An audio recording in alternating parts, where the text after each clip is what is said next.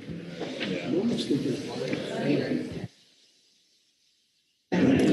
right, we're going to get started in about a minute, so last chance to grab some coffee.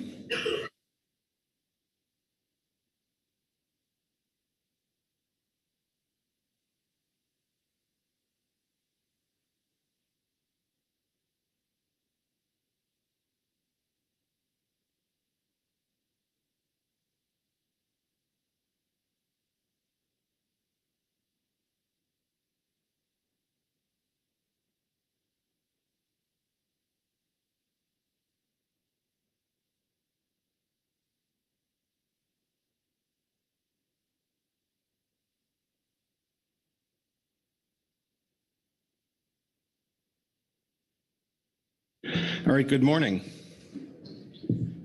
Welcome to Monday morning, our last full day of the November council meeting. Hopefully it's our last full day.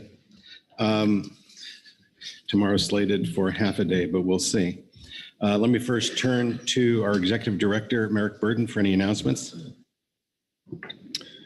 Yes, good morning, Mr. Chairman and council members. As you indicated, we do have a very full day today of some exciting agenda items. I do not have any remarks, Mr. Chairman, so I would suggest we go ahead and get started. All right, great. Well, it's my great pleasure to welcome my friend Janet Coit here to the November council meeting. As I think everyone here knows, Janet is the Assistant Administrator for NOAA Fisheries. Before that, I think she spent 10 years with Rhode Island's Fish and Wildlife Agency. And this is her first time to come to our Pacific Council meeting. So I'd invite Janet Coit up to the table to provide some opening remarks.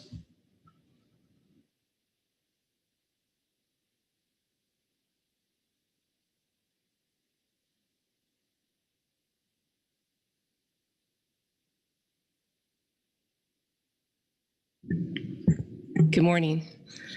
Does that sound good?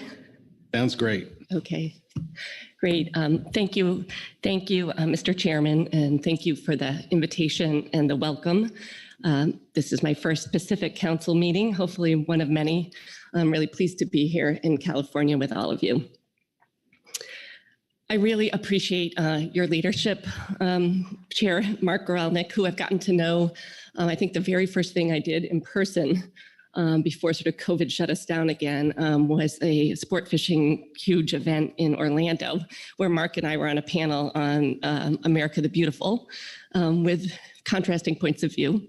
But I've seen Mark a lot recently in DC and at the American Sport Fishing Association meeting just a couple of weeks ago in New Orleans. It's been a pleasure to work with you. I've gotten to know Vice Chair Brad Pettinger a bit over at CCC meetings and over the past almost year and a half that I've been in this position. And new Vice Chair, Pete Hassemer, again, nice to see you. I really hope to get to know you and all of the members of the council better.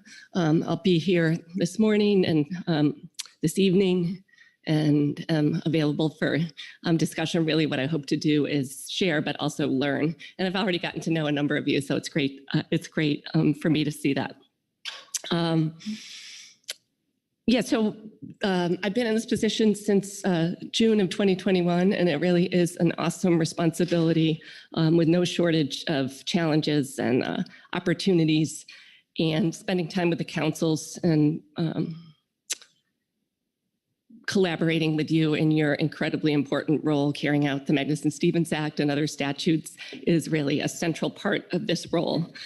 So again, I want to just thank you for the work that you do. And I think this is a time where there's a lot of distrust in government.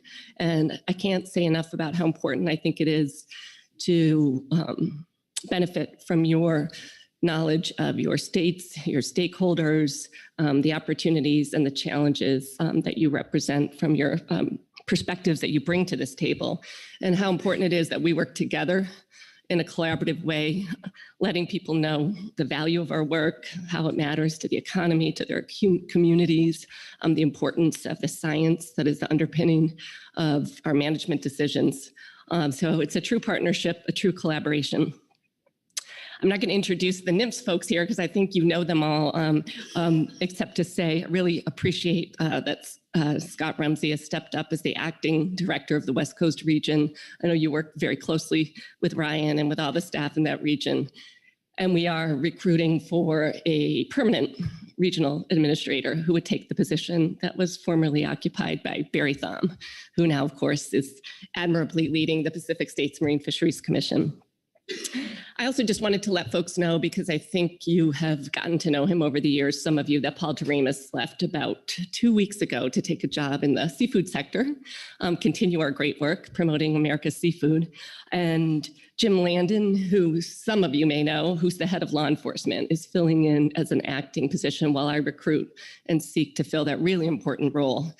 Deputy AA oversees budget and facilities and HR and aquaculture and many, many things that are of importance to our function. So I wanted to go over some of the administration's priorities and just make a few comments about our statutory and legal obligations in a time that I think is fraught with uncertainty and special challenges. So I'll start with climate change. My boss, Dr. Spinrad, the administrator of NOAA, is headed to Egypt later this week for COP27. And this administration from its first days has made confronting climate change a top priority.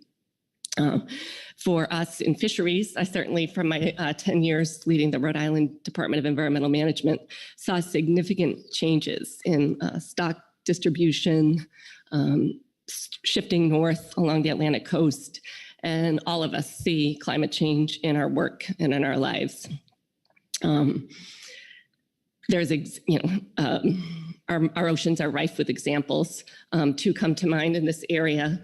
One is the habitat compression that our scientists believe is leading to prey shifting closer to shore, meaning that the whales are following the prey and we have more entanglements with crab pot fishing gear. I've talked a lot with your chair about salmon, the drought, the need for water in the rivers for fish, particularly with our threatened and endangered species. We don't have a margin for error, and climate change is imposing further stress on very stressed ecosystems and species. So that's a major priority for me, is working with you and the team on salmon recovery and looking for healthy salmon runs. So along with climate change resilience work that we're doing, also is the greenhouse gas mitigation work. And Karin and I have been on a couple panels recently to talk about offshore wind. And I just wanted to acknowledge the challenges associated with expanding offshore wind, even while I highlight it as a priority of this administration. The 30 gigawatts by 2030 goal that President Biden announced just a few months in to his administration was part of his commitment at the last COP26 to meet the goals to reduce our emissions so that we won't have catastrophic impacts of climate change. So that scaling up of offshore wind is putting more pressure on marine habitats, the fishing industry, and is something that is consuming a lot of time and effort for all of us. I spend a good share of my time on offshore wind issues. I'm working with the Interior Department, working across government to try to carry out our responsibilities under the Endangered Species Act, the MSA, the Marine Mammal Protection Act, but also trying to make sure that the siting and the planning and the operation are done sustainably with the best information we have about habitats and impacts on marine mammals, and that the fishing industry is both engaged and given a fair deal. There's a lot of work that I did at the state level and that I'm doing now, looking at issues of baseline information, marine spatial planning, and then ultimately mitigating impacts. And that's something that I know that you've talked about here at the council, and also that the West Coast region has set up a team to handle. Having said that, this great ambitious plan moved forward without really additional resources to the council, to the West Coast region, and to NMFS. So we're also advocating for more resources to do the science, to do the planning, to do the engagement that we need to do around offshore wind. But I want to acknowledge that even without that, there's been a lot of work to get people organized and to have some leadership in the West Coast region around that issue. It's something that we've learned, I think, the hard way along the Atlantic coast, that the more you do up front, the better off you're going to be when it comes to both compliance with the regulations, but also just the impacts that are really the point. So that's an area that I'd love to have some more side discussions on. And I know in each of your states, you're confronting in different ways, the imperative to reduce greenhouse gas emissions from our electric sector, resulting in more renewable. There's no free lunch. Every type of energy that we consume has an impact. And we're certainly a point that Karin made last week in San Diego, seeing that impact in regard to hydroelectric power and seeking to avoid kind of heading into a situation where the impacts from our energy sector are creating untenable pressure on our marine resources. So that's a very top priority for me, for Secretary Raimondo, and for the administration. And we have a really important role to play at NOAA Fisheries and across NOAA. Having said that, NOAA has an important role to play across all of climate change, and I'm really focused on marine resources, but we have the satellites, the Weather Service. We do the work around the science and data collection for emissions and weather patterns, and are doing really cutting edge work in terms of ecosystem science in our fisheries sector. And that's something we want to amp up and make sure that you have the tools that you need to make management decisions, because ultimately sustainability is the core tenet of the Magnuson-Stevens Act. And with ecosystems changing really dramatically and sometimes more quickly than we would have predicted, we need to work together to make sure that we increase the science, the decision support tools associated with that science, and inform you to make the management decisions that you need to make to comply with the Act and to ensure a future for fisheries. We've talked a bit about this. The council process is brilliant. It brings the regional perspectives. It has the engagement that we need. It's also relatively slow when it comes to some of the changes that we're seeing now. The crash of the snow crab fishery comes to mind. So another goal of mine is to work on using our current authorities. How do we better position all of you to make decisions given the ecosystem changes that we're seeing right now, the marine heat waves and such. Other priorities, and I won't go on as long on all the rest, but that's really foremost on my mind every day. And you can't help but in talking to fishermen in Rhode Island, where I'm from, or folks that you interact with, see that those changes are significant, and that in many times our management regimes, our governance regimes aren't really set up to handle them. So big focus for me, big focus for Sam Rauch, who probably many of you know, the head of the regulatory programs. And one of the things that we're looking at is the national standards and how out of date some of those are, the national standards that you're required to balance as you make your decisions. So another area I just wanted to flag for you, and it will be a process, but is taking a look at some of the national standards that are the most out of date,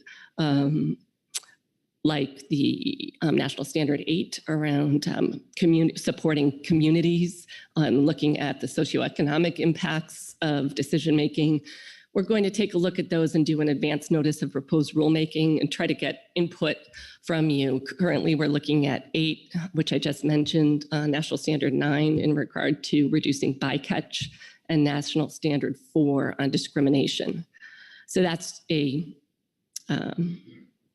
early warning, sort of, that we're going to take on some really big, meaty issues, but we expect to do a lot of engagement and looking for input, because those are really significant and things that I know you balance and count on as you make your decisions.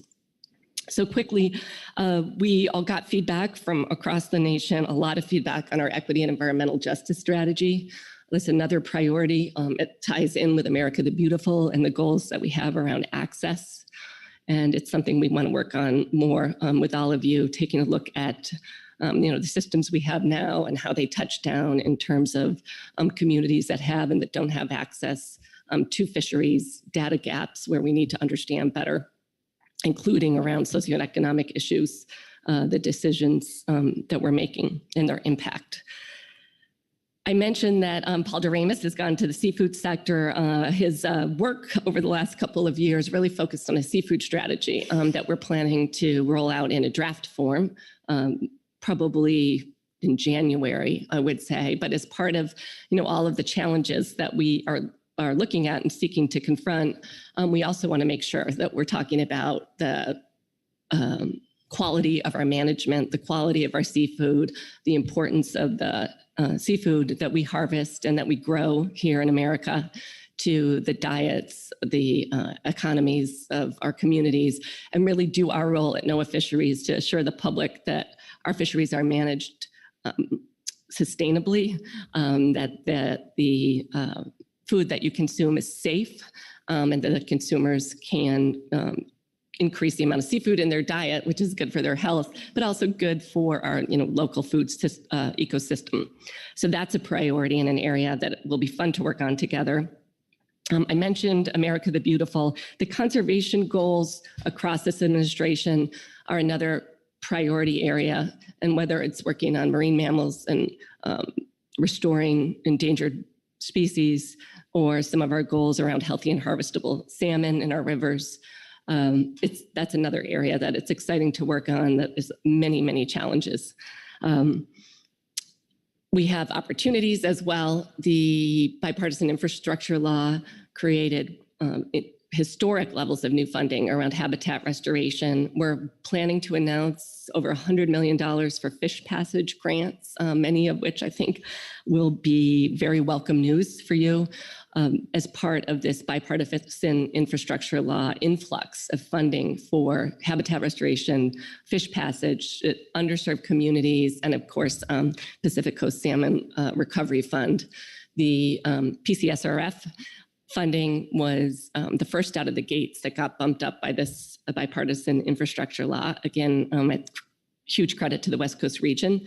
And we are hoping to announce the next round that currently is about $100 million a year because of the increase in the bipartisan infrastructure law.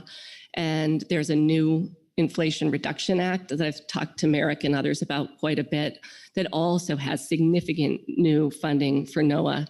And we're advocating hard to make sure that a good share of that money goes to these grant programs that you count on, and also goes to the fisheries science and management that is needed for you to do your jobs. Finally, I'll just, don't even know where I am here. Yeah, I really covered what I wanted to cover. I just want to, again, I'm well aware of the quality and professionalism of the work that you do in this council. The respect I have for all the brain power and effort you put into this work is astronomical.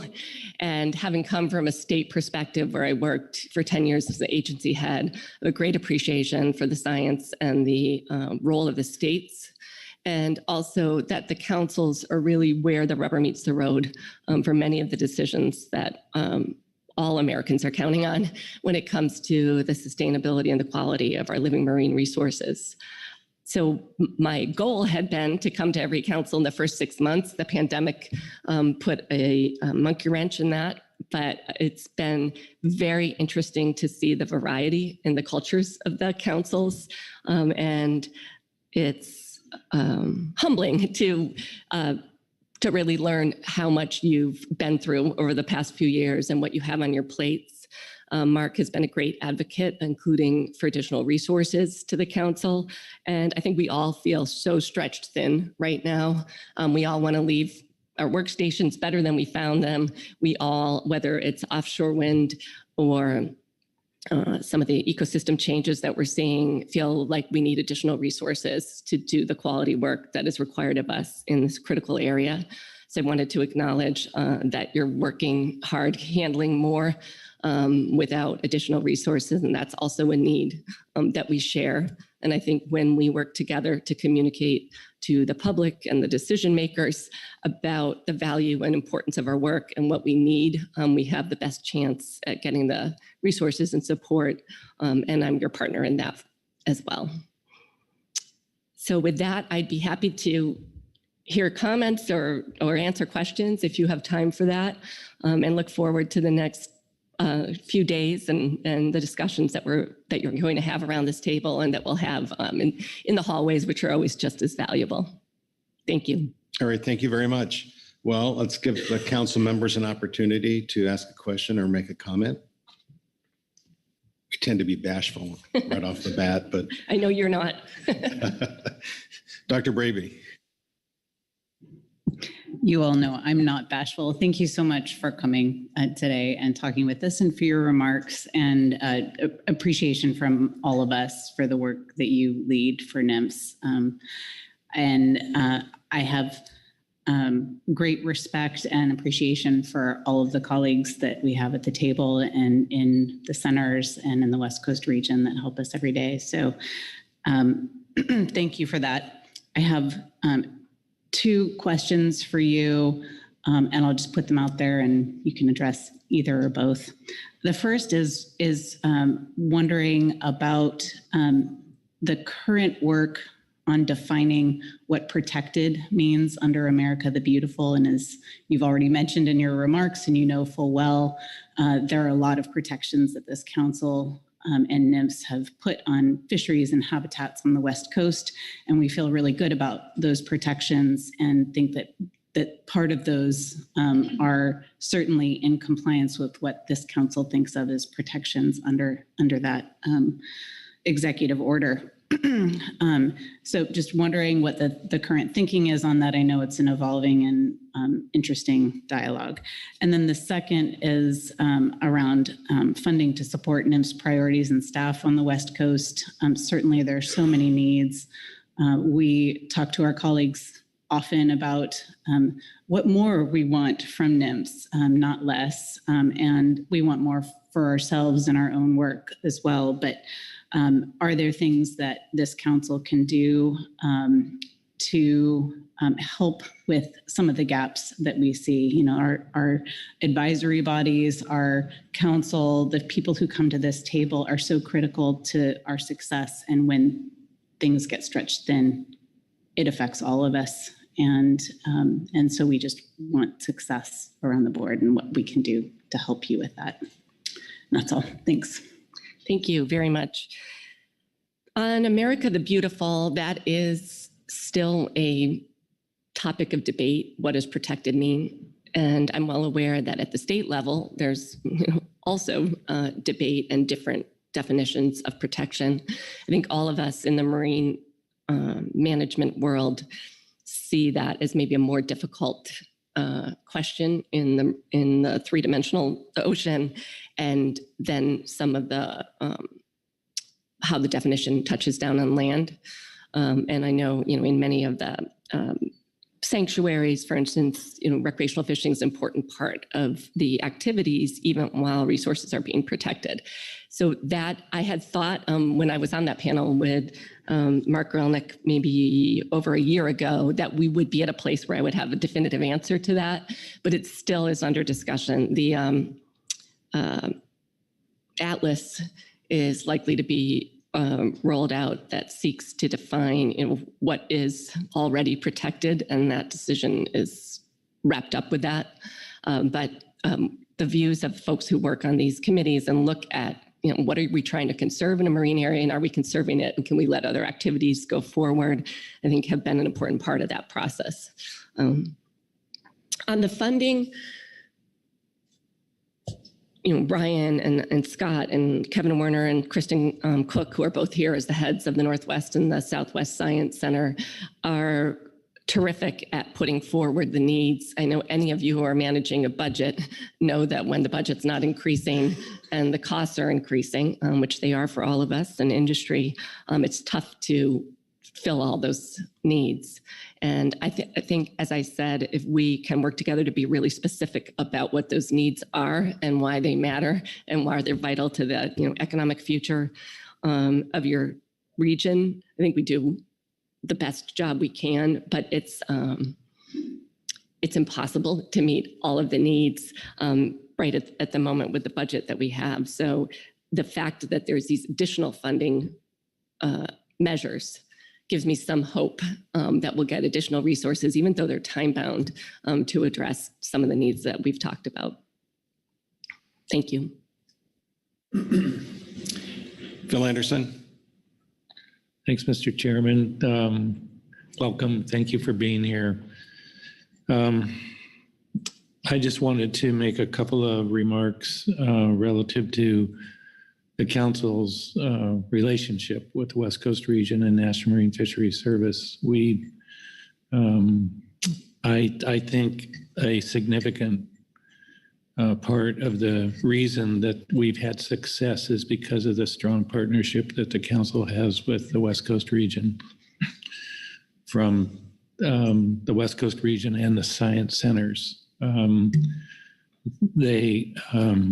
We have a collaboration and a relationship that's built on great communication. And I just want you to know, as the leader of the agency, that how much we appreciate that relationship and how much we rely on that relationship to do our job.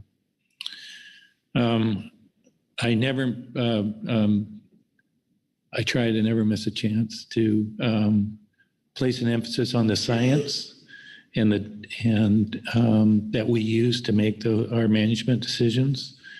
And in particular, the surveys that are done are extremely important, and they're a foundation to what we do here. They have been subject to underfunding or challenges to that funding. But they do remain to be, in my view, a fundamental cornerstone in order for us to do our job to responsibly manage the fisheries resources off the West Coast. And so I just wanted to place that emphasis. I have made it to previous leaders in your position. I've had the opportunity to be a part of the CCC when I was in the leadership team here. And I want to again emphasize the importance of that. I appreciate your remarks relative to wind energy. Obviously, that is a huge issue. I have said repeatedly, I think it is the single biggest threat that I've ever seen to the continuation of a healthy fishery on the West Coast. And it just presents a number of challenges, both from a fishery perspective as well as a management perspective, as you well know. I'll just close by saying I come from a state Fish and Wildlife Agency background, and our paths may have crossed in a OFWA meeting or something in the past, but I very much appreciate and value the fact that you have come with that perspective as well. Thank you. Thank you. And you do look familiar. I think our paths did cross. But thank you for all of those comments. I agree wholeheartedly on the surveys and seeking funding, and also there's other elements of looking forward at our fleet plan and what the future holds, not just trying to not lose ground, but actually increase the surveys and make sure we have the vessels and the cooperative research and the charters and all the other uncrewed systems, all the approaches that we can take to making sure we get sound data, keep the basic stock assessments, and then expand on those I appreciate you continuing to hammer on that point. It's very disappointing to us and to you when a survey is canceled or delayed, and with COVID and some mechanical issues and other things that cropped up, we've seen that repeatedly. And it's suboptimal, to say the least. So I appreciate that support, and I share it. And I also have noticed the mutual respect and professionalism. As mentioned, it seems like a really well-functioning council that works very closely with our science centers in our region. So thanks for pointing that out as well.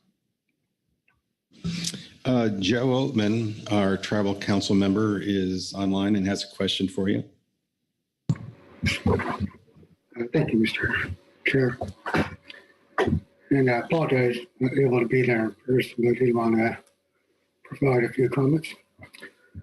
So my name is Joseph Oatman. I'm an enrolled member of the NMFS tribe. In this specific council, I represent 26 West Coast tribes that have federally recognized fishing rights and management authorities. Fish and fish habitat are critical to supporting our cultures and fishing economies. I would like to thank you and your agency for your commitment to upholding tribal trust responsibilities by doing things necessary to protect the fish and the needs of our tribal communities. Those commitments need to be backed up by concrete agency actions and meaningful consultation with tribal managers to protect treaty rights and trust resources in the face of dwindling resource populations, especially as those increasingly face the additional challenges of climate change. I want to remark on a comment that you made about having fish in the rivers and protecting those endangered and threatened fish populations. So all tribes want to get to healthy and harvestable salmon runs in the rivers and the areas they depend upon, whether those are in the marine or freshwater environments. And so I want to thank you for your time here at the council and the work you and your agency does to protect fish species that are so critically important to tribes. I just wanted to make that comment. Thank you. Thank you very much for that comment. I hope to meet you in person sometime soon. I'll just endorse what you said about our special responsibility to the tribes with trust resources and comment on there's a number of areas where I've been learning, but have really appreciated the work of the science centers in the West Coast region to try to work with the tribes on the science and the consultations towards, as you said, not just recovery, but healthy and harvestable levels, and that respect your culture and the obligations that the federal government has made and should carry out. So appreciate your comments. Corey Ridings. Thank you, Mr. Chair. Thank you, Dr. Coit, for being here today and for all of your words. I really hope you come back more often. It's great to see you here. I wanted to start by expressing my gratitude for the draft EEJ strategy. It was really good, and this council has had an opportunity to think about it and looks forward to working with NOAA to make that the best it can be and implement that in the region. So thank you very much for that. At the risk of repeating my colleagues here a bit, there are more people that live in LA County than all of Alaska and Washington combined. And they do all sorts of fishing: commercial fishing, recreational fishing, subsistence fishing. And most of these folks do not have the same representation that larger, more vocal, more vertically integrated industries that operate in other regions do. We need more federal money for research projects to support these folks' ability to go fishing, especially here in California. We have data gaps, and making sure that we fill those gaps, continue sampling, and have the processing capabilities to do so in the future. Something that comes to mind is the Southern California Hook and Line Survey, but there are many other needs to directly support stock assessment, as well as the ecosystem science needed to support the larger health of the ecosystem. Thank you for mentioning climate change. I agree this is an extremely pressing issue that is facing this council, our fisheries, and the larger communities. And we need more funding for management that can help the council do this. This council has been a national leader in exploring options and identifying potential solutions, and we need some money to help make that a reality. Administration, as you noted, is pushing wind energy to address climate change at the risk of harming fisheries. And thank you for recognizing that in your comments. Yet the councils are not receiving the support they need to manage for climate change. So NMFS and NOAA are doing some really impressive science. So thank you for that. We need to focus on moving that into management, and this council is here and wanting to be part of that. As part of that, I would like to highlight just what the IEA program has done. They provide an ecosystem status report that has been really helpful. It has included a specific appendix with climate information that has been useful, and that was in direct response to this council's ask for that. That has been great about bringing indicators into management, and I think holds potential just as an example for how that's working. So thanks again for being here, and hope to see you again soon. Thank you for those comments. I do know, and Kristen Cook was just, we had a meeting in San Diego, and now I don't remember the details, but working with some of the sport fish industry on some of the data collection. And I know that that's been a focus and something that I think we can do more of, but some great work is going on now. Just wanted to highlight that. I'm sure that she can tell you much more about it, but was glad to see that collaboration firsthand last week. All right, any further questions? Virgil Moore.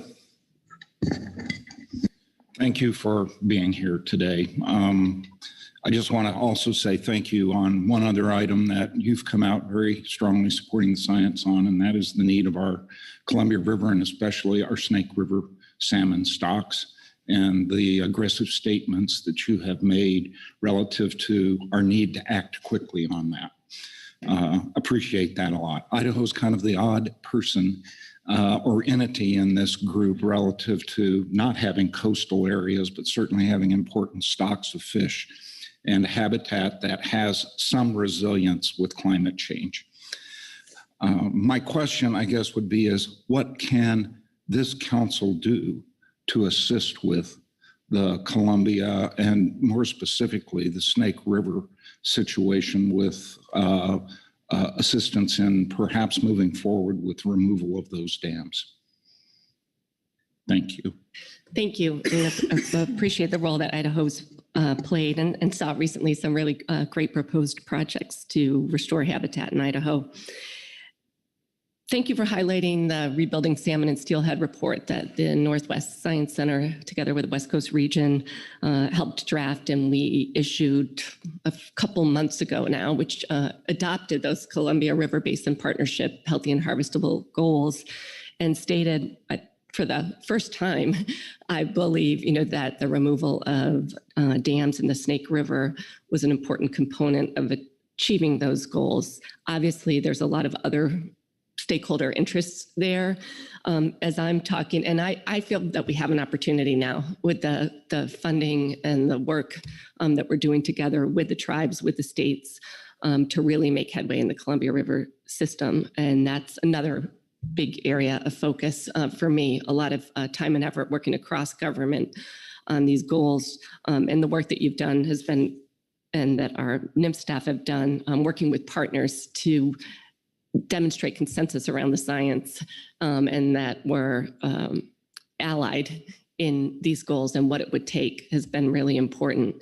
I keep commenting to people when they say, what about this aspect? What about that? Like, hey, our role is to promote conservation and restoration of the fish and the habitat that support the fish.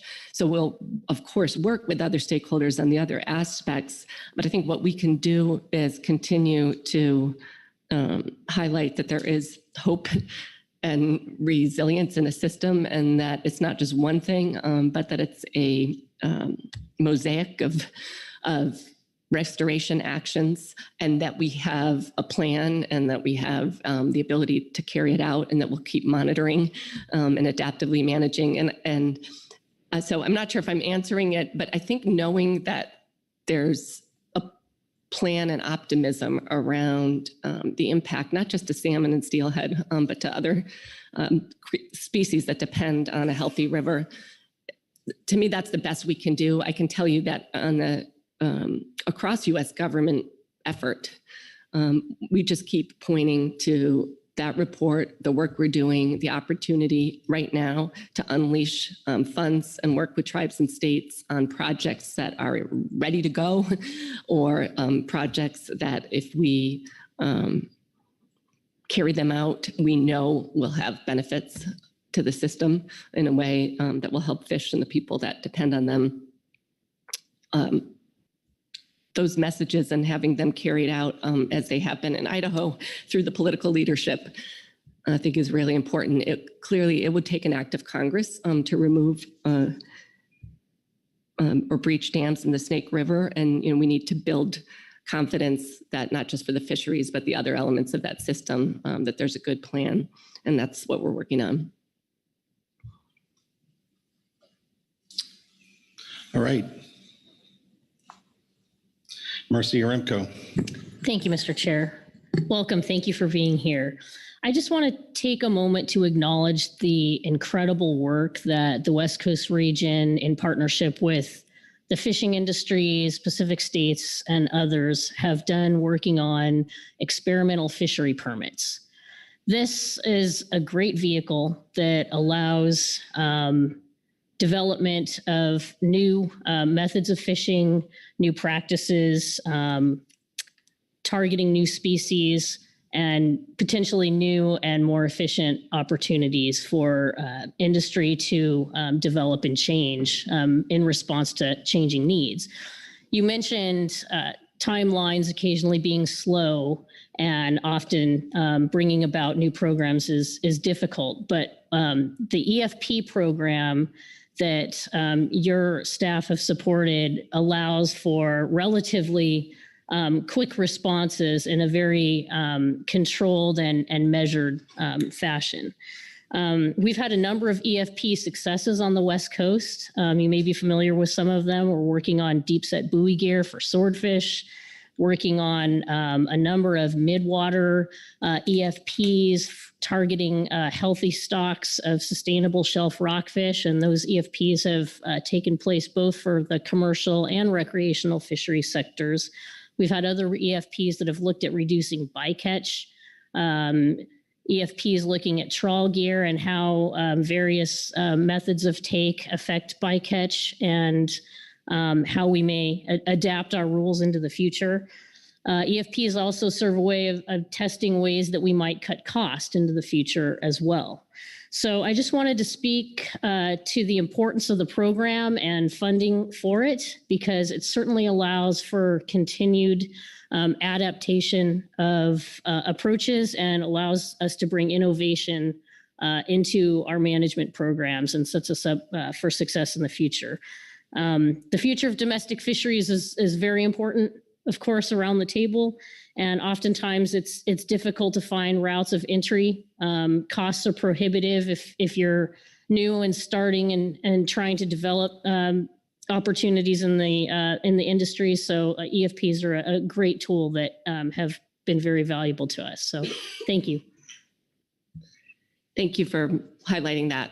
I agree. And I've seen both in my previous role at the state level and in the last year and a half, that demonstrated in spades, and found that when you ask industry to help solve a problem and then you can ground truth that, you make headway much more quickly, and EFPs are a fantastic tool for that. And you have demonstrated that with your work here. Thanks. All right, Butch Smith. Yeah, thank you for coming today. It's really nice to see you on the West Coast, but Mr. Anderson alluded to a lot of it, what I was going to say, but I just, through leadership on down to the regions and stuff, it's really evident on how hard the NO employees work with the constituents, and this job just doesn't always end at 5 o'clock, and they're not clocked out. They're engaging, and I said, I think it says a lot about your leadership, but also the leadership out here on the West Coast. I know no other regions, so I can't speak for anyone else. So not to say they don't do the same thing, but it's I think it's really unique for government agencies to interact with constituents and stuff the way they do out here, and it's much appreciated by myself, and I know a lot of others. And and through, Barry and now Scott and whoever else is going to the new region is really remarkable, and they should be commended because you got a lot of hardworking employees out here that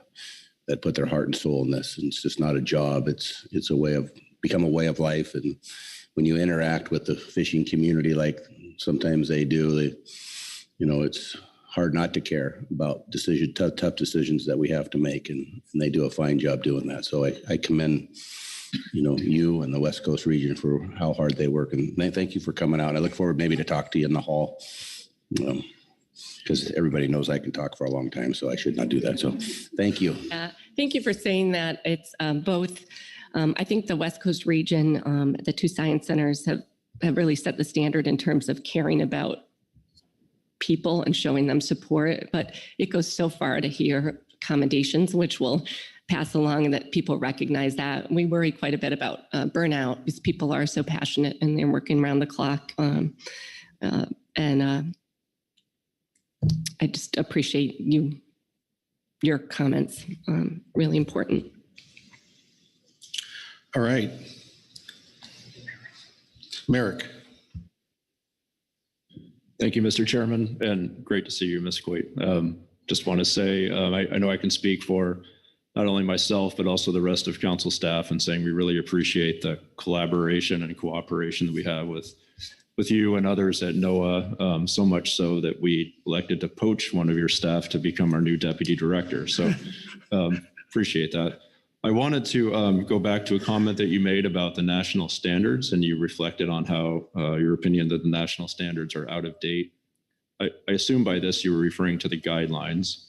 My personal feeling is that yes, a lot of the context that we deal with has changed, especially if we think about climate change, and it makes sense to take another look at these. In terms of my question, many times as we've updated these guidelines, there's been a lot of opportunity for council input into how those are being reshaped. And so recent modifications to the National Standard 1 guidelines, for instance, had a lot of iteration with Dr. Mathot and others.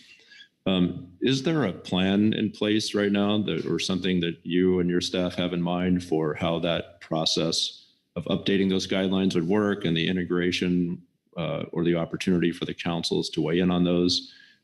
If not, I guess I would just say I would welcome the opportunity to speak with you and relevant staff and how to make that happen, how to make that process work, and make sure that this council has opportunities to weigh in and help to shape them.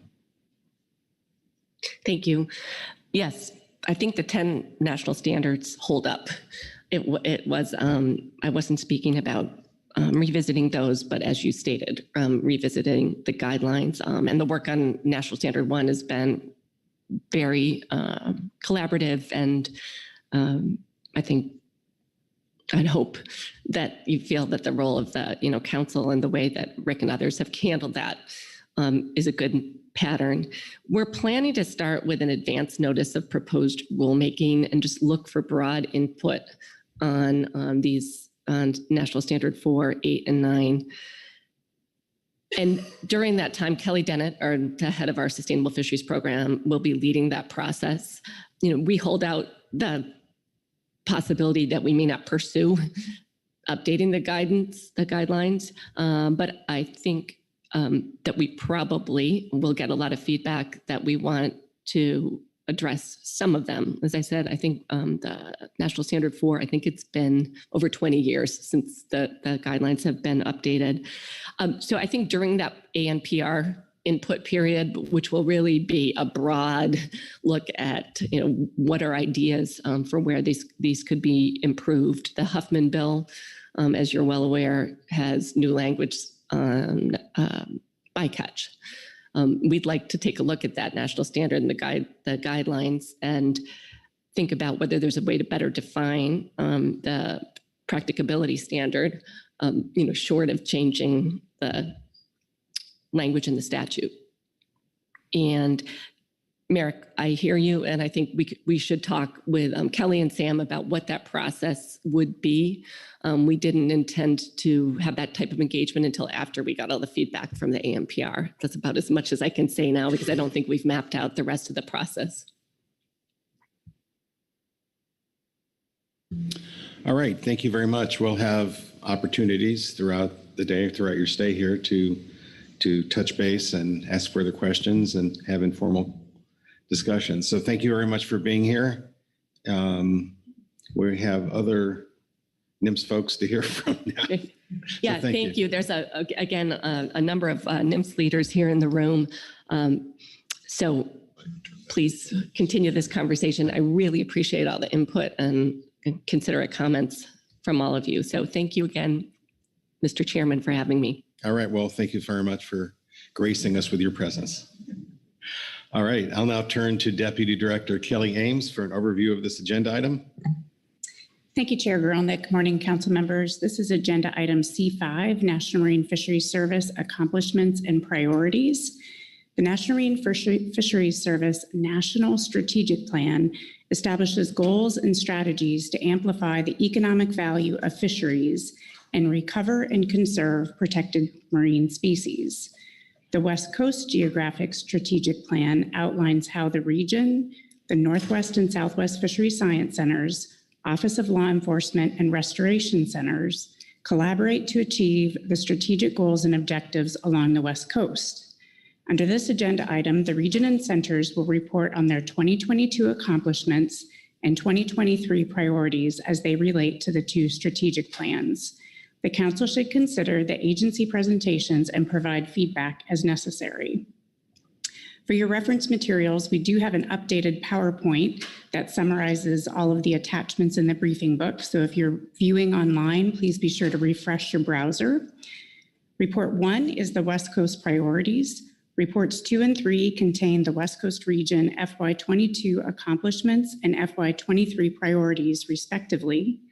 You will also have a Northwest and Southwest Fisheries Science Center FY23 fiscal priorities as reports 1 and 2, respectively. And with that, I can take any questions about the situation summary. All right, thanks very much. Are there any questions on the overview?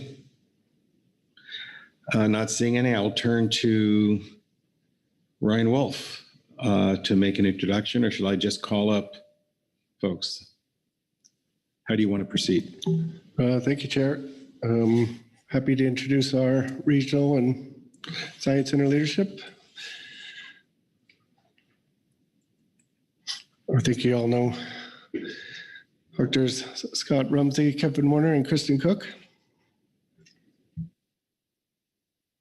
Well, welcome. Two of you have to share a microphone. I'm sure you'll manage that. Well, welcome to our council meeting, and please proceed.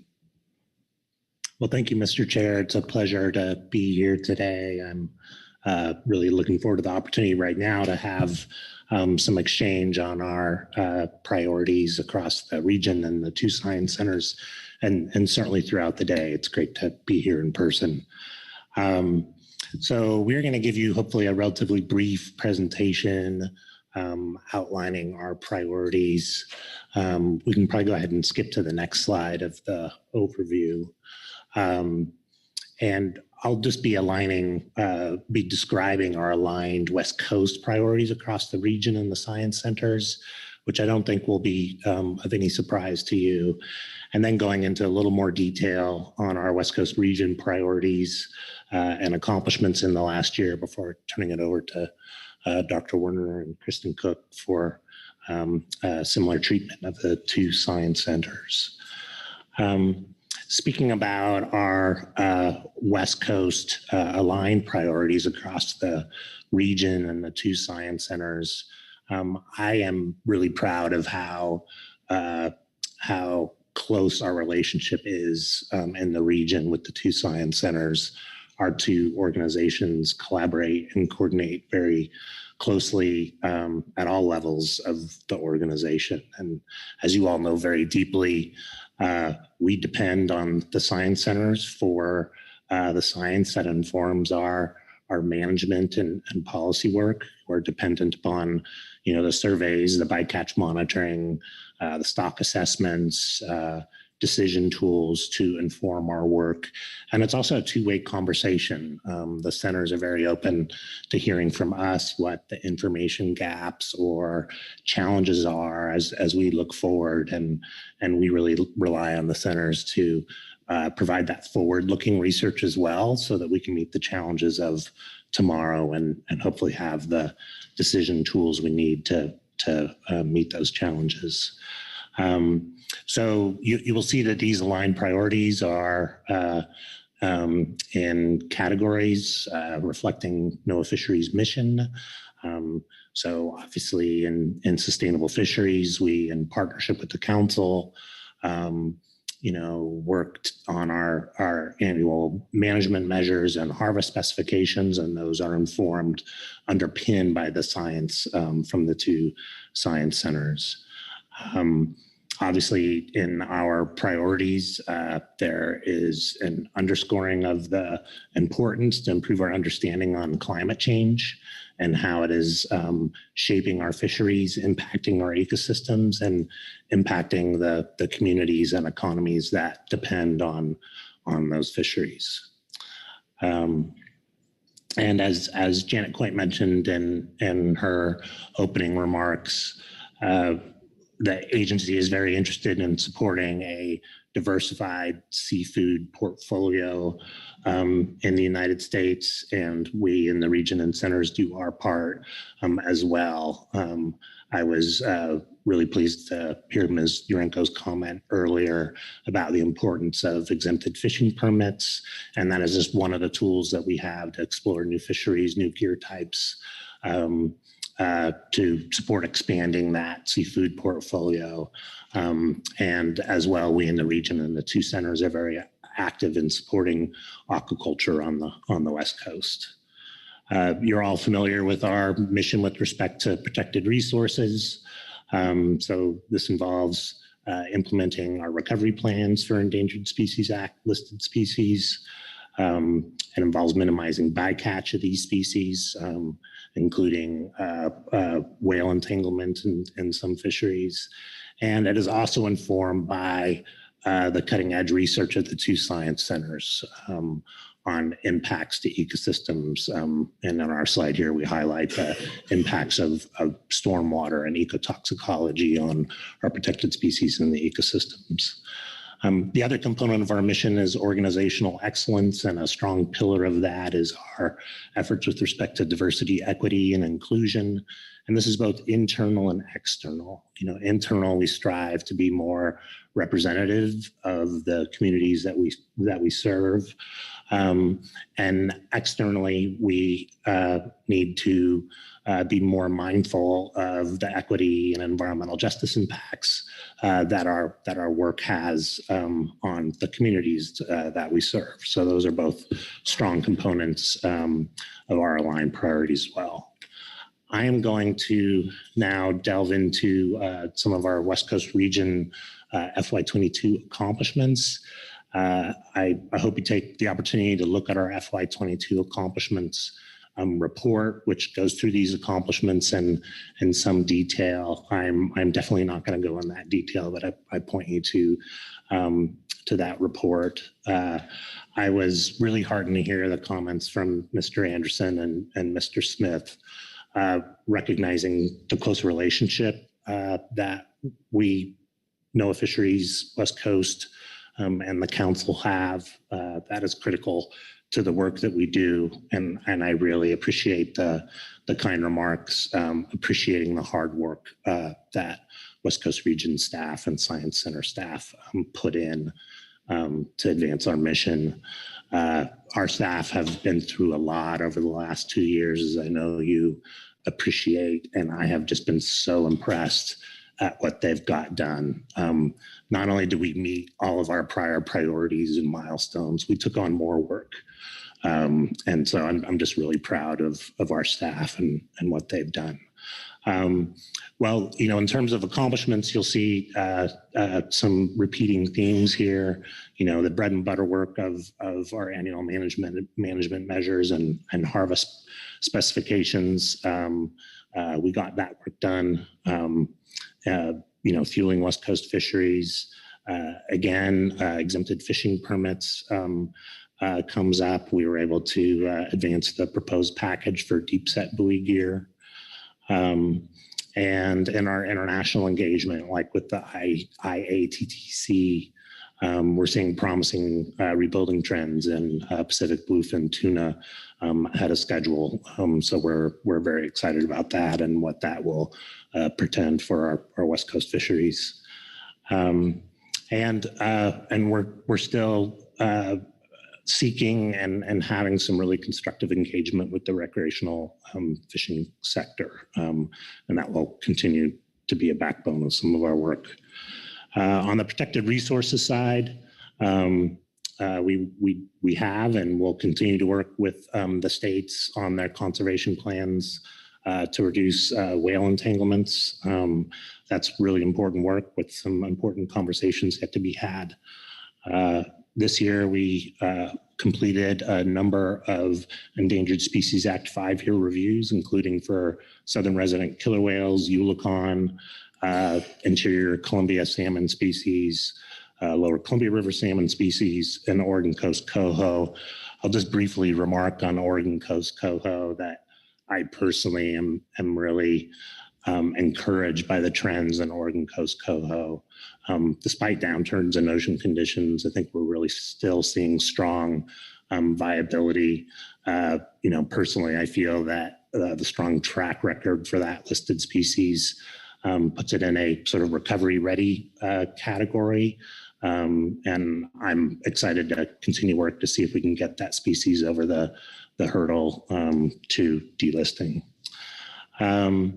And as you know, we in responsible offshore activities category published a notice of intent to develop a programmatic EIS in support of the Southern California aquaculture opportunity areas.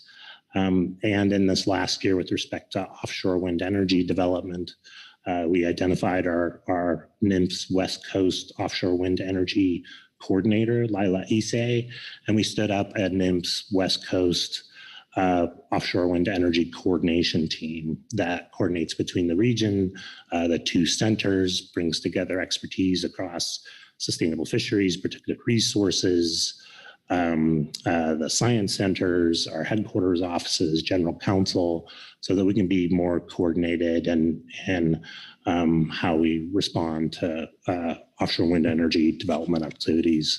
I'll touch more on offshore wind in a moment. Shifting to our FY23 priorities for sustainable fisheries. Again, you won't be surprised to see that among our top priorities is doing our bread and butter work on annual management measures and harvest specifications.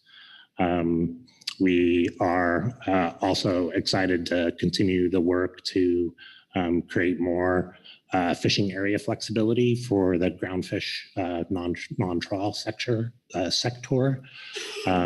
We're continuing our work, as you know. I think there's some discussions coming later today on electronic monitoring, and we're still committed to pursuing electronic monitoring that provide additional flexibility to fishers while meeting the observer requirements, and continuing to work with industry and the council to do so in a way that appropriately manages the cost burdens of implementing electronic monitoring.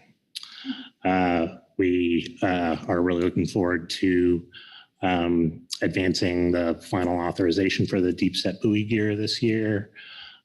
Just at the end of last week, I cleared the final rule for the transition of halibut Area 2A management. So that should be on Janet Coit's desk very soon. And I think the last thing I'll just highlight is we look forward to finalizing the change in the salmon fishery management plan to implement the Sonk Coho harvest control rule. With respect to our priorities for protected species, we're obviously continuing to be focused on recovery. And there are a couple areas of note. We're certainly very cognizant of the ongoing drought in the California Central Valley and the need to provide more resilience there. And this last year, we had a pilot introduction of eggs into the cold headwater habitats in the McCloud River. We're really excited to continue those efforts as a really necessary part of our strategy to provide more resilience for Sacramento and run coho. We're continuing our engagement in the Klamath River for the removal of the Klamath River dams. This promises to be the largest dam removal project in history, certainly for the United States, probably for the entire world. Janet noted the real opportunity we have with the infusion of bipartisan infrastructure law funds. The West Coast region administers the Pacific Coastal Salmon Recovery Fund.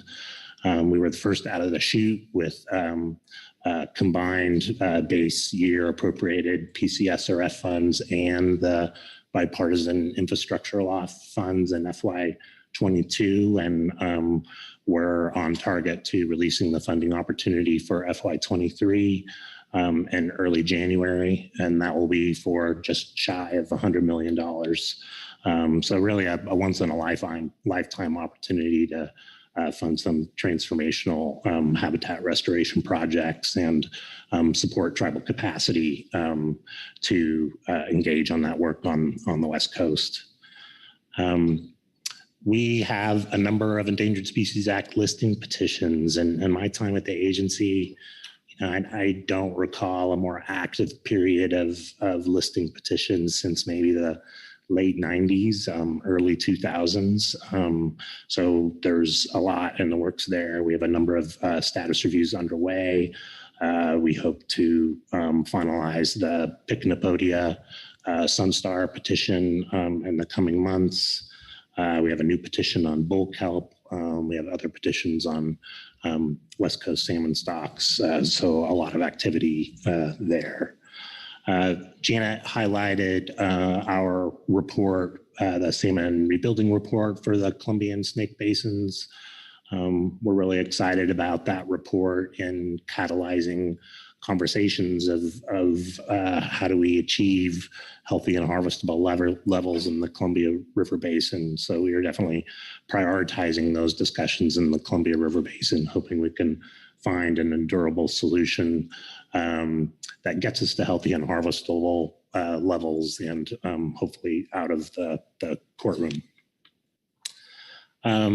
Finally, I want to touch on offshore wind energy. There's a lot that's going to be happening this year on offshore wind energy on the West Coast. As you know, we have some California lease sales that are coming up next month. There's the wind energy area designation on the Oregon coast, and other activities. And as you know, we have regulatory responsibilities as a cooperating agency under NEPA and through the Marine Mammal Protection Act and Endangered Species Act. But we are challenged in that there is not an affirmative requirement for BOEM or offshore or wind industry to consult with us under the Magnuson-Stevens Act. So our challenge working with the council and with the states and affected tribes and the fishing industry is to make sure that BOEM has the best science available to describe our fisheries, to describe potential impacts of offshore wind development on our fisheries, on essential fish habitat. And we're committed to doing that.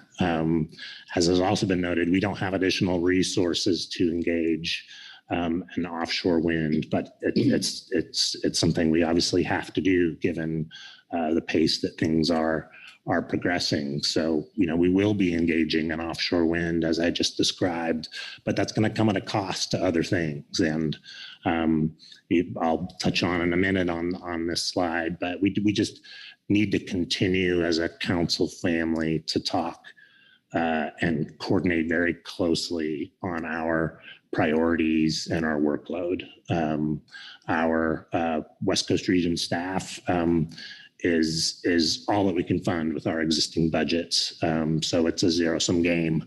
And as we, turn to addressing offshore wind, it's going to come at a cost. And so we need to be on the same page as to what other work we're going to prioritize.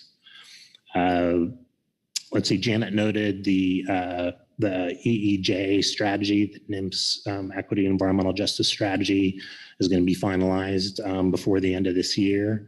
Next year, we will be engaging on developing a regional implementation plan. We'll be doing this as part of updating our West Coast geographic strategic plan.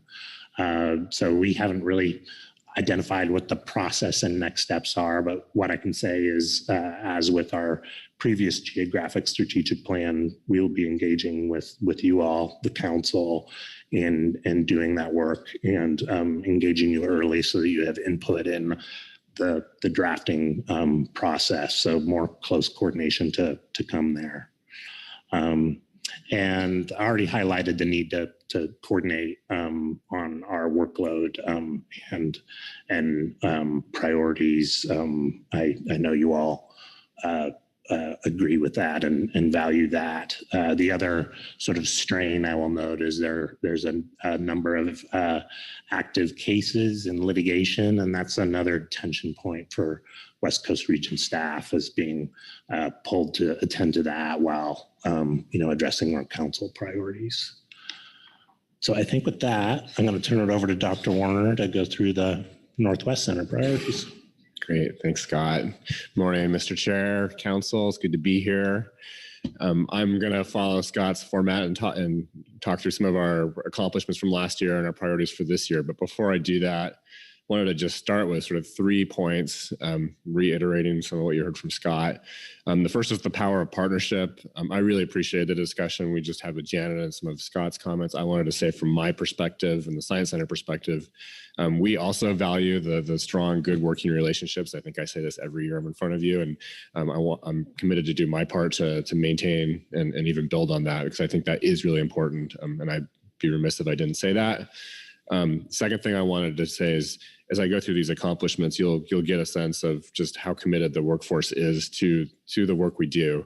And this year was a really challenging year. You think back a year, we were going into another wave of COVID. We were looking at like, oh my gosh, how are we gonna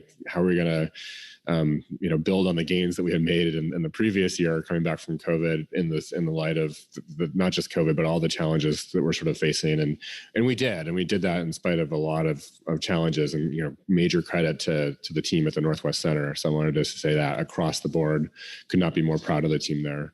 And the third is just how good it is to be back in person. The last 2 years we've done this presentation, it's been virtual. I've been talking to my computer screen in my living room, and it's hard to sort of gauge the room, and it's impossible to have those sidebar conversations. So it's really good to be back here. I'm looking forward to engaging with you all as a council and as individuals in the hallways. Okay, so with that, I'm going to dive into the Northwest Center's FY22 accomplishments. So starting with sustainable fisheries, first and foremost, we had a very successful field season. We did our full slate of fishery surveys. We collected the data for the West Coast Groundfish survey, the hook and the line survey here in Southern California, and the hake. It was an off year for hake, but we had the experimental year with the hake survey with Canada. I will hasten to say that we weren't quite so lucky with our ecosystem surveys and our habitat surveys. We did lose some time on the NOAA ships because of staffing issues and other challenges there. But our fishery surveys were successful this year, and that's a major accomplishment. We also, our observer program, this has been a challenge for the last 3 years through COVID. We had uninterrupted observer coverage and support for that from our observer program and the bycatch data that they collect. Our stock assessments, we completed the stock assessments that we were on deck to complete, in particular the hake assessment and the management strategy evaluation. Our economic data collection has continued throughout, and this is another area that was super important throughout COVID. People are asking what are the impacts of COVID on the fishing industry, and our economists were able to step up what they did to answer that question with quantitative economic data. The integrated ecosystem assessment that we do in collaboration with the Southwest Center. This is our 10th year that we completed this last year. That's a lot of years, and thanks to the iterative feedback with the council and other folks here, it's gotten better and better every year, and this last year was no exception. Specific to the Northwest Fisheries Science Center, we did 2 science strategic planning efforts this last year, one on aquaculture, and that resulted in a draft of our aquaculture science strategy going forward. So that's something that I'd love to talk more about with anybody that's interested. In the protected species area, back in January, February, we fielded the International Year of the Salmon Pan-Pacific Winter High Seas Expedition. This is a multinational, basically survey of salmon in the North Pacific Ocean in collaboration with Canada and Russia. We had obviously challenges with the geopolitical situation with Russia, a strong collaboration with Canada, but we were able to field our component of that survey successfully. I mentioned the science strategies. We had a second science strategy looking at our salmon recovery science that we also completed an internal draft of that identified 8 themes for salmon science that we think are important going forward. Let's see, we also, early in the fiscal year, this is a year ago now, we did a southern resident killer whale survey on the Shimada. It was the first one since I've been here. I've been here 5.5 years now, and that was great to see. And then the rebuilding report that Janet mentioned in her remarks on the rebuilding the Columbia River salmon population, our staff were very important to making that happen. Next slide. We also provided the 5-year review for under the Endangered Species Act that we do for the both listing petitions and status reviews, in particular for Pacific salmon and steelhead listed under the Endangered Species Act back in January. Offshore wind, this has been a topic of conversation here this morning. We've been contributing to that as well.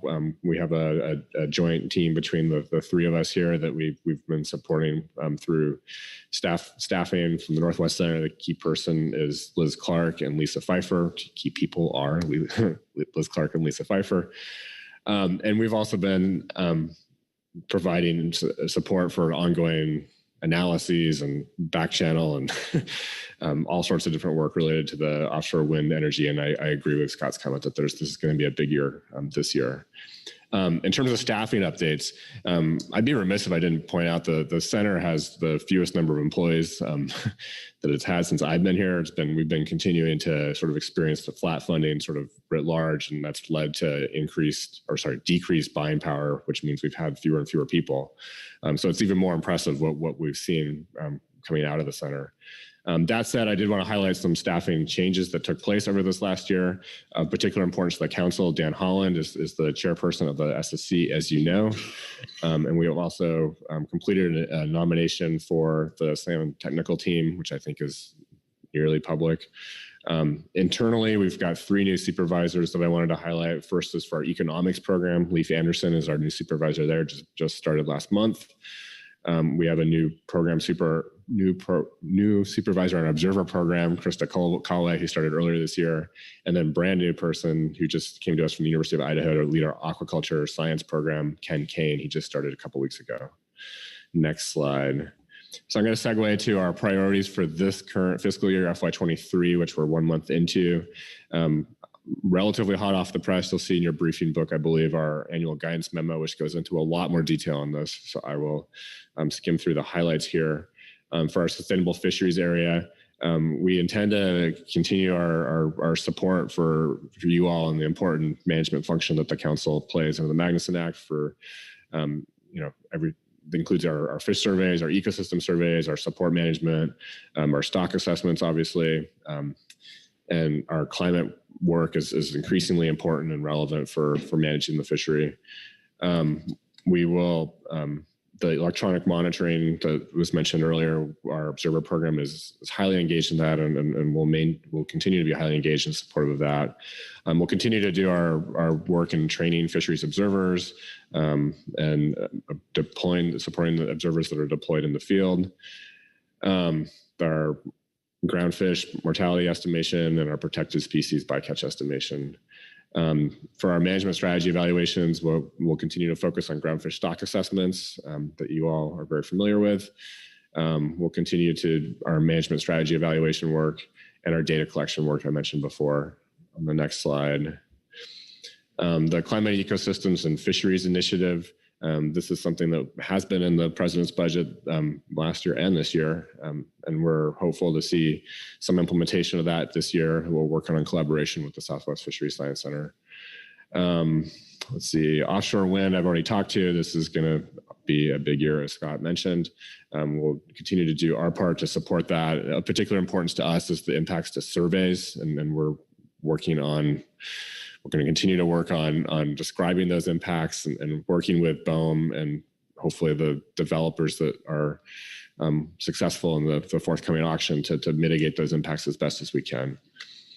In the, let's see, protected species area, I mentioned our salmon recovery science strategy before that we've recently completed with the 8 themes. We're going to be working to align our work as best we can around those 8 themes in this next year. We're going to obviously continue our work on southern resident killer whales, our monitoring and our research work there. And then our contaminant work. This is something I don't talk about often here, but we have a couple of programs in the center on chemistry and ecotoxicology that are really unique and important, and we're going to continue that work as best we can. Last thing I wanted to leave you with, and unique to Northwest Center, is we do have a slow emerging situation with our main facility in Seattle and its adjacency to the State Route 520 freeway construction that's slated to start in 2024. We've been working on this for a number of years. Our intention is to move. We've been working with the General Services Administration, and this is in the FY23 President's budget to fund that move to a leased facility in the Seattle area. This is something I've become quite the expert in over the last several years. I'm happy to talk offline. There's a lot more work still to be done, but I think we're in a relatively good position to see that happen in the years to come. That's all I have. I'll pass it to Kristen. All right. Thanks, Kevin. And thank you, Mr. Chair and members of the council. Good morning. I'm Kristen Cook, the director of the Southwest Fisheries Science Center. Pleased to be here with you today for our what has become, I think, our annual discussion on priorities. I thought I would start by saying that just a few short days ago, NOAA Fisheries lost one of our former leaders, Dr. William Hogarth. And for those of you who've been around the block a few times and remember Bill Hogarth's influence and time at fisheries, I remember him most importantly as a real leader for science, and that while he was the AA for fisheries, he really put an emphasis on science. So as I've been reflecting on him the last couple of days, I've been thinking about Janet Coit being here as well today, and I'm pleased to say that Janet really shares Bill's support of science. She comes at it from a different perspective, of course. More from a state agency coming into federal service. But I've been pleased and am just coming off a temporary detail myself in headquarters, working more closely with Janet as the director of scientific programs on an acting basis for NMFS. While Cisco Werner was off doing an acting job himself in a different part of NOAA. And it's just been a real joy working with Janet and the other folks in the headquarters offices. And I'm pleased to report that she is a strong supporter of what we do in the science centers. So I thought I would just mention that. I will also, of course, echo Scott and Kevin's comments regarding partnership with the council as we go through. I will go through my slides and you will hear a lot of the same themes around people and sustaining resources to do our work. And I think echoing Kevin's comments about and Scott about having to keep in close partnership with the council because of that resource issue as we step through some of these issues that are increasingly facing our fisheries. So with that, in terms of FY22 accomplishments, I do want to also thank my deputy, John Crofts, who's here today, who did step in for the last 3 months while I was away. So he did sort of stewarded the last 3 months of our FY22 year. But we had as well a number of accomplishments that I'd like to highlight. And I should say that the science centers are oftentimes out ahead of the management side a little bit because we need to be. And we're often engaged in activities that don't have a complete direct overlap with council activities, but are nonetheless important in some way in the future and impact what we do here. So the bullets on the slide here that you'll see on this slide and succeeding slides are not comprehensive. They are bullets that are more relevant to the council system here. So in terms of under our sustainable fisheries rubric or goal, we also have a number of data collection, stock assessment, management strategy evaluation, and aquaculture activities that we accomplished, including our surveys under data collection. Most notably, I should also say that we aren't spending a lot of time talking about surveys, but I will say that the white ship surveys and charters, but more so the white ship surveys in fisheries, in NOAA in general, are challenged. We've talked about this here at the council, but I just wanted to put a note in, for example, I think you heard yesterday, we lost over 50% or nearly 50% of our days at sea for our annual large scale summer coastal pelagic survey. And that's just indicative of some of the challenges facing the fleet, which we can talk offline more about.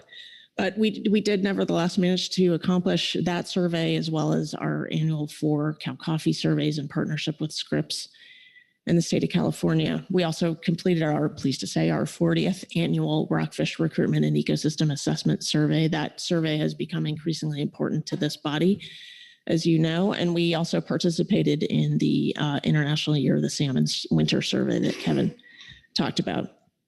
In terms of stock assessment and MSEs, we participate in stock assessments across the 4 FMPs in this council. Most notably, we completed a benchmark assessment on the central subpopulation of northern anchovy, as you know, and of course participated in the annual salmon stock abundance and fishing effort forecasts.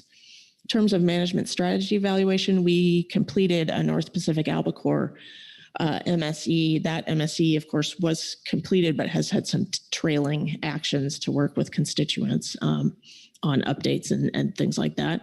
And we also participated in the 2022 ecosystem status report delivered to the PFMC here. This is put under our sustainable fisheries rubric here, but it, of course, spans our protected resources interests as well. And then in terms of aquaculture, we are strong on research on finfish species, and most notably the Cereola species, yellowtail tuna, to assess aquaculture risk and also to look at things like genetic traits that make yellowtail a robust aquaculture species as we continue to work with potential California aquaculture industry. And we participated in the completion of the hatchery genetic management plan for Central Coast coho salmon. Next slide. In terms of protected species recovery, the whale entanglement indicators dashboard tool is something that we accomplished in partnership with the West Coast region and the state of California this year.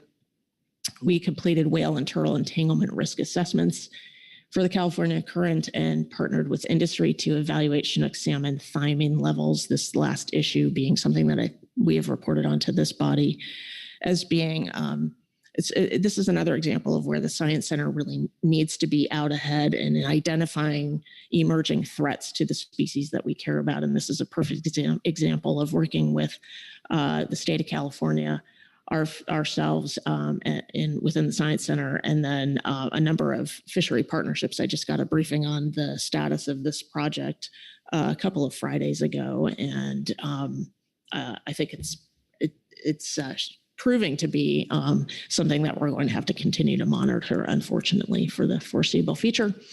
In terms of understanding impacts of offshore wind activities, as has been mentioned previously, we also provided subject matter expertise on offshore wind energy development in concert with the West Coast region and the Northwest Center, participating in our broader West Coast Region team within NMFS that was stood up a couple of years ago to address offshore wind impacts.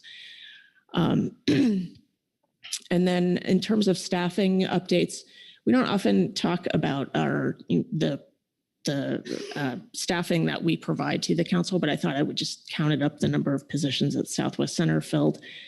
This past year, it's 12. I did have a discussion with Mr. Pettinger this morning about we do have one notable vacancy on a committee, so hopefully next year it will be 13 positions filled. But just point out the service of Dr. O'Farrell as the STT chair and Dr. Stephen Stows as the HMSMT chair.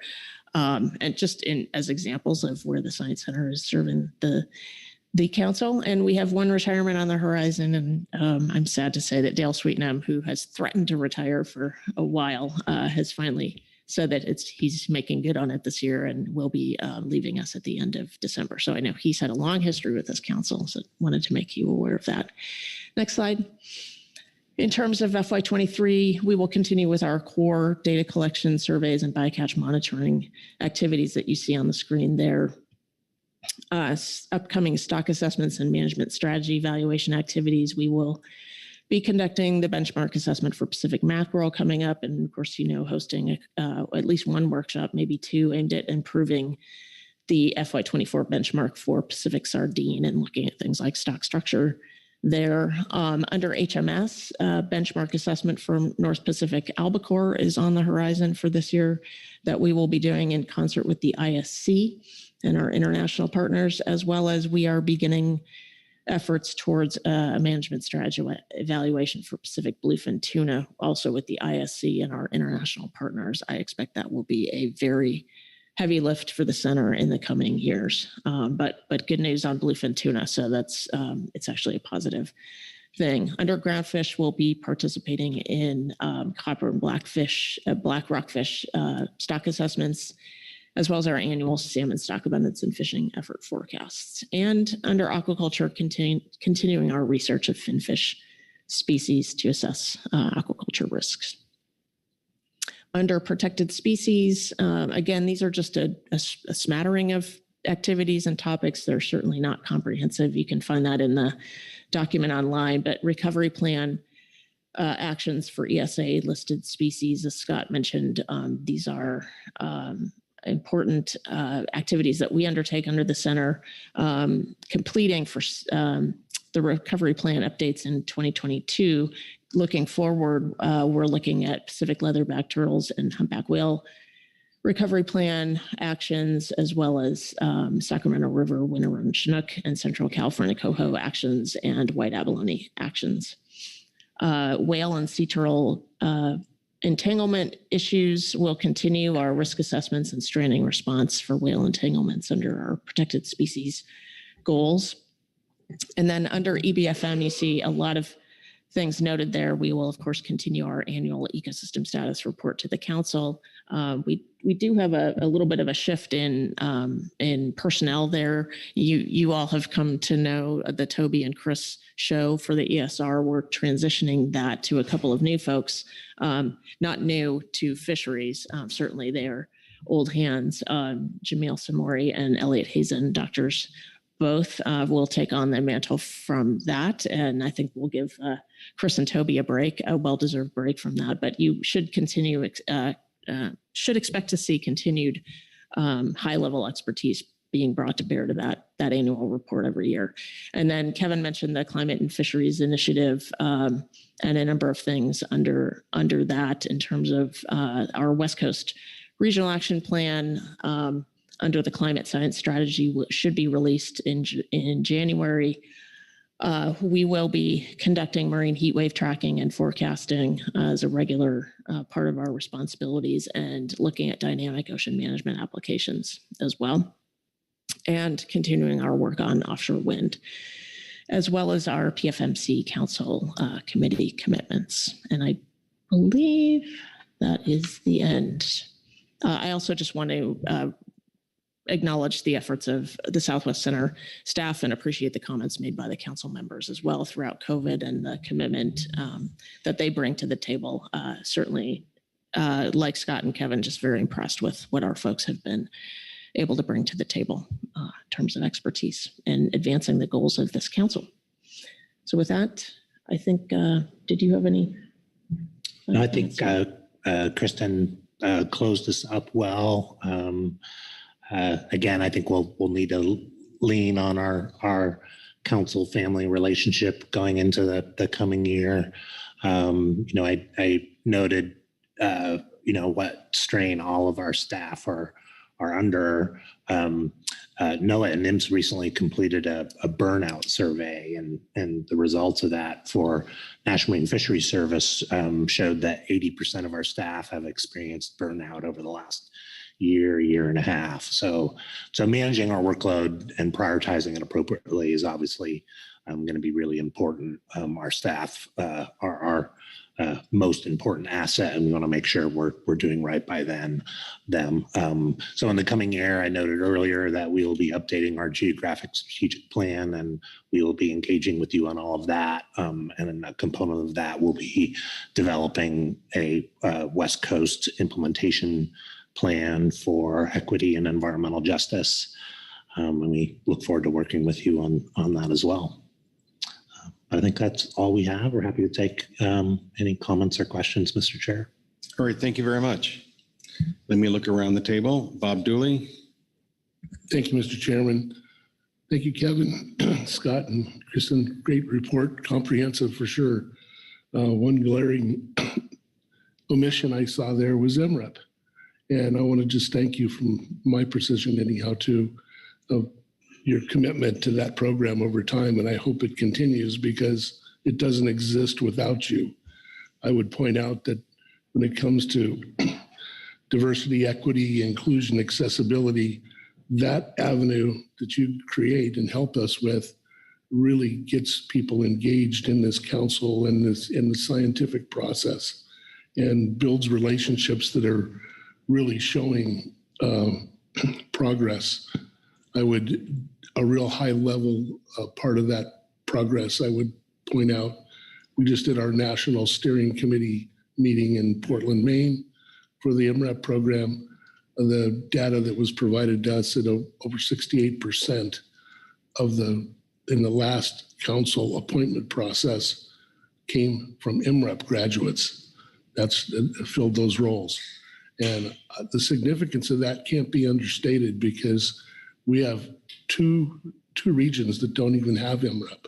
So that's important. I see it in the council here that we have new faces coming in all the time that have come from that program. And your commitment to that is really helpful. And I mean, we can't do without it. The science centers and the agency itself is really we can't. It would not exist without that. So I hope when you look at your work in diversity, equity, inclusion, that is looked at. So I would hope that's a high priority for continuing to participate. Thank you. If I might, Mr. Chair, thank you, Mr. Dooley, for flagging that.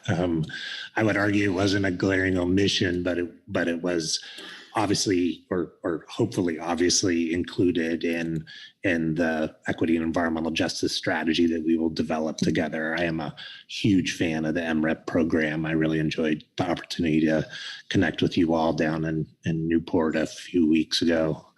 And that Newport session was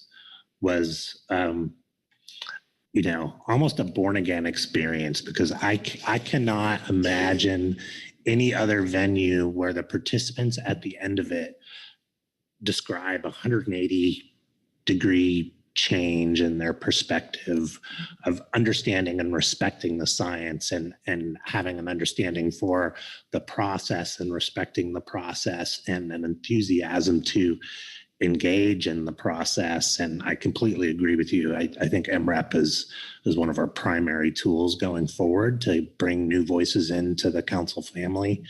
And I signal my continued and strong support for the program. And I hope we get the resources to expand it as well going forward, because I think that really should be a pillar of our EEJ implementation plan for the West Coast. I might also add to the chair. Thank you, Mr. Dooley, for the question. I did know what Scott said and fully support the program. As you, I think you know, the Newport session that Scott talked about was the second time we've hosted in Newport. The only point I would offer in addition is it's important for our own people. I've learned a ton by going to MREP, and I know, seeing some of our newer faces, my deputy director, Nicole Hill, I think is in the room somewhere. She got to go, and she, came back and said that she learned a ton through it as well. So I'd say yes, and it's also important for us. So thank you for the comment.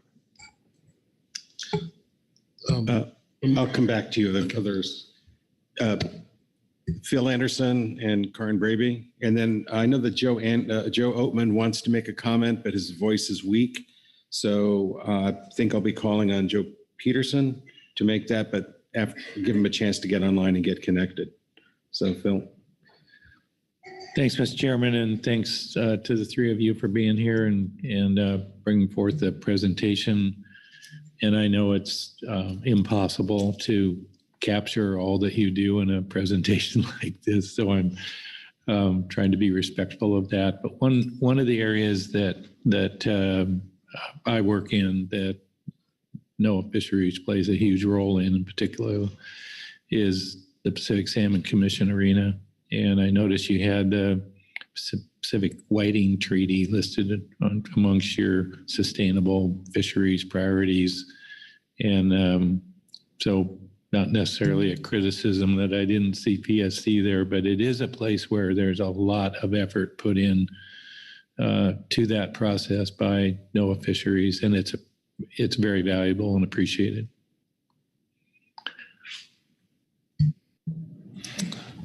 My apologies for that, Mr. Anderson. You would think that me being a fellow commissioner with you on the Pacific Salmon Commission, I would have included that. I just want you to know that I am fallible. But yes, of course, the Pacific Salmon Commission remains a high priority for us and Ryan and his team. And we look forward to continued good work with you on that. I intended it to be a softball criticism. Yes.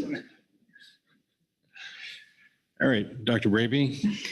Thank you, and thanks for being here and sharing your accomplishments and priorities, which are joint, I feel, in some ways, and really appreciate the relationships that we have again. So wanted to call out Chris Harvey and Toby Garfield, who have done just tremendous work over the years, but welcome Jamil and Elliot to those new roles. We look forward to hearing from them in March. I wanted to touch on the comments around offshore wind, particularly recognizing Lila's contributions to the coordination work on that issue. She has a great challenge and has been a pleasure to work with. We need 3 or 4 of her, which gets to the staffing and workload issues. And I see that our collective ability to staff this issue, generally speaking, is so very critical to all of us realizing ecosystem and fisheries protections and sustainability in the face of a number of development activities and potential for industrialization in the ocean. So I implore you to continue to ask for those resources. And I know that there are asks in the NOAA budget going forward to expand that work. I support that. I implore you to keep encouraging and advocating for that. I know Janet is doing that as well, and I applaud that. Workload is also an issue for our advisory bodies, and I just wanted to add in a request that when the management teams are light, the workload is greater for each individual who is there. And to the degree that you can, please continue to staff those as fully as you can, and really appreciate the folks who show up on those teams and how much heavy lifting they do and how much unique expertise NMFS brings to our management teams. So thank you.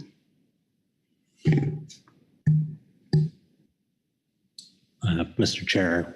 Thank you, Dr. Braby. I would say with respect to offshore wind support, I mean, it's not without hope. You noted that there are requests in the president's budget for support for NOAA fisheries. We also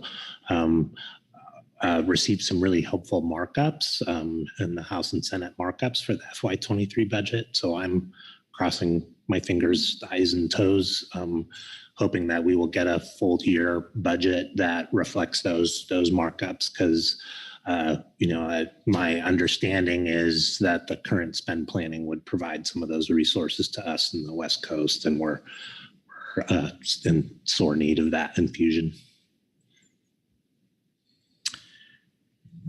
All right, Joe Oatman, why don't you give it a go and see if your voice. Go ahead, Joe. Okay, thank you, Mr. Chair. Try and get through this.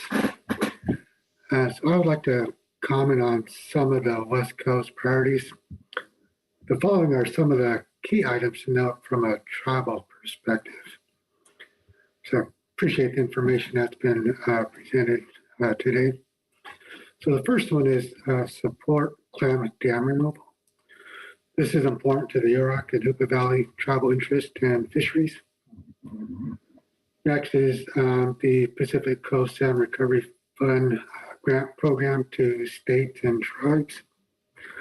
The tribe would like to see this priority considered as an opportunity for NOAA to uphold their treaty trust responsibility by prioritizing tribal priorities in the funding of recovery programs. Next, regarding support responsible development and understand the impact of offshore activities. Tribes are concerned about impacts offshore wind can have on treaty fisheries and resources.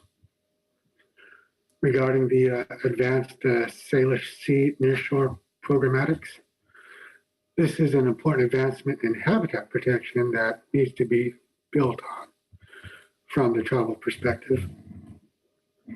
Regarding the review of Puget Sound Chinook Harvest Plan, tribes want to see this plan expeditiously implemented in a timely manner and supported long-term to bring stability to fisheries and regulatory requirements. Lastly, regarding the support of a long-term solution for salmon and steelhead restoration in Columbia River Basin, as well as the report on rebuilding interior Columbia Basin salmon and steelhead. The Nez Perce tribe, along with other Columbia River Treaty tribes, support this effort and the science underpinning the rebuilding report. In sum, I hope that these key priorities can be accomplished in a collaborative manner that can provide sustainable tribal fisheries across the West Coast, fully support treaty rights as constitutional protections, and protect the fish species important to tribes. So thank you for the opportunity to provide those additional comments. Thank you.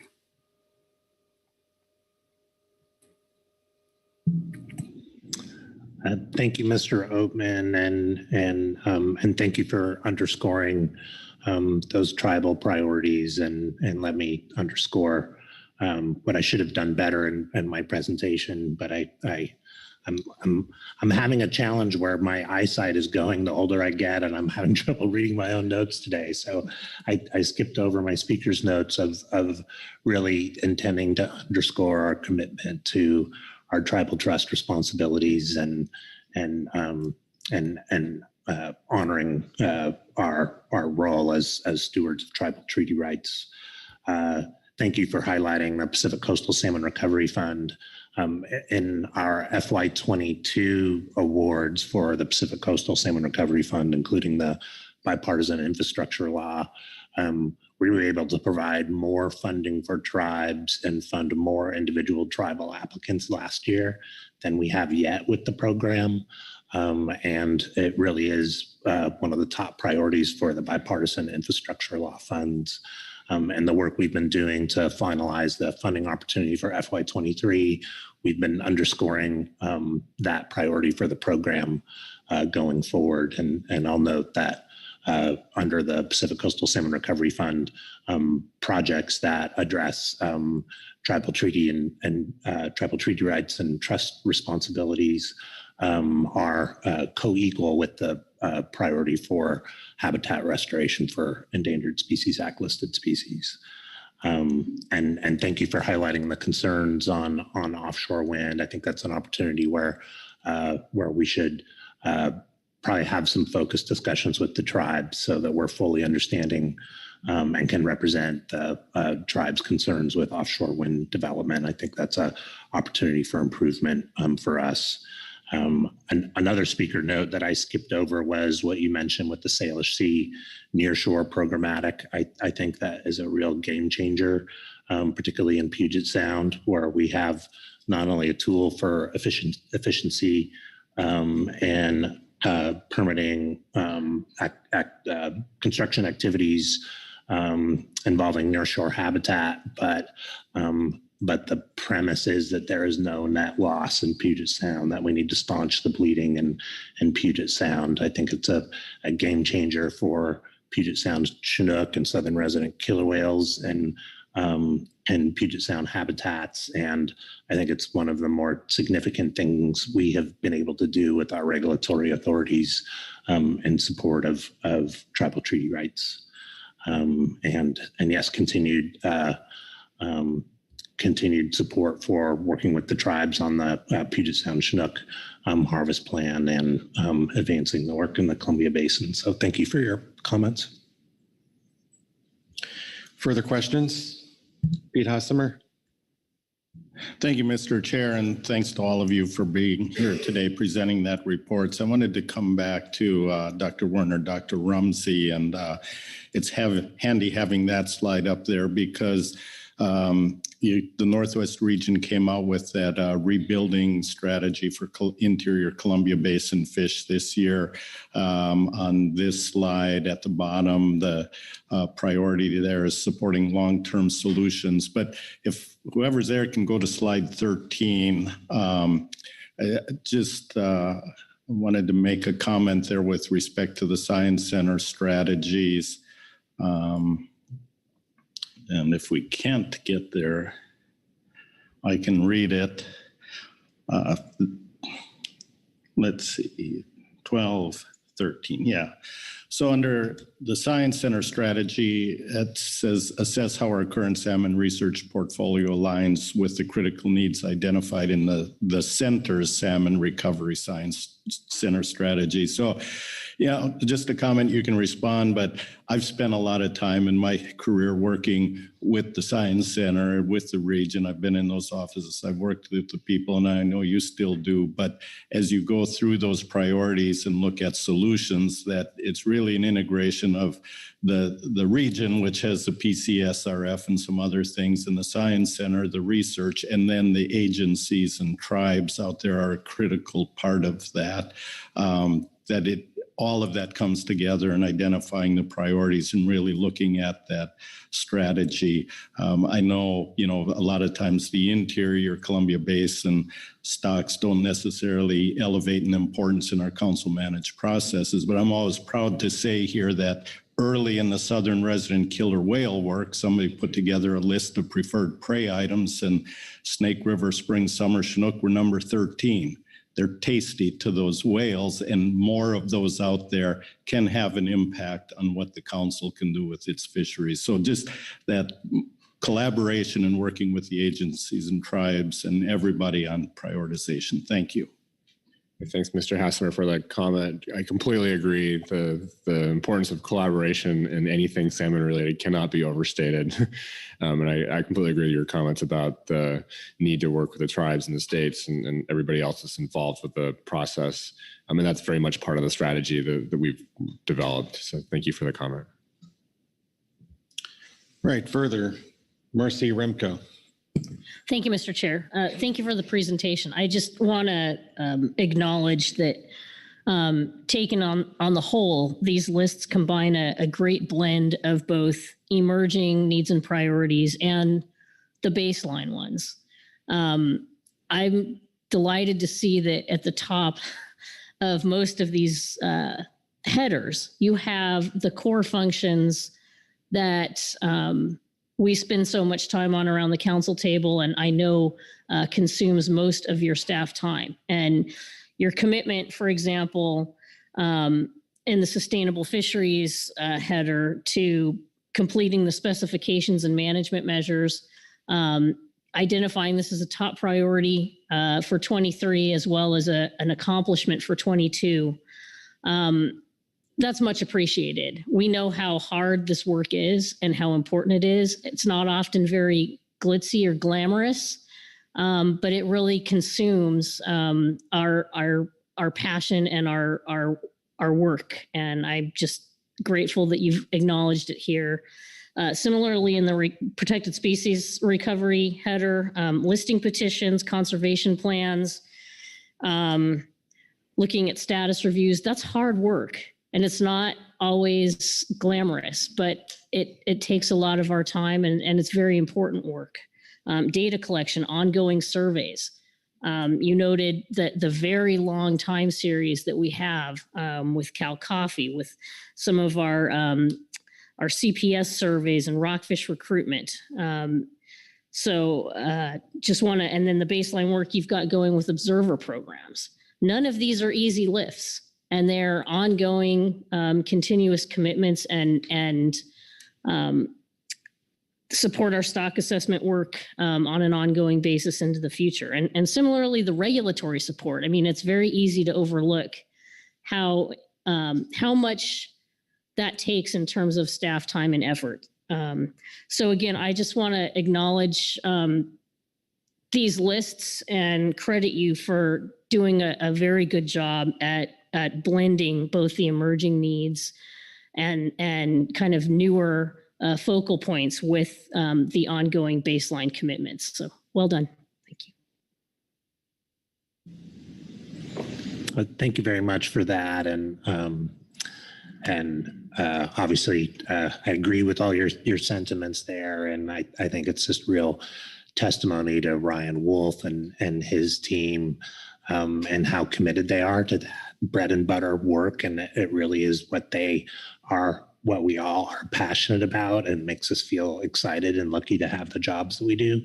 And that starts with the basic year in, year out work of implementing these fisheries. So thank you for your comments. All right, any further comments or questions on the report? All right, thank you very much.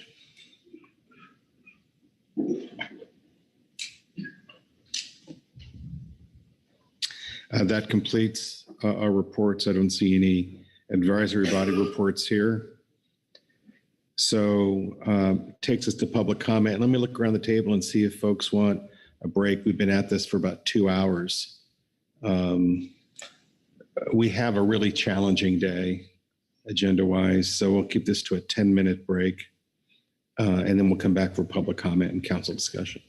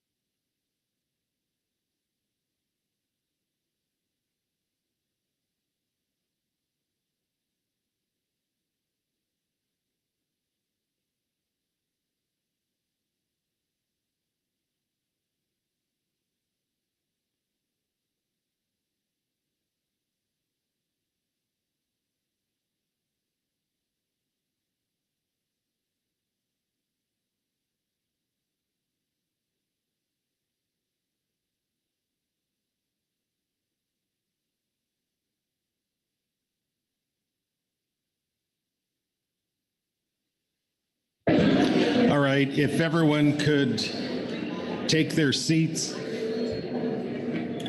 and we'll get started. We're going to get started here, so please take your seats. Gavel.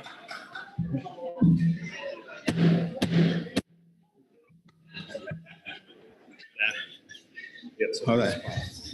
Because at some point, we're going to have a discussion about how long a dinner break we're going to have today, so. So let's get going, yeah.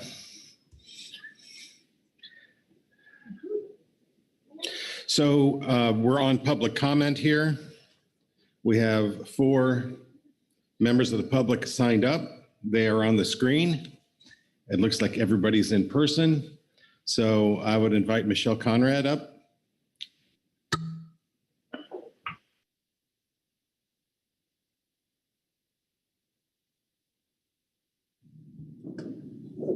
Thank you. Good morning, Good morning. Mr. Chair, council members. I'm Michelle Conrad, and I'm providing comments for Ocean Conservancy. We appreciate the opportunity to provide feedback on NMFS West Coast region and the Northwest and Southwest Fisheries Science Center accomplishments in 2022 and their priorities for 2023. We generally believe that the Council and NMFS West Coast region have been on the right track relative to achieving conservation goals, but we also know how quickly progress can slip. We'd like to highlight the roles of the region and the science centers relative to providing guidance, support, and oversight of the Council process and decisions. We submitted a comment letter noting that the Council relies heavily on NMFS science and the region's administrative and fishery management services, and that the underlying goal of long-term sustainability will not be achieved if the science and administrative infrastructure the Council needs are not maintained and if the Council's operations are not adequately funded. We appreciate the work of the IEA team in delivering the science to support the Council's work and the Council's adoption of their FEP Initiative 2.1, which is a critical step toward climate-ready fisheries and the first of many. While we recognize that NOAA has not received the level of congressional appropriation needed to fully execute its climate, ecosystems, and fisheries initiative, given the rapid pace of changing climate and ocean conditions and their impacts to fisheries and communities, the Council needs to incorporate ecosystem information into fishery management decisions and use the information to set scientific uncertainty, harvest policy, and specific management actions. We have been encouraged by NMFS's efforts to develop and implement the NOAA Fisheries EEJ strategy at the national level and across its regions. We have previously suggested practical ways the Council could expand its outreach, education, and communication efforts to be more inclusive and accessible, and we appreciate those being considered in the context of Council process improvements. To summarize our top 3 priorities for NMFS for 2023 and beyond are: number 1, to continue to provide the research surveys, stock assessments, and level of sustainable fishery management support to align with the growing challenges the Council will be facing. Number 2, to use the strong scientific foundation that the science centers and the IEA team have worked hard over the past decade to provide to the Council to integrate climate responsive actions into the Council's fishery management decisions. Number 3, to include guidance and actions in the EEJ West Coast Regional Implementation Plan to make the Council process more inclusive and accessible. In conclusion, we think these align well with NMFS's priorities, and we emphasize that we place these as being of higher priority than others, such as aquaculture, particularly with limited resources. Thank you, and we'd be happy to answer any questions. All right, thank you very much, Michelle. Other questions for Michelle? Corey Ridings? Thank you, Mr. Chair. Thank you, Michelle. Do you have any thoughts on what the region or the science centers could do better specifically to meet the priority needs that you just noted? Thank you. Yes, thank you, Mr. Chair, Ms. Ridings. We appreciate the presentations by the region and the science centers relative to how they've been responsive to council direction and guidance. We think that they could be more proactive in exploring and bringing forward management tools and ideas to the council to bridge that gap between science and management. Some thoughts would include things such as risk assessments, management strategy evaluations, and the climate vulnerability assessments.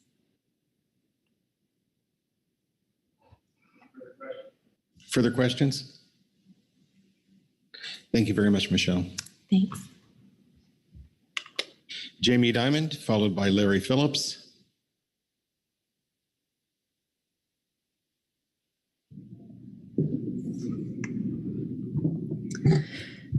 Good morning, Chair Grelnick, Ms. Coit, Mr. Rumsey, Mr. Werner, and Ms. Cook.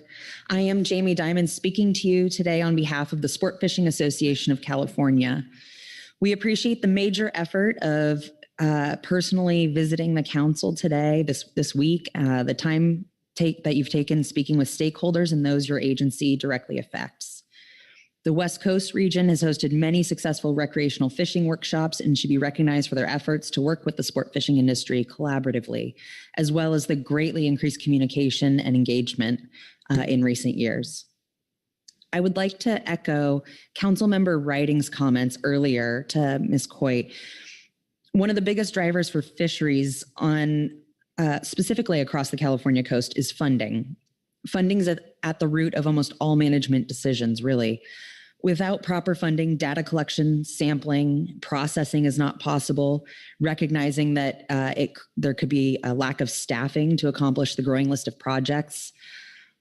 There's a shift that we are hoping to help create from reactive management to proactive management, getting ahead of data needs by creating continual collection of samples so stock assessors and science teams have a robust library, if you will, at their fingertips. This would create a reduction of time between a stock being slated for assessment and management decisions and actions being made.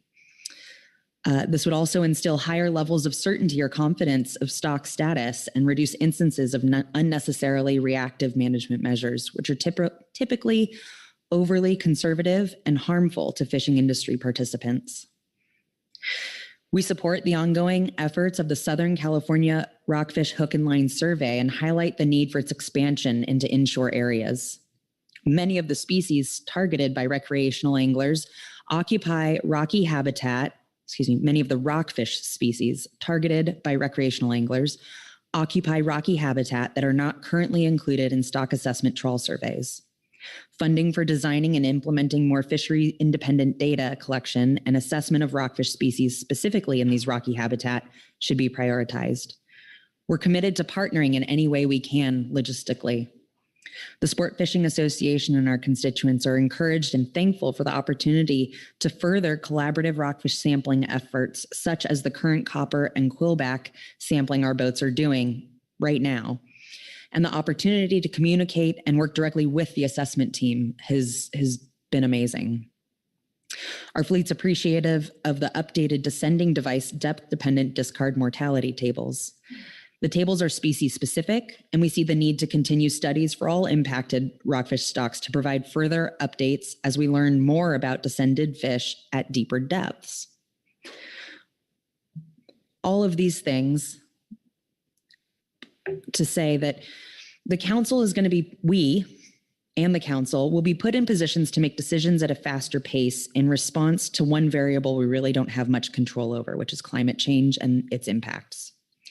Science teams, assessors, and managers will need to have tools in the box ready to go. And that is what we, the Sport Fishing Association, the charter fleet are looking to do.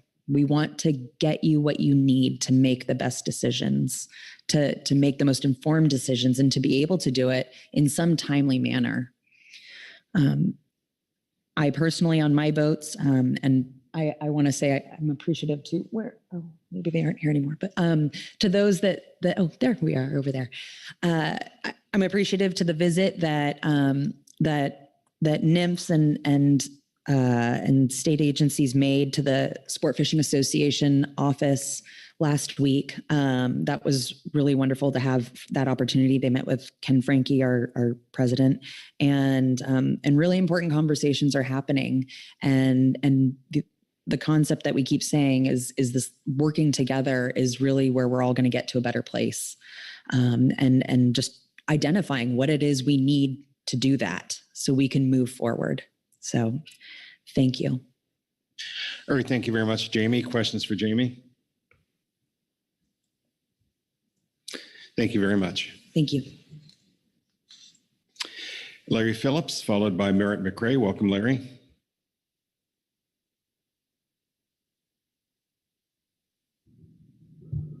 Good morning. Morning, Mr. Chair, Mr. Vice Chair, council members. For the record, my name is Larry Phillips. I'm the Pacific Fisheries Policy Director with the American Sport Fishing Association. ASA is a trade organization that represents the sport fishing industry and allied trades. ASA has a long history with NOAA Fisheries, and we appreciate the great working relationship. We understand the challenges that the agency faces, and we continue to work at state and federal levels to ensure that NOAA has the resources necessary to meet their management objectives. I specifically want to appreciate Ms. Coit's leadership and her commitment to recreational fishing. I've been on with the association now for about 8 months, and whether DC to New Orleans to Anchorage, Alaska, Ms. Coit has been engaged with the recreational fishing community and at the table, so we really appreciate that commitment. We also appreciate the opportunity that we have with updating the National Recreational Sport Fishing Policy from Mr. Dunn, and it was great to hear all the updates and priorities from NOAA staff regarding the work. Clearly, lots of priorities with not enough resources. The one issue we wanted to highlight, American Sport Fishing Association wanted to highlight, was the challenges with fishery-dependent assessments. And that's not unique to the West Coast. That's clearly a challenge across the nation, whether it's red snapper, gag grouper, or West Coast rockfish. A priority we have, and we hope, and we know that NOAA does as well. We know that all 3 states have currently invested in some type of independent assessment to better inform our understanding of the conservation needs for rockfish, nearshore rockfish. And over the past 3 days, we've heard heartfelt testimony from several California fishermen and business owners who have for generations made their living fishing for nearshore rockfish off the coast. Last year, the bag limit was 10 fish. This year, it's 1. And the regulations for 2023 will include up to 5 months of no fishing in waters that contain copper rockfish and a bag limit of 1 when fishery is open. We have similar challenges in Washington, obviously not as severe, and Oregon, but not as severe. So really, and this is not pointing blame at anyone. It's just the process that we have in place right now. And we're hopeful that we can collectively work towards solutions. But again, we appreciate that NOAA is very aware of the limitations of fishery-dependent assessments. They're working hard to make improvements. ASA and our partners are looking forward to working with the West Coast staff, Dr. Warner, Dr. Hasty, appreciate their time, to develop and implement new tools that give us confidence and help us identify conservation challenges early so that we have management options other than closures. Again, we sincerely appreciate the commitment NOAA's made to making recreational fishing industry a priority. Thank you. Thank you, Larry. Are there any questions for Larry? Thank you, Larry. Merritt McRae.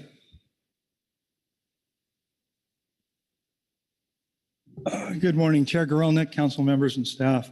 I'm Merritt McRae. First of all, I'd like to commend efforts to expand the Southern California Shelf Rockfish Hook and Line Survey by the Northwest Fisheries Science Center and expanding that effort into other management regions and inshore waters. It's proven to collect some very valuable and important data over the years for the Southern California management region, and I think it's important to continue it forward.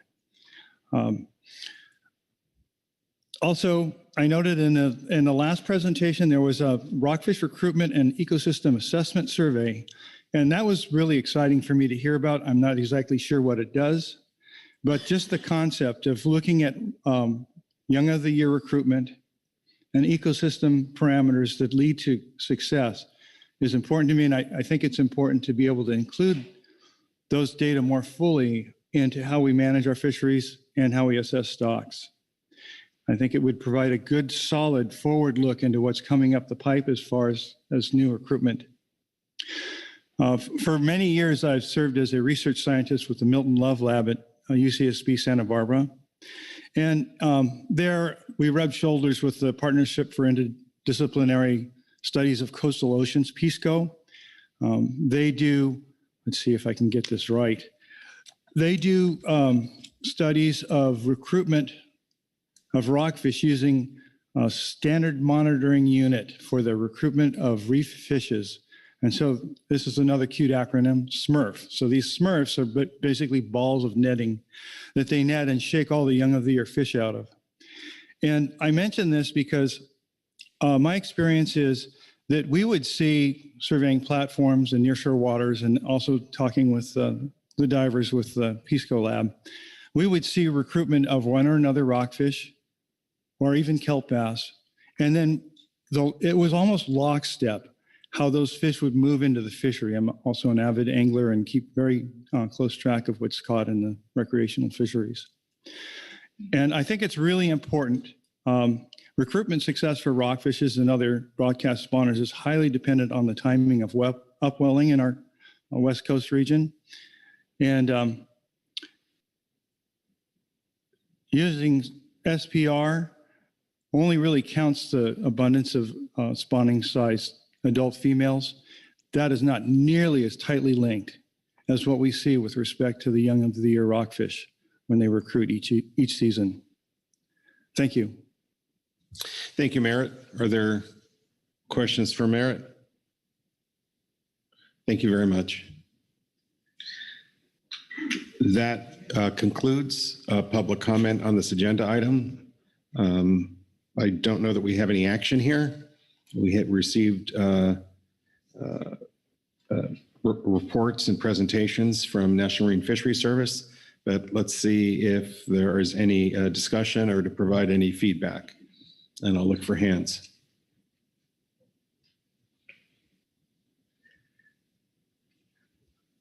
All right.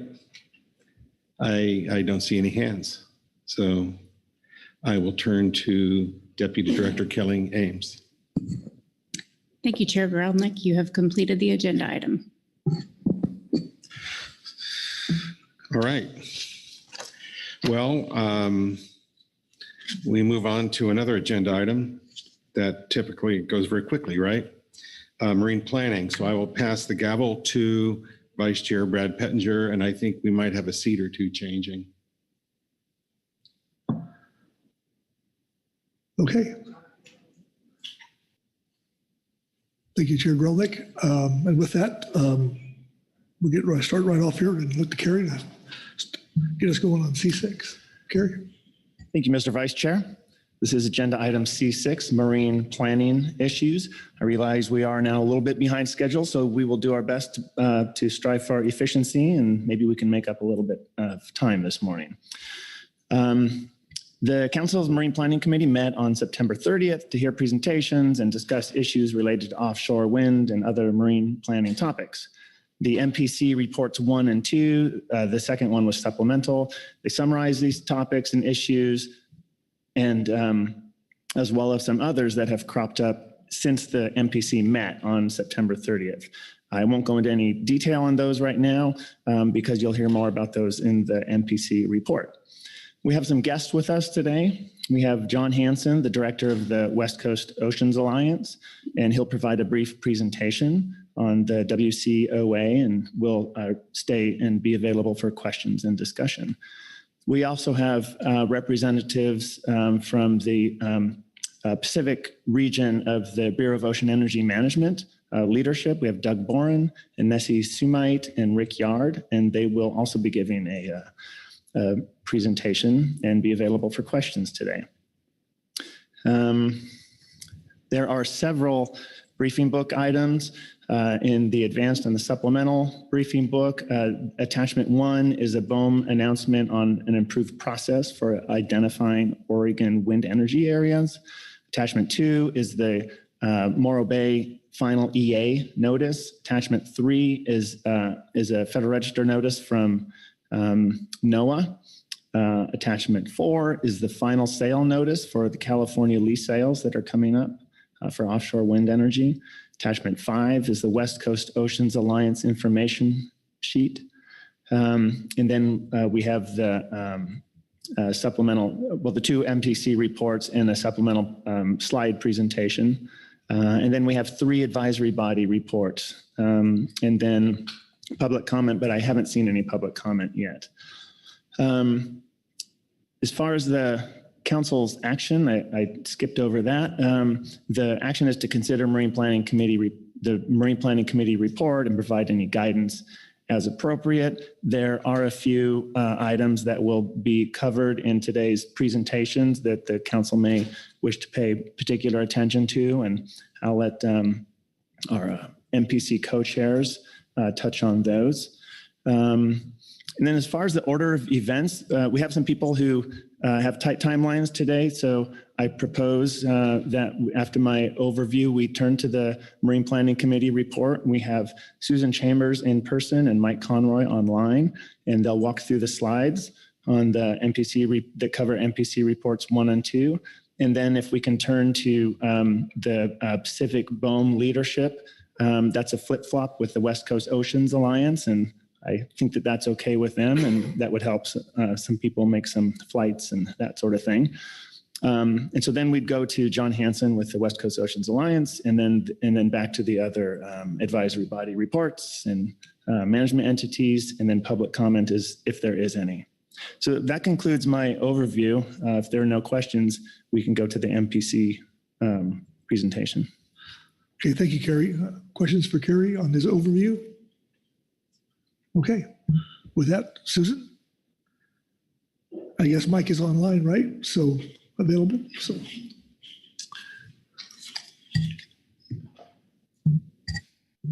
Okay, good morning. My name is Susan Chambers. I'm one of the co-chairs of the Marine Planning Committee. I will be walking you through Marine Planning Committee Report 1 today, and Mike Conroy will be walking you through Marine Planning Report 2, Supplemental Report 2. So first, yes, as Kerry mentioned, the MPC met on September 30th, and we summarized our events from that meeting in Marine Planning Report 1 that included the Morro Bay environmental assessment finalization. Lease sales will move forward, but you'll hear more about that later. We talked about the U.S. Coast Guard Pacific Coast Port Access Route Study update. We also had an update on the West Coast Oceans Alliance. We also heard about the NOAA Federal Register notice on the Oregon resident perceptions on offshore wind. And we talked a little bit about the BOEM oil and gas decommissioning draft programmatic EIS. This was part of the Habitat Committee's report, and you'll hear more details about that later. And we summarized some upcoming events. So I will move through these relatively quickly. Next slide, there we go. Regarding the Morro Bay environmental analysis, it was published on October 5th. There were finding of no significant impacts, and that is your C6 Attachment 2 document. Lease sales will be moving forward on December 6th. This will also be covered under Marine Planning Report 2. Next slide. U.S. Coast Guard PAC PARs. For District 13, the council submitted comments that expressed appreciation for the U.S. Coast Guard effort. We had one letter in January 2022, and the November 3rd most recent letter. It was circulated via email to the council and advisory bodies. Included support for the 15 nautical mile coastwise fairways. They appear large enough for the crab or towboat lanes in future negotiations. We expressed concern about smaller ports not having adequate transit corridors. There was also concern about smaller vessels not being represented. In that letter, we made 3 recommendations. One is to incorporate non-AIS and VMS data for traffic patterns to evaluate small port traffic. 2 was evaluation of the potential for increased vessel use conflicts in the offshore fairways. And 3, to make a distinction between activities and equipment that may be permissible or prohibited. Those should be clearly defined in the final PACPARS report. Next slide. U.S. Coast Guard District 11 fairways. Everything that I just mentioned applies as well. Plus, there's a 5 nautical mile fairway just north of San Francisco, and that is detailed in our MPC Report 1, Appendix A. We also suggested removal, or it also suggested removal of the International Maritime Organization recommended routes offshore of the Monterey Bay National Marine Sanctuary. That is also detailed in our Appendix A. In addition to the January and November letters, the Council also submitted a May letter in response to the U.S. Coast Guard Notice of Inquiry and request for comments regarding vessel traffic patterns in the areas near Point Mugu and south of the Channel Islands in the Pacific Missile Range, San Francisco Bay, and the Bureau of Ocean Energy Management, Humboldt Bay and Morro Bay offshore wind energy areas. Next slide. Regarding the West Coast Ocean Alliance update, you will definitely hear more from John Hansen in a little bit. John Hansen, director of the WCOA, presented information to the MPC on the history, status, and next steps. As noted in our report, he expects a new draft charter in 2023 and new funding as part of the Inflation Reduction Act. Use those funds as part of a new strategic plan for the next 5 years. And with that, I will turn it over to MPC co-chair Mike Conroy to talk about the rest of MPC Report 1 and Supplemental Report 2. Thanks, Susan. And Mark, I know you hate this, but I'm confirming you can hear me? We can. Perfect. Thanks, Brad. Yeah, so we have the NOAA Federal Register notice on public perceptions to Oregon offshore wind. This was published on October 3rd with the comment deadline of December 2nd. This came up after the September Marine Planning Committee, so we didn't have a chance to consider it. We do note this effort is similar to one that was undertaken on the East Coast off North Carolina. Here, the National Ocean Service will be undertaking a survey to collect data on the opinions, values, and attitudes of Oregon coast residents relative to offshore wind energy development. In short, looking at the social science side of the coin. The Federal Register notice itself is not the survey, but rather seeking comments on the proprietariness of the information to be collected. The BOEM oil and gas decommissioning, the Habitat Committee is taking the lead on writing the letter, as you noticed in your prior discussion from the Habitat Committee. The comments are due on December 12th, which is an extension from the original deadline of November 28th. As noted, a QR comment letter is being prepared on your behalf. I will note that BOEM and Bessie, BOEM's counterpart sister agency, are hosting 2 virtual public webinars on the draft programmatic EIS, one on November 10th from 3 to 5 p.m., one on November 15th between 11 and 1 p.m. And information on those meetings can be found at the website dedicated to the Pacific Decommissioning Programmatic EIS. Next slide, please. Now I'm going to go into the mechanics of our second report. As you see, we're going to have more to discuss on the first 2 bullet items. The other stuff item, the BOEM 5-year strategic plan for aquaculture, is intended to guide the agency's work from 2023 to 2028.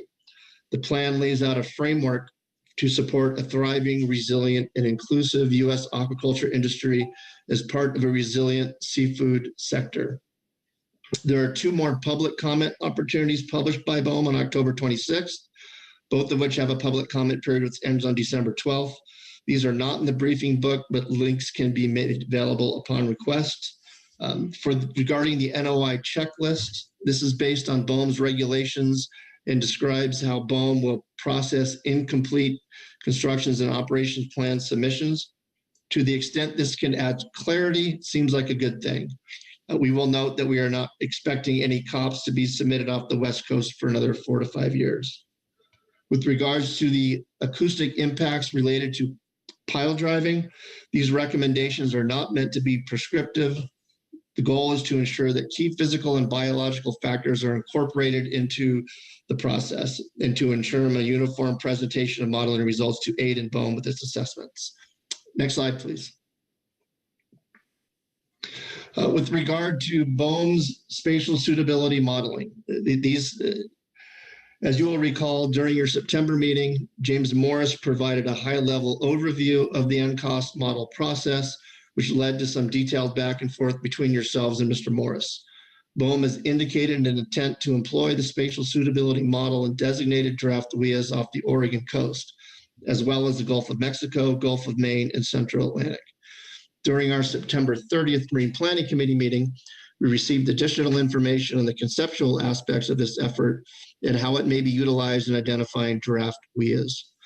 In July, BOEM published and sought comments on draft wind energy areas in the Gulf of Mexico. In his request for concurrence on preliminary wind energy areas for the Gulf of Mexico, the regional director for BOEM's Gulf of Mexico office described how the NCOST modeling efforts helped to inform the selection of the draft WIAs. To note, the final WIAs were released on October 31st with a plan to publish the proposed sale notice within the next 3 months. The potential questions provided in report 2 are based in part on a reading of that request. Shortly before this meeting convened, BOEM indicated a desire to update the council via the Marine Planning Committee on these efforts. We have scheduled a meeting of the Marine Planning Committee for the afternoon of December 1st, where we expect to learn more on the operational aspects of the model. Next slide, please. The final sale notice for the lease sites off California was published by BOEM on October 18th. As noted before, the auctions will take place on December 6th. The picture on the screen shows the 5 total lease sites, 3 within the Morro Bay wind energy area and the other 2 off Humboldt. You will all be happy to hear that in BOEM's document responding to public comments, the comment letter that the council submitted was mentioned a number of times. Of note, BOEM heeded your recommendation and did increase the bid credit for committing to enter into a lease area use community benefit agreement from 2.5% to 5%. BOEM also offered a new bid credit, also 5%, for bidders which committed to entering into general community benefit agreements. The difference between those 2 credits is spelled out in supplemental report 2. Next slide, please. At first blush, it did not appear that either of the 2 BOEM notices that we discussed earlier were something that warrant commenting on. As noted, we're still years away from COPs being submitted for any development activities off the West Coast, and it is unclear how much, if any, impact pile driving will be utilized in the construction of floating offshore wind facilities. However, the Marine Planning Committee intends to review those and determine whether to ask the council to comment via the quick response process. And with that, our presentation is complete. As you saw in report 1, there are a number of things anticipated between now and when we next gather in March, and we're more than happy to take any questions you may have. Okay, thanks, Mike. Questions for Mike or Susan on their presentation? Nope. Okay, I guess we get off easy here. All right, thank you very much. And the next up will be, I will look to Nessie Sumate, I think, to give the a verbal update from BOEM. So welcome, Nessie. And I don't know their own. Good morning, everyone. It's great to be here in person. We've talked to you on the screen, and it's just nice to see what's all been behind that screen that we didn't have an appreciation for the hard work that this council does and just the extensive meetings that you have had. So today we're here to be able to share our update. I'm Nessie Sumite. I'm the regional supervisor for the Pacific Regional Office. I have these 2 gentlemen with me to help support me, and I'll let them introduce themselves. Thanks, Nessie. I'm Doug Warren. I'm the regional director for the You turn your microphone on. Oops. Sorry about that. Thanks. I'm Doug Bourne. I'm the regional director for the Bowen Pacific region. We're lucky enough to be able to come down here and see everyone in person. We've been, like Nessie said, looking at screens for a long time. So it's great to actually be able to come down. Our office is actually up in Ventura County. So if you have the opportunity, you can come up for a visit and just let us know. And also wanted to say thanks to our NOAA Fisheries partners, so we can meet them for the first time in person too. So really just glad to be here and thanks a lot for that. Agreed with all of that. Hello, everybody. I'm Rick Yard. I head up the Office of Environment at Bowen Pacific Region. Here to support Nessie and help answer questions that come up. Good to see you all. Thanks. Great.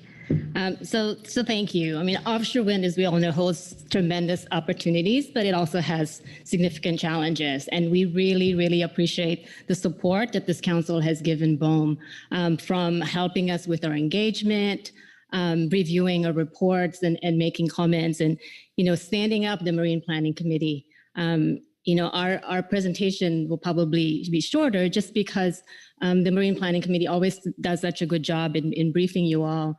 Mike and Susan covers, all the reports that we submit and reviews them, and we're just grateful for that. And I think with the overview that they provided, we'll try not to repeat too much of that. First is that for Oregon, we heard that, the process from our stakeholders seemed to be going too fast. And so we're slowing it down. We are implementing, in collaboration with our partners at NOAA, a spatial planning tool that will help guide our wind energy area identification process. And so we're working right now with NCOS.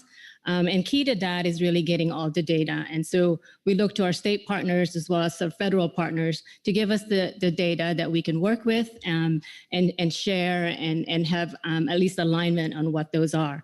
And once we are in a position to have wind energy area, we also want to increase the transparency. So we've added a new step in our process, and that is to put out a draft wind energy area that will have a formal comment period, and for folks to take a look at what we're planning in terms of potential wind energy area. I don't have a timing for when you might see those, so just trying to respond to that right now. So moving on to California, Mike mentioned the final sale notice was published. It announced the lease sale for California on December 6th. So that's a competitive auction. And we hope that the FSN and the lease shows the work that has been done by many people, our agencies at state and federal, our engagement to try to be responsive as to what an auction in California would look like. We are leasing 5 lease areas, 3 off the Central Coast and 2 off the North Coast. The FSN, the final sale notice, is a package. So if you go to our website, you will see not only the final sale notice, the Federal Register notice, the lease, the various stipulations that the lessees will have to abide by. We also provided our decision memo on the website. We, I think, set a new standard for BOEM. Our response to comments is by far more exhaustive than it's ever been. And so we just really, we read through the comments and we tried to respond as much as we can. So there's quite a bit of pages to go through if you're interested in that. The maps of the lease area is also there. The shape files are there. And then some of the other information that the bidders would need to abide by. So just highlighting some of the things in the sale going on for California. Prior leases had a maximum of 20% bidding credits. For California, we've increased that to 30%. We retained the supply chain and the workforce training bidding credits, but for California, we tried to focus on floating because that's really the technology that we're trying to incentivize. So those bidding credits are focused on floating technologies. As Mike said, in the proposed sale notice, we had a 2.5 bidding credit for impacts to communities that use the lease area or harvest resources from the lease area. We've increased that to 5%. And also, we received a lot of comments about other impacts that might happen that's outside of that. And so we've added a new bidding credit of 5% general community benefit agreement bidding credit for communities that are impacted by lease development.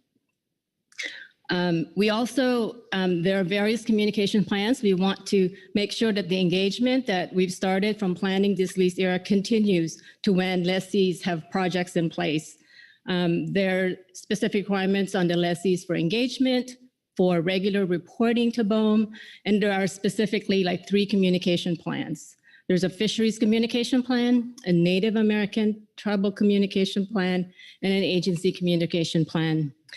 Just to make sure that everyone's talking to all the tribes and parties, and then also requiring that the lessees coordinate with each other. So, there's coordination within the region for that.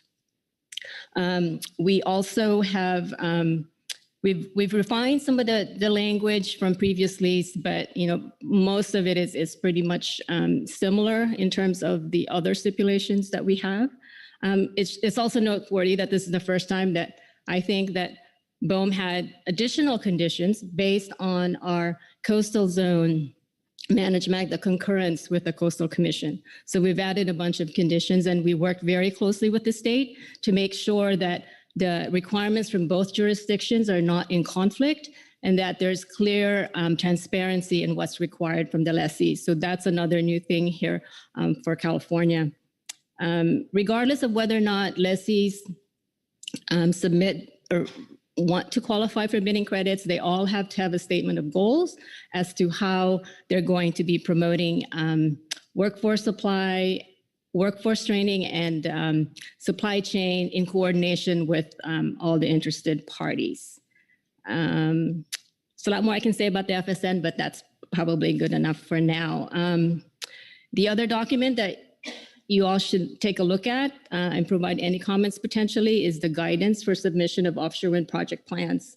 I know that we're not expecting COPs for a while here in the region, but I think here BOEM is trying to be more transparent about what would be required of the lessee. So I think from that perspective, you might want to take a look and see if those guidelines will give you the information that you would be seeking in a construction and operations plan in the future.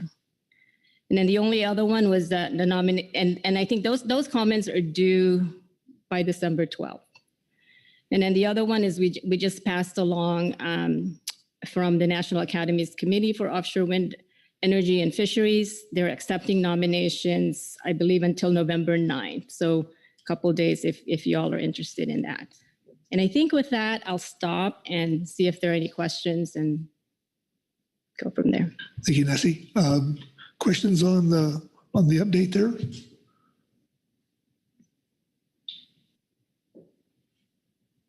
Karen Braby. Thank you, Mr. Vice Chair. I was trying to formulate it into a question. Thank you for being here, all 3 of you. It's great to see you again in person. I want to thank you first for some of the steps that you laid out in your remarks, Nessie, about the changes that BOEM has made to the process. And I just wanted to acknowledge for the Oregon process, publication of or transmission of a draft call for information that then led to the final Federal Register notice. And it sounds like the same plan will occur for the wind energy areas. And that allows for more stakeholder comment and engagement and adjustments to the process, and that's very much appreciated. The NCOS work also is something that is different from the standard process, even though you've just done that in the Gulf of Mexico. That was the first of trying that marine spatial planning approach, and I think that is a really important advance in the process from the council's perspective. So I appreciate that both NMFS and ODFW, as well as others, have asked for that kind of work. Again, with the idea that will allow for more meaningful engagement from our stakeholders. And so I wanted to get to the question. The question is about the December 1 workshop that we plan to have with your staff and with the MPC, and kind of what the purpose is of that workshop. Is that a time to look at inputs? Is it time to look at outputs? Is it vetting with the fishing community broadly? I would like the council to understand what role that workshop, what that opportunity represents to us as a council in terms of the NCOS modeling. I think it depends on what we have there. I mean, we'll share what we have at the time, right, Karen? So we are just looking for data right now, trying to get data from the state and so I mean, the intent is really to share what we have. At the September 30, I think we provided a pathway for what we're going to do going forward. And so I don't have like a specific agenda, but I think just the goal is that, whatever we have at the time, we'll share with the council. And I don't know if Rick, do you want to add anything more? Well, yeah, sure. I'll say that, our ideal that we're working towards hard is to be able to characterize the data sets that we have that are contributing to the spatial modeling. And if we can get there, I'm hopeful that we can. If we can get there, it would be an opportunity for everybody present to be able to see what's there, what's feeding into the model. And the hope, obviously, on our part is to not just be transparent, but to get feedback on that data that's presented, and hopefully also in sharing what we've got to build some confidence in the planning process that we're going through. So as Nessie said, we're working hard to get there. I'm hopeful that we will. We'll be able to talk about where we are and what we've got in any case, but that's our ultimate objective. Thanks. Thanks, Gordon. One more, please. Thank you. And just a follow-up, just thinking about, I think that's absolutely fair. You're in the process of doing it. We appreciate you being willing to plan for what may be preliminary or not quite complete work. So I think setting that expectation up front will be important for everybody who's in the meeting to understand kind of where you are. And I think that's fine, and appreciate that. I do think that there's a role, and you'll hear today and in the future, a role of having more dialogue around the modeling work, and whether that's workshops or other kinds of meetings. I think that you'll hear for that request. And so that's just a statement, not a question for you to respond to, but just acknowledging that and the importance of getting that feedback and whether it's performing accurately according to the fishing perspective of looking at those resources and what the model is saying about those resources. So thank you again for being here. Okay, thank you, Gordon. Further questions for Nessie or Rick or Doug? Okay. Very good. Thank you for coming. Much appreciated. Yep. Okay, that'll take us to John Hanson, who is with us. So welcome, John.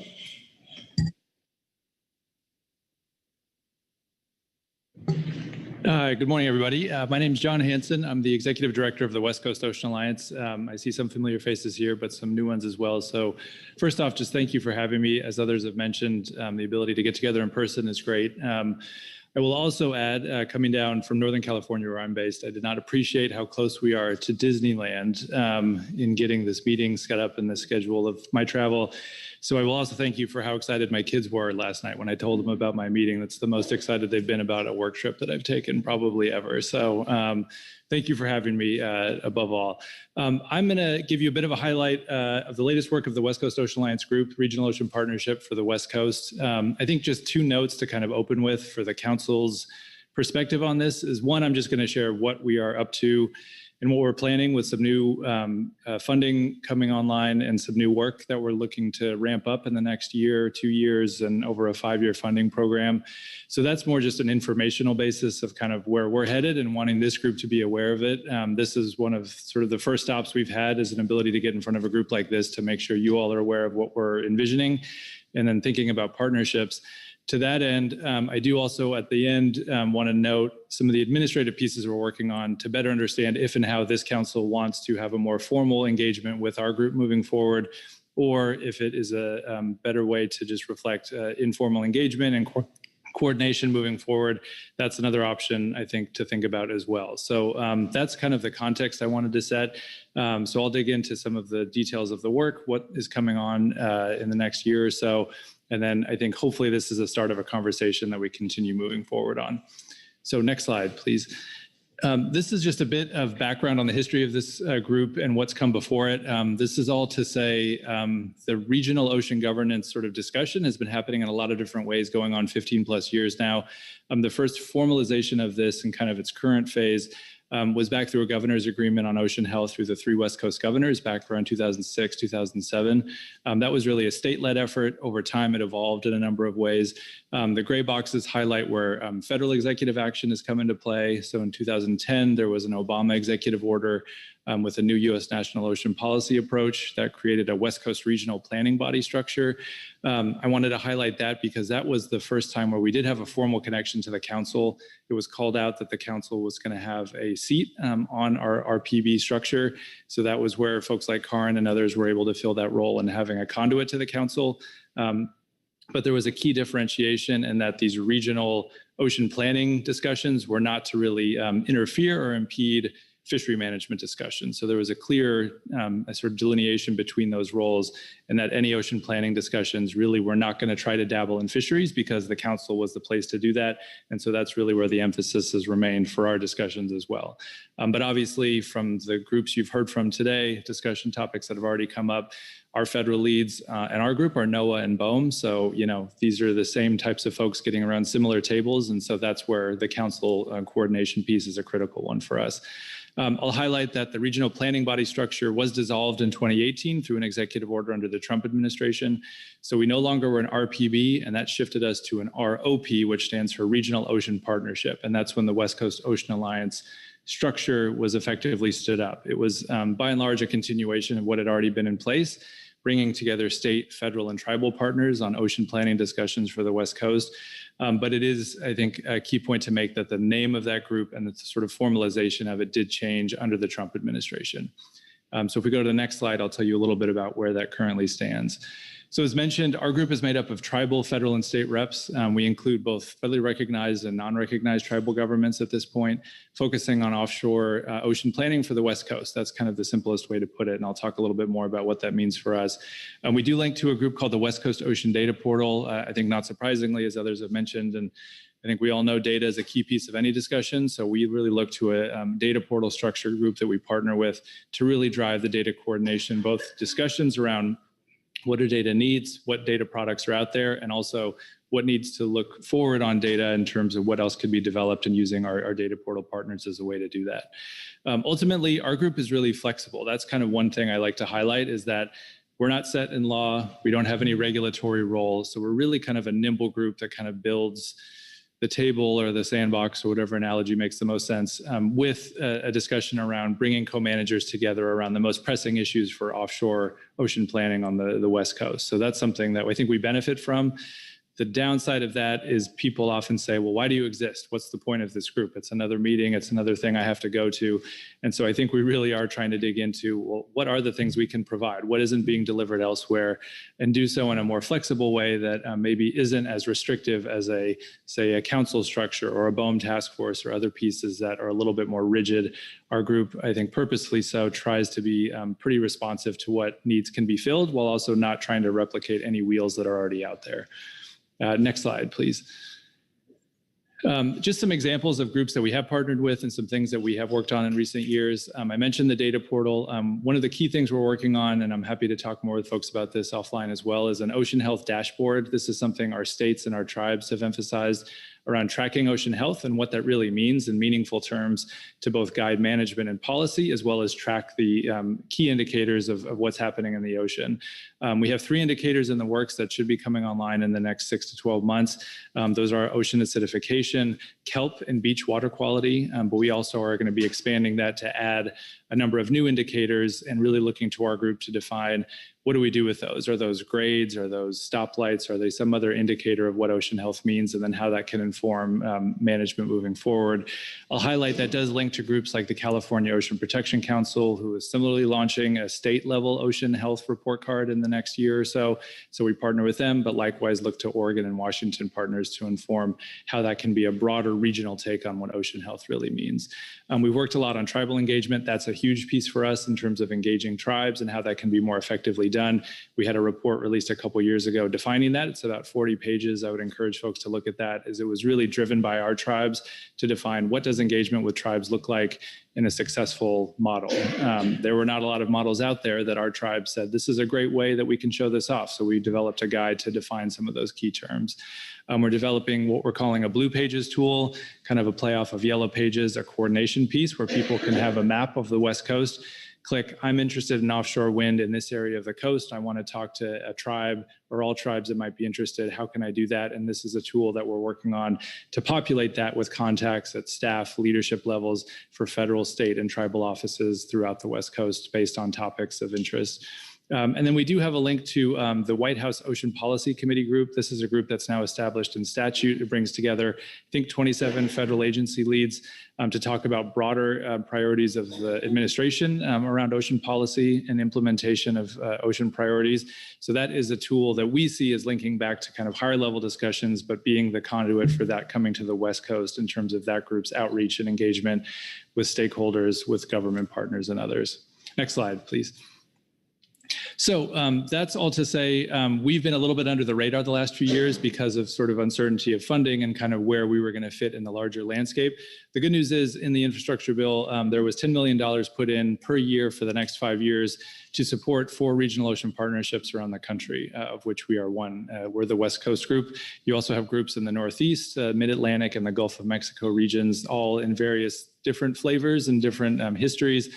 But the way ultimately of each region defining, bringing together co-management partners that in the bill now has funding attached to it for the next 5 years through NOAA. So broadly speaking, each region is going to get about $2 million. There's also a separate pot for tribal engagement in these regional activities. But for us, it means some sustainable funding that's going to ramp up a number of new project focus areas, more outreach, more engagement, and more partnership building on a number of ocean planning fronts. We're hoping, latest from NOAA is that funding may arrive as soon as next month, but all things government is unpredictable, so it may not be till early next year. But again, it's going to be 5 years of funding moving forward. Next slide. So in terms of our work, one big thing that we're going to do with this funding is develop a new 5-year strategic plan. That's going to be a pretty open-ended look at what does this group want to do with itself. And I think that's something to tee up for the council to understand how fisheries issues may or may not fit with our strategic plan. We are not going to jump into the fisheries topic in any way, shape, or form without getting feedback and I think ultimately consensus from this council to understand how the fisheries discussion should be linked to our work or not. So that's an open-ended question. And I think the strategic plan, we're going to bring on a consultant, really do a deep dive, both with our members, but also with coastal and regional stakeholders on how that can look in terms of informing our work moving forward. Beyond that, we do have topics that we have identified as key areas of focus for us. Data, I already mentioned. mentioned, likewise, tribal engagement. But the other two are offshore wind and aquaculture. So again, this is not news for this group. I know the Marine Planning Committee and others have worked on these topics in a lot of different ways. Carrie and I talk on a regular basis about what you guys are doing on wind and aquaculture. And I think we're trying to find where are there leverage points that we can similarly work on wind and aquaculture, and also add something to the conversation. I've heard, multiple times this morning, people are stretched thin, people are busy. We're going to have some funding. We're going to have some new staff coming online. We're going to host some meetings. And it's pretty open in terms of what that's going to look like. And so I think if there's some ability for us to add some value and bring something into the council's perspective that's going to be useful, we're here to do that. And again, we're not going to do that to get in your way. And if that's not a fit, so be it. If there is something that we can be helpful with, I think that's totally open for conversation. And now is the time to dig into that. Next slide, please. Some highlights of what we are going to be putting some funding towards. Again, we have 5 years of funding coming online, but we're going to have staff. So my role, but we're also going to be adding 2 new staff positions, a project coordinator and a tribal coordinator. Project coordinator will support general efforts of the group, but do outreach to help support a lot of engagement.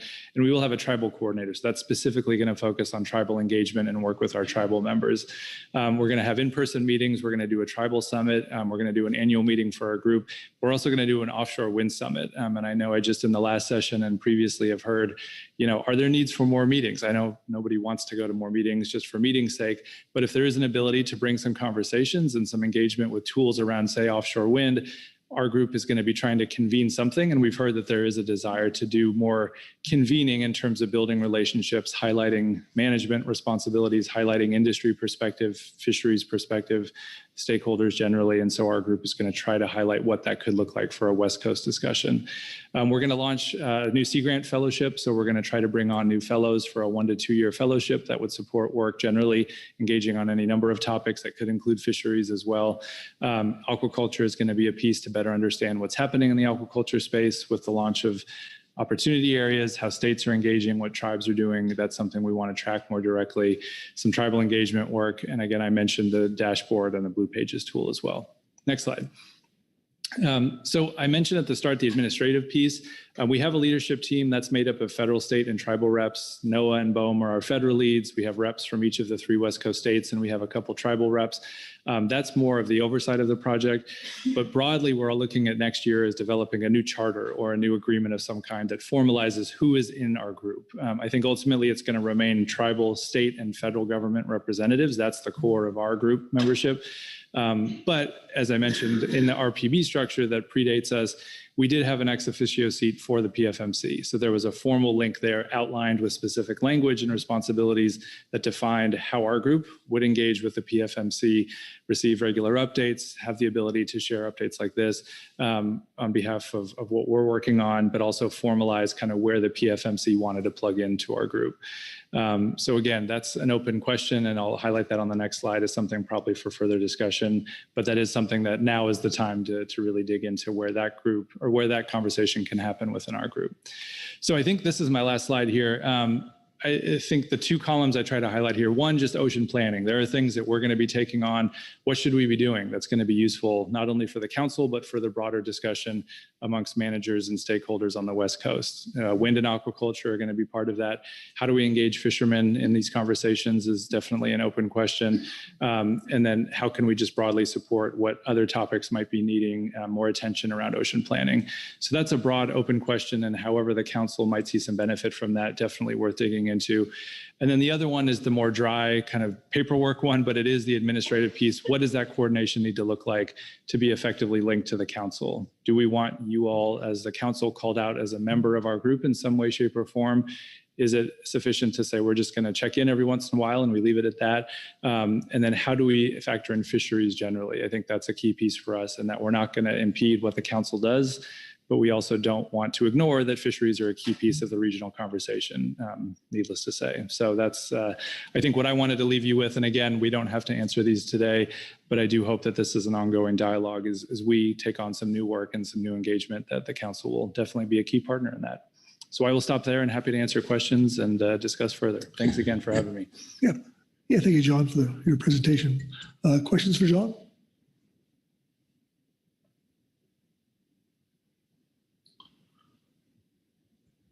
I'm not seeing any. So, Corey Niles. Would you? Thanks, Mr. Chair. I thought it was a tie between Karin and I, but I'll go first.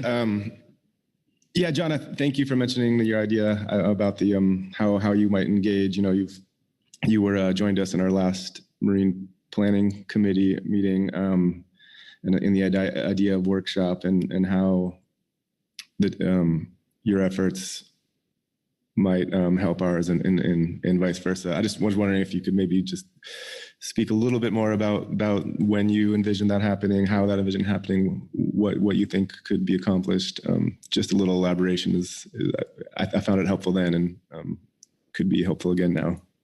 Yeah, thanks, Corey. And I think the general vision is we have funding in place to gather folks probably for a multi-day meeting. So not quite as long as your council meetings, but a series of days where we would bring folks together, likely from our membership. So again, federal, state, and tribal reps, but I think likely looking to industry, looking to the fishing industry, looking to regional stakeholders generally, to get together and figure out what do people want updates on, what can we learn about in terms of where wind planning is happening, and then likewise, what are the needs moving forward that groups like ours could possibly take on, but I think more importantly, broadly, what are the needs that fishermen are identifying, where government is working on things, but there are still missing pieces, what isn't working as well, and what can we take away from a meeting like that that allows it to happen, I think, you know, in some ways critically in a more informal forum. So when you have a task force meeting or a council meeting, there are somewhat strict, you know, rules about this is what we're planning for. This is an output that will be used in a very formal way. I think our group is envisioning how can we convene folks so that we can have some open conversations and also build some links between these parties so that if it's, you know, BOEM and NOAA and others, but also industry, local, you know, electeds, whatever it might be, that can come together and say, oh, well, now I know who this person is, or I can hear about what they're doing and I can grab them in the hall, but I can also share a comment that this is something we want to build around. And that's an open piece. And we've started to reach out to industry reps and talk about like, what are some things that they're interested in regionally, you know, the role of ports, the role of transmission, some other broader conversation topics have started to emerge. And I think we would look to the council as also informing that. Around the fisheries perspective is obviously, you know, fishermen and the sort of broader industry are a key piece of the dialogue on offshore wind. And again, you know, we don't want to create a meeting for meeting's sake, but I think we want to step away from a meeting like that if we're able to convene it with some better relationships, but also some key outputs that says, okay, you know what, we're going to work on this. You know, this is an area where we need more data or science, or this is where more planning products are needed. And that's not to say we have the funding or the capacity to do that ourselves, but we could feed that back to federal partners, to states, to, you know, industry, and be really clear about what, you know, more effective offshore planning on the West Coast for wind may look like, and how we can all get better and build stronger links to that. In terms of timing, nothing set in stone. We're thinking middle fall of next year. But again, as you all know, the logistics of these meetings are not easy to whip together. So we want to try to do it as effectively as we can in terms of other meetings that you're all going to and where other conversations are happening. That's the general plan. Okay, thanks, Corey. Karin? Thank you, Mr. Vice Chair, and thanks, John, for the presentation. I mostly just wanted to acknowledge your leadership of this group over many iterations and a long period of time with a common theme of talking about issues of interest to the ocean community across the West Coast. And it's been interesting to be part of that conversation and the informal community building that you've created. I think it's critical that the council have some engagement and be clear about what that is. It's a non-voting body. It is a community, so very similar to some of the types of interactions that we have at the council when we're not throwing votes for particular alternatives, but rather just creating shared understanding. And I think having some representation of fisheries in those conversations is critical, and appreciate all of the work that you've done. So thanks. Thanks, Karin. And I do think that's a key point, is that sometimes you sort of have to see it to know it or know it to see it, whatever the saying is. And the relationships that this group has built over all of those iterations, I think ultimately we don't really care what it's called, whether a regional ocean partnership or a planning body or anything else. I think our group does really benefit from the strong links between these federal partners, states, and tribal partners that are often somewhat difficult to attain, let's say. So I think the group that we have put together is really build a lot of trust, a lot of responsibility around what do we all want to talk about. And then I think for, a council perspective, we would love to plug you into that in whatever way might be useful. Again, we don't have to do that, and that can be as formal as informal as you'd like. But I think, we want this group to know some new funding with, new work coming online is hopefully an opportunity. We have funding in our year 2 budget that's open-ended right now. It's like, we don't really know what we want to do yet because we need to do a strategic plan. We need to do some more meetings. And that's not to say it has to be related to fisheries, but it does, I think give us an opportunity to really be realistic about like, hey, if there's some needs on the West Coast and we can all benefit, then let's take advantage of that and use our group as a way that a lot of trust has been built to really, leverage that as much as we can. So thanks, Karin, for mentioning that. Okay, thank you, Karin. Further questions? John? All right. Great. Thank you again for having me. Appreciate it. Well, thanks again for coming. All right. That will take us to the GAP report and Dan Waldeck, followed by Corey Green for the Habitat Committee online. So welcome, Dan. Good morning, Vice Chair Pettinger, council members. I was expecting alphabetical order, so a bit of a surprise, but no worries. Dan Waldeck, I'll be reading the GAP report on marine planning. The GAP received a briefing on this agenda item from Mr. Kerry Griffin and reviewed the briefing book materials. The GAP very much appreciates the diligent efforts by council staff and the ad hoc Marine Planning Committee in tracking marine planning activities, offshore wind in particular. The regular and comprehensive updates provided to the council and advisory bodies, as well as the council letters developed by Mr. Griffin and the Marine Planning Committee about marine planning activities, are critically important, especially in communicating council and fishery participant concerns about actions that will impact council-managed fisheries. MPC Report 1 provides important updates about several activities of interest to the GAP, including offshore wind activities within waters off the 3 coastal states, U.S. Coast Guard PAC-PAR study, West Coast Oceans Alliance, and a NOAA request for comments on residents' perceptions of offshore wind energy development.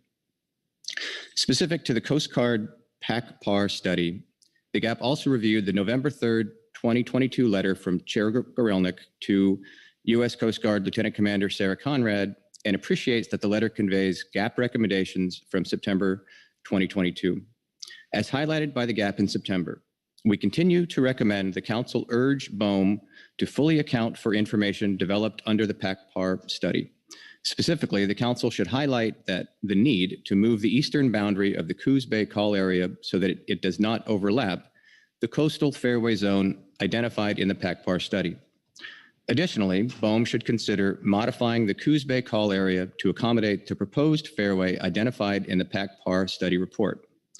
Moreover, BOEM should also account for a navigation fairway through the Coos Bay call area to the entrance of Winchester Bay and a navigation fairway from the entrance of Brookings Harbor northwest through the Brookings call area as requested by the council in their PAC-PAR study letter to the Coast Guard. Relative to the West Coast Ocean Alliance, the GAP encourages the council to formally engage in this process. It is clear that new and expanded ocean activities that will potentially conflict with council-managed fisheries continue to emerge and require council attention. Therefore, it is critical that the council engage in regional and national marine spatial planning activities. The West Coast Ocean Alliance appears to be a prime opportunity for the council to be a part of a, quote, collaborative, non-regulatory forum to pursue consensus-driven activities carried out by members in support of more effective and transparent ocean management and planning on the U.S. West Coast, close quote. As an initial step, the GAP recommends that the council task the MPC with continuing to explore how to effectively partner with the West Coast Ocean Alliance efforts. The state-specific offshore wind updates provided in MPC Report 1 are all very informative, and the GAP thanks the MPC for their careful attention to these issues. Offshore wind activity off Washington appears to be at a nascent stage relative to activities off Oregon and California. The GAP is aware that coastal communities and fishing organizations are going on the record with concerns about offshore wind off Washington, including the Quinault Indian Nation and the Grays Harbor County Board of County Commissioners. In addition, the GAP was made aware that the Westport Charter Boat Association is developing a resolution focused on concerns about the negative impacts from offshore wind, with specific recommendations to BOEM, state agencies, and local governments related to offshore wind development off Washington. MPC Report 2 provides updated information about the BOEM California final sale notice for both the Humboldt and Morro Bay, California, highlighting that, quote, BOEM will hold a mock auction for potential bidders on December 5th, 2022, with a full lease auction starting at 7 a.m. on December 6th, 2022. And BOEM lists 43 bidders as qualified to participate in this auction, close quote. This report also provides an update on BOEM's use of suitability modeling that incorporates a NCOS model into BOEM's efforts to refine the proposed call areas off Oregon. A fundamental shortcoming of BOEM's work off Oregon is that the information about fisheries, communities, research surveys, and the environment that was used in developing the proposed call areas is sorely lacking in its scope and recency. Fishery participants, Oregon Department of Fish and Wildlife, and the Council have continuously expressed this concern to BOEM. It appears that the incorporation of the NCOS suitability modeling into BOEM's work off Oregon is intended to address this concern. However, recent presentations from NCOS and BOEM have not actually included new and expanded information. Therefore, the GAP urges the Council to convey to BOEM the 7 questions posed by the MPC in Report 2, with the expectation that BOEM will formally respond to these questions and demonstrate good faith efforts to use the best available information as BOEM moves forward with offshore wind developments off Oregon, which could include reconsideration of the current proposed call areas and must be part of development of wind energy areas.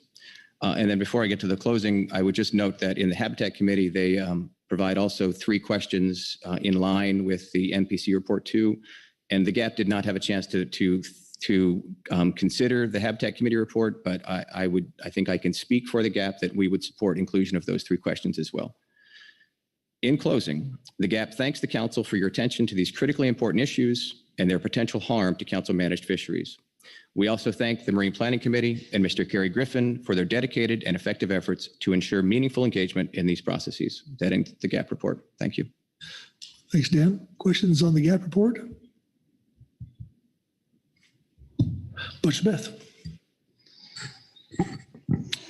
Thank you, Mr. Vice Chair and Dan, for your thoughtful report from the GAP.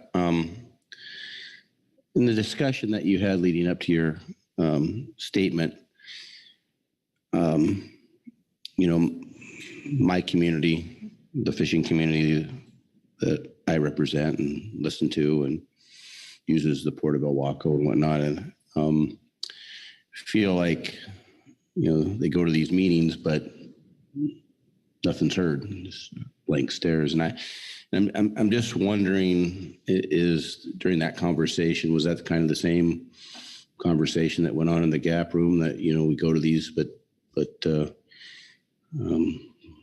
BOEM, the agency's representatives aren't really listening? And I just wondered if that's the same flavor that I'm hearing from where I'm at. Vice Chair Pettinger, Mr. Smith. I guess I'll answer this in 2 parts. The first part would be, yes, I think the fishermen, processors, communities have been disappointed by the lack of attention given by BOEM in a demonstrated way to concerns expressed. We have not seen the direct evidence that we have been heard and changes have been made. The second part of my answer is that maybe it's guarded optimism, but it clearly is an expectation that BOEM has explicitly said they would like to do things differently. They are incorporating the NCOS work into their Oregon work.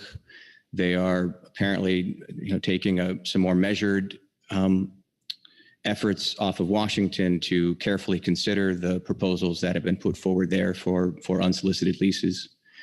There still appears to be work to do in California to get the same level of attention that we might be getting in Oregon, might be getting in Washington. So again, I'm not sure if I want to go as far as being guardedly optimistic, but I clearly have an expectation, and the GAP and the industry have expectations that BOEM will do better. Thank you. Butch? Thank you, Mr. Vice Chair. Dan, I'd like to thank you for your candid answer. It's not that, the communities are against any kind of alternative energy, but, the feeling is if put in place in the wrong places and whatnot, this will change the coastal communities, forever. And so I appreciate your candidness and your answer. Thank you. Mr. Vice Chair, Mr. Smith, I think as you often do in very concise and succinct language, hit the nail on the head that we are facing a sea change for our fishing activities and coastal communities if alternative energy is not pursued responsibly. Thank you much. Further questions for Dan? Okay, thanks, Dan. Thank you. Okay, next up is Corey Green with the Habitat Committee report. Corey. Good morning, Brad. This is Scott Hippel. I'll be standing in for Corey Green for this report. Sounds good, Scott. Good morning. My name is Scott Hippel.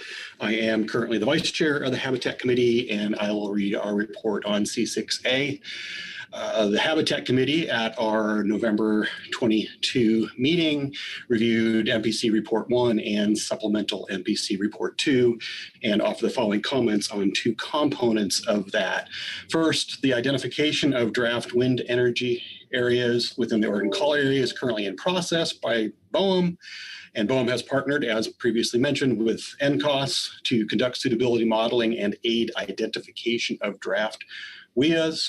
Although the draft WIAs will be shared with Council with the opportunity to comment, there is no description of the process or criteria for how draft WIAs will be selected, nor an opportunity for the Council to provide input into the selection process itself.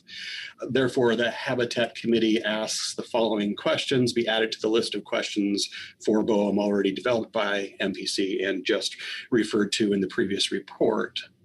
The three questions are: how specifically is BOEM using the NCOS model results to inform its selection of draft WIAs?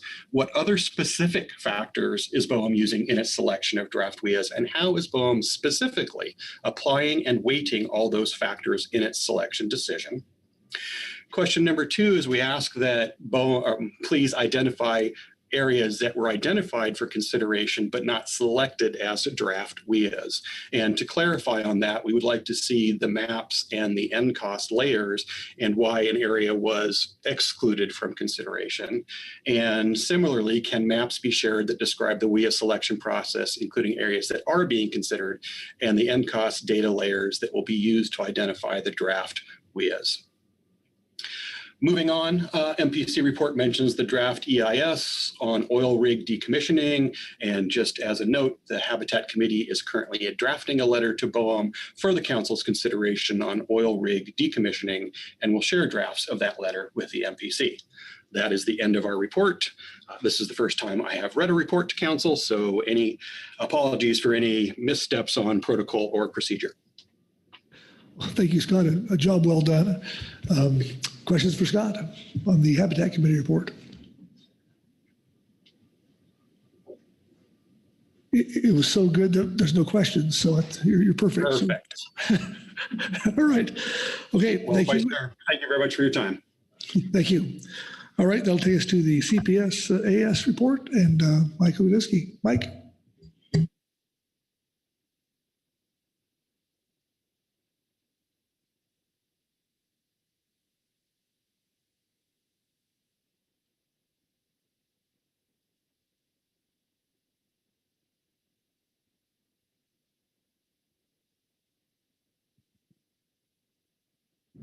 Okay, I'm sorry about that.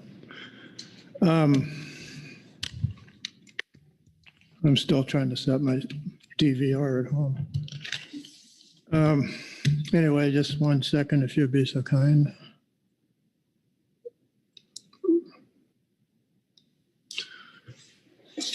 For the record, thank you, Mr. Vice Chair and council members.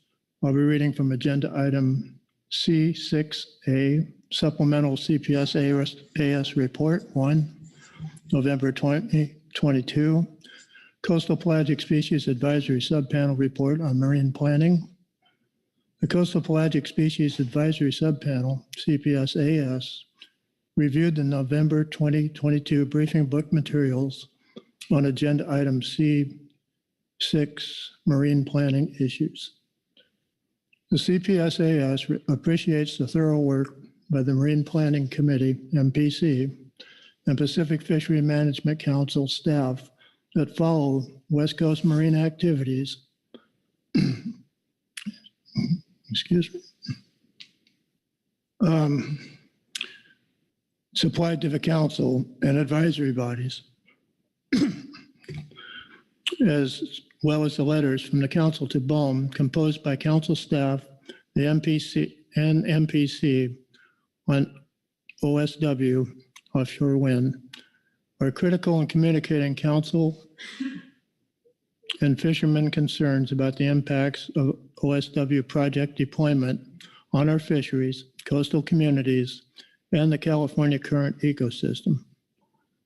We provide some succinct comments related to the suitability model described in MPC Report 2 and the fishery engagement process described in MPC Report 1. The CPS-AS stresses that BOEM's engagement process has suffered and will continue to suffer under the new suitability models if their process for engagement does not change. To date, there has been no direct dialogue and information exchange with Northwest fishermen prior to mapping prospective call areas.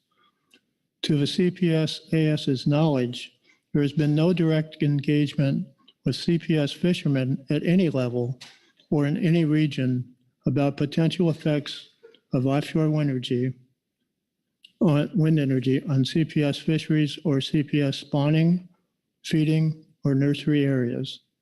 CPS species are not only important to fishermen, but also to avian species, endangered whales, and predatory species of fish, such as king salmon.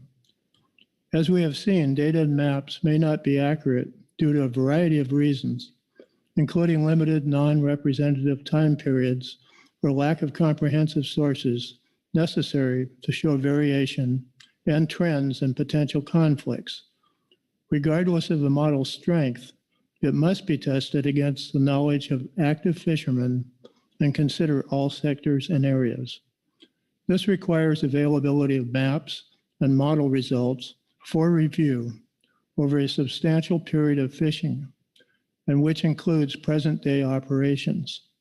This should be followed up by workshops, which give each fishing sector time for fishermen to illustrate mapping contrast with present-day fishing. This needs to occur before prospective project areas are advertised for lease sales. Workshops must be timed and located to ensure broad representation of fishermen, to ensure that input is comprehensive, and fishermen inspection of the various data maps and dialogue concerning the potential conflicts, overlaps, and trends must be part of this process and their feedback recorded. To facilitate dialogue, these workshops should be done in person and at the local level and facilitated by the state fishery department or a party that is mutually agreed upon. If multiple sectors attend each workshop, each sector should be provided with a separate time allowance to ensure that all sectors' inputs are received. In addition, the CPS-AS agrees with points the Groundfish Advisory Subpanel has expressed and recommends regarding a review of their November, and this was supposed to be also their September statements to the council related to to the PAC-PARS item. Finally, the CPSAS reminds the MPC and Council of the absolute need of an independent programmatic environmental impact statement, EIS, analyzing environmental impacts, including social and economic impacts and cumulative regional impacts prior to advancing any leasing. This does not preclude the need for individual project EISs. Thank you. Okay, thank you, Mike. Questions for Mike on the CPSAS report? Thank you and good morning. Thank you, Mike. All right, that'll take us to public comment. I don't think there's any public commenters, thankfully. Very good. The goose egg, we like that. The current status of time. So with that, that takes us to council action. And I'm going to turn to Carrie to kind of line it up, the details of what the council's asked to do in this particular item. Carrie? Sure. Thank you, Mr. Vice Chair. Council members. Yeah, you heard a bunch of different presentations, and the noticed council action is really to provide guidance on next steps or something along those lines. You know, there's no formal actions that are required here. However, I think for your consideration, there were several items that were highlighted in the various reports and from our guests today. And I'll do my best to summarize those. I might miss something, but just to try to help guide the conversation. There were three things that came up since the Marine Planning Committee report on September 30th that are public notices. And so there's an open comment opportunity. So if the council wanted to, we could comment on these items. However, you know, like I said, the MPC didn't get a chance to really consider these and make a recommendation to the council on whether or not to. The one is the NOAA Public Opinion Survey on Oregon coast attitudes and opinions towards offshore wind. The other one was, there are actually two items in one BOEM notice. One was on the construction and operation plans, the timing for the notice, how BOEM will handle you know, analyzing construction and operation plans under NEPA, that type of thing. And then the other was BOEM's notice on acoustic impacts related to pile driving for offshore wind. Those are both out for comment. I think comments are due on December 12th. Susan Chambers and Mike Conroy and I did talk about these, and we didn't feel like these were urgent in terms of you know, so we didn't go to America and say we need to write QR letters on these right now. So that was our sense. But again, I think, you know, it's obviously up to the council if someone thinks it's important to engage on those. And then there were a couple other things that you heard about. Obviously with John Hansen here from the West Coast Oceans Alliance, you heard him say that he's looking to the council to hear how you would like to be engaged. He said that could be formally or informally, but that there's no need to decide at this meeting how you want to engage. And he said he saw this as the first in a series of conversations that we'll have. And then another item for your consideration is the Marine Planning Committee meeting that we have scheduled for December 1st. Because of the timing of the council meeting and the needs to submit a Federal Register notice, we've already put that in, but we need the council to you know, to endorse having that meeting. And then the second part of that is, you know, what does the council see coming out of that meeting? Is it just sort of a public meeting to hear an update from BOEM and NCOS on their suitability modeling? Or, you know, the council could ask the MPC and maybe the HC to attend that meeting. And then if they feel it's warranted, draft up a quick response letter for the council's consideration. So I think that's something that we're looking for direction on. And then the last thing is, it's really more just of a heads up that before too long, we will have the draft programmatic EIS on NOAA aquaculture opportunities coming out. And so that will be, I think, a significant lift by the HC and the MPC. So that's not really an action item here, but it's just something for your For your radar screens, I don't know the timing of that, so I don't know if it would be a quick response process or if it would overlap with maybe the March meeting. We just don't know yet, but we want to make sure you're aware of that. So those are the items that I kind of see for your consideration today. And again, if I missed something, then I apologize. Feel free to bring it up, but I hope that helps kind of frame your discussion and council guidance. Okay, thank you, Kerry. Well, I'll open the floor for discussion. Corey Ridings. Thank you, Mr. Vice Chair. I just wanted to echo what I think I heard Karin say earlier in regards to the West Coast Ocean Alliance and thinking about whether the council wants that more formal engagement with that group. I think echoing Karin that fisheries representation is critical. I noticed that the GAP had similar thinking, so would suggest that we do formally engage with that group. I don't know exactly the process for that, given the nature of the group, but that is my sense that we should be engaged. Thanks. Thank you, Corey. Further discussion? Karin?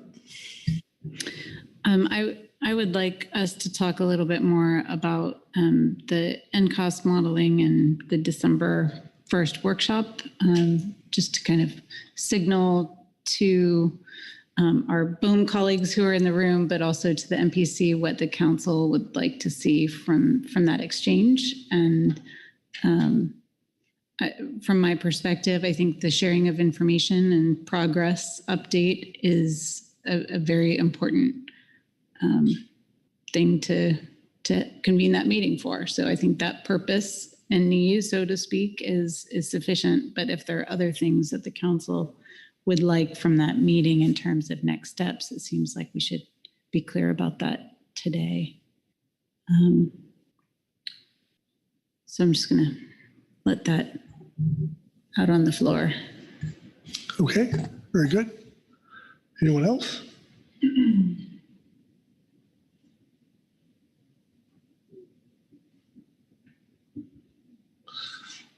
All right, I'm not seeing any of the hands. Kerry? Thank you. Ms. Braby, I didn't quite process what your suggestion was there, other than I think you were endorsing the meeting, but I think there's also a question of, of whether the council would like to see some sort of a written correspondence in the form of a QR letter to come out after that, or are you just saying have the meeting and have it be sort of an open public, meeting? Thank you. And through the vice chair, I endorse that meeting. I think the council should endorse that meeting today. And so that is one of my questions. I was hoping someone would take the bait on that. But I think that certainly that December 1 meeting is important in my view to have that discussion. Given that the work by the NCOST team and BOEM is not yet crystallized in terms of what it is, what readiness there's going to be, it's hard for me to jump a month ahead and say what action should come out of that December 1 meeting. But I think that as a council member, I have a lot of confidence in the Marine Planning Committee members to have that meeting and convey some of the viewpoints that are consistent with their discussions and council discussions over the months, and have initial response to the materials that are brought to that meeting. And if the MPC feels that a QR letter to formalize that response would be useful, then I would hope that they would feel that that is appropriate to elevate to the council to proceed, as we have given them that authority to do in their founding documents, if you will. Yep. Thank you very much. Executive Director Burton. Yes, thank you, Mr. Vice Chairman, and thank you, Ms. Bravey. I believe we are thinking similarly here, just in the interest of clarity. What I would propose is that if the council does concur with this meeting, that we make it an MPC meeting. And should the materials and output of that meeting seem to justify a QR letter, we can proceed with that process at that time. Okay, thank you, Merrick. Corey Riding. Thanks both for that. I will formally take the bait and agree with that. That sounds good. Also take this moment just thinking about the end cost suitability model and some concerns that we heard raised in the Habitat Committee report. So just want to make sure that the MPC does indeed take a look at that and that those concerns are being considered throughout this process. Thanks. Thanks, Corey. Cart. Thank you, Mr. Vice Chair. And to Corey's point, I think that there were questions that were raised both by the MPC and by the Habitat Committee that we can respectfully ask BOEM for responses to. That is something that I would support. So just looking for a discussion around that if there are different views. Okay, thank you. Anyone else? Corey Niles. Yeah, thanks, Mr. Vice Chair, and thanks, Dr. Bravey, for that. I'm in agreement. And going back to firstly, I thank you for to the BOEM folks for showing up. Yeah, I had similar thoughts to what Nessie voiced about.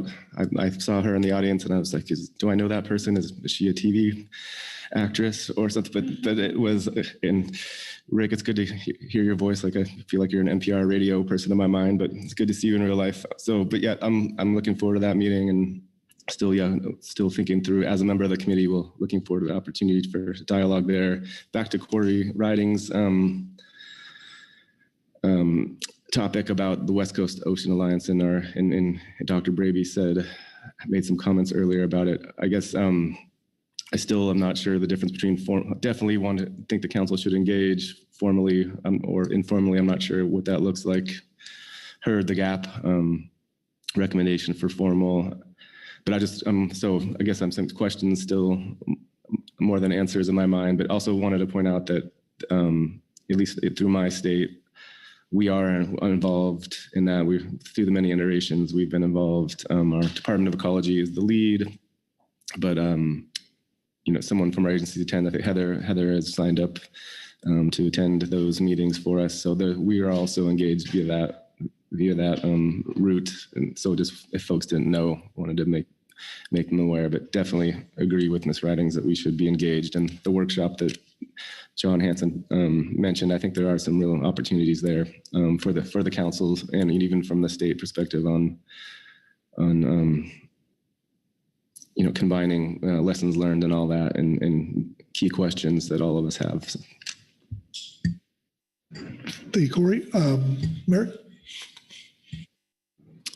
Yes, thank you, Mr. Vice Chairman, and thank you for your comments, Mr. Niles.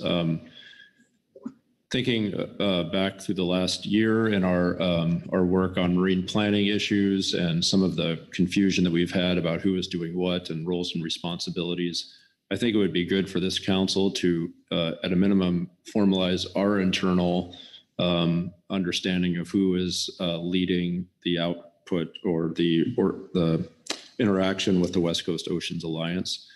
As I understand things currently, I think the rest of the council staff and I still have some questions about what that arrangement would look like with the West Coast Oceans Alliance. And so what I would propose is that over the winter, Carrie and I can have some conversations with folks at the West Coast Oceans Alliance and better understand what that agreement would look like. And then we could take that up under, oh my gosh, I'm drawing a blank. I guess it's getting late in the week, but take it up under membership appointments in March. And that would give us a little more time to pin down what exactly that role looks like and then allow you to take that up as a formal agenda item at that time, if that makes some sense.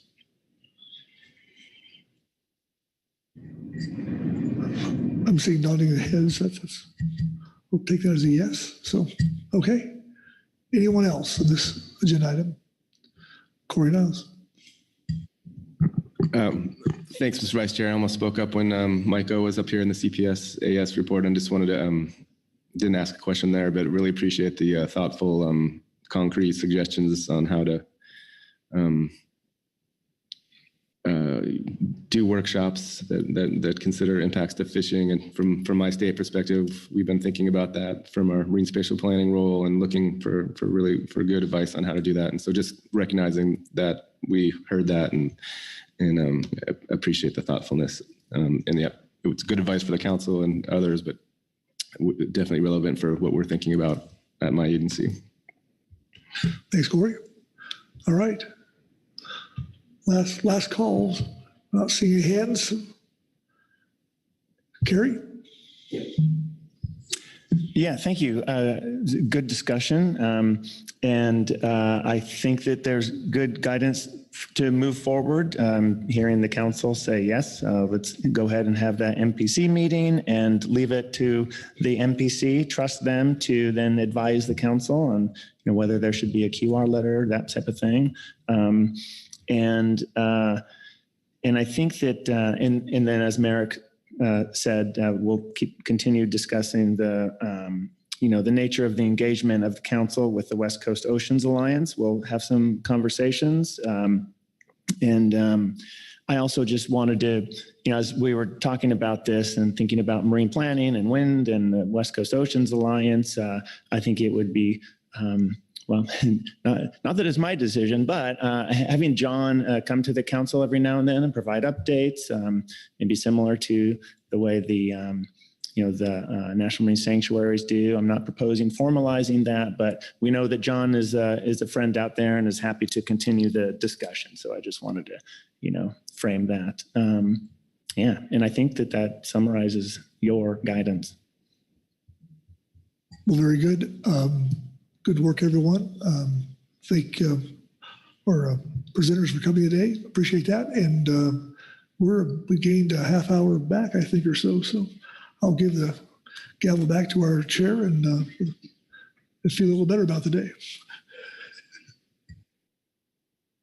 All right. Thank you very much, Vice Chair Pettinger. By my accounting, we're only an hour behind schedule now. So that is an improvement. Thanks very much.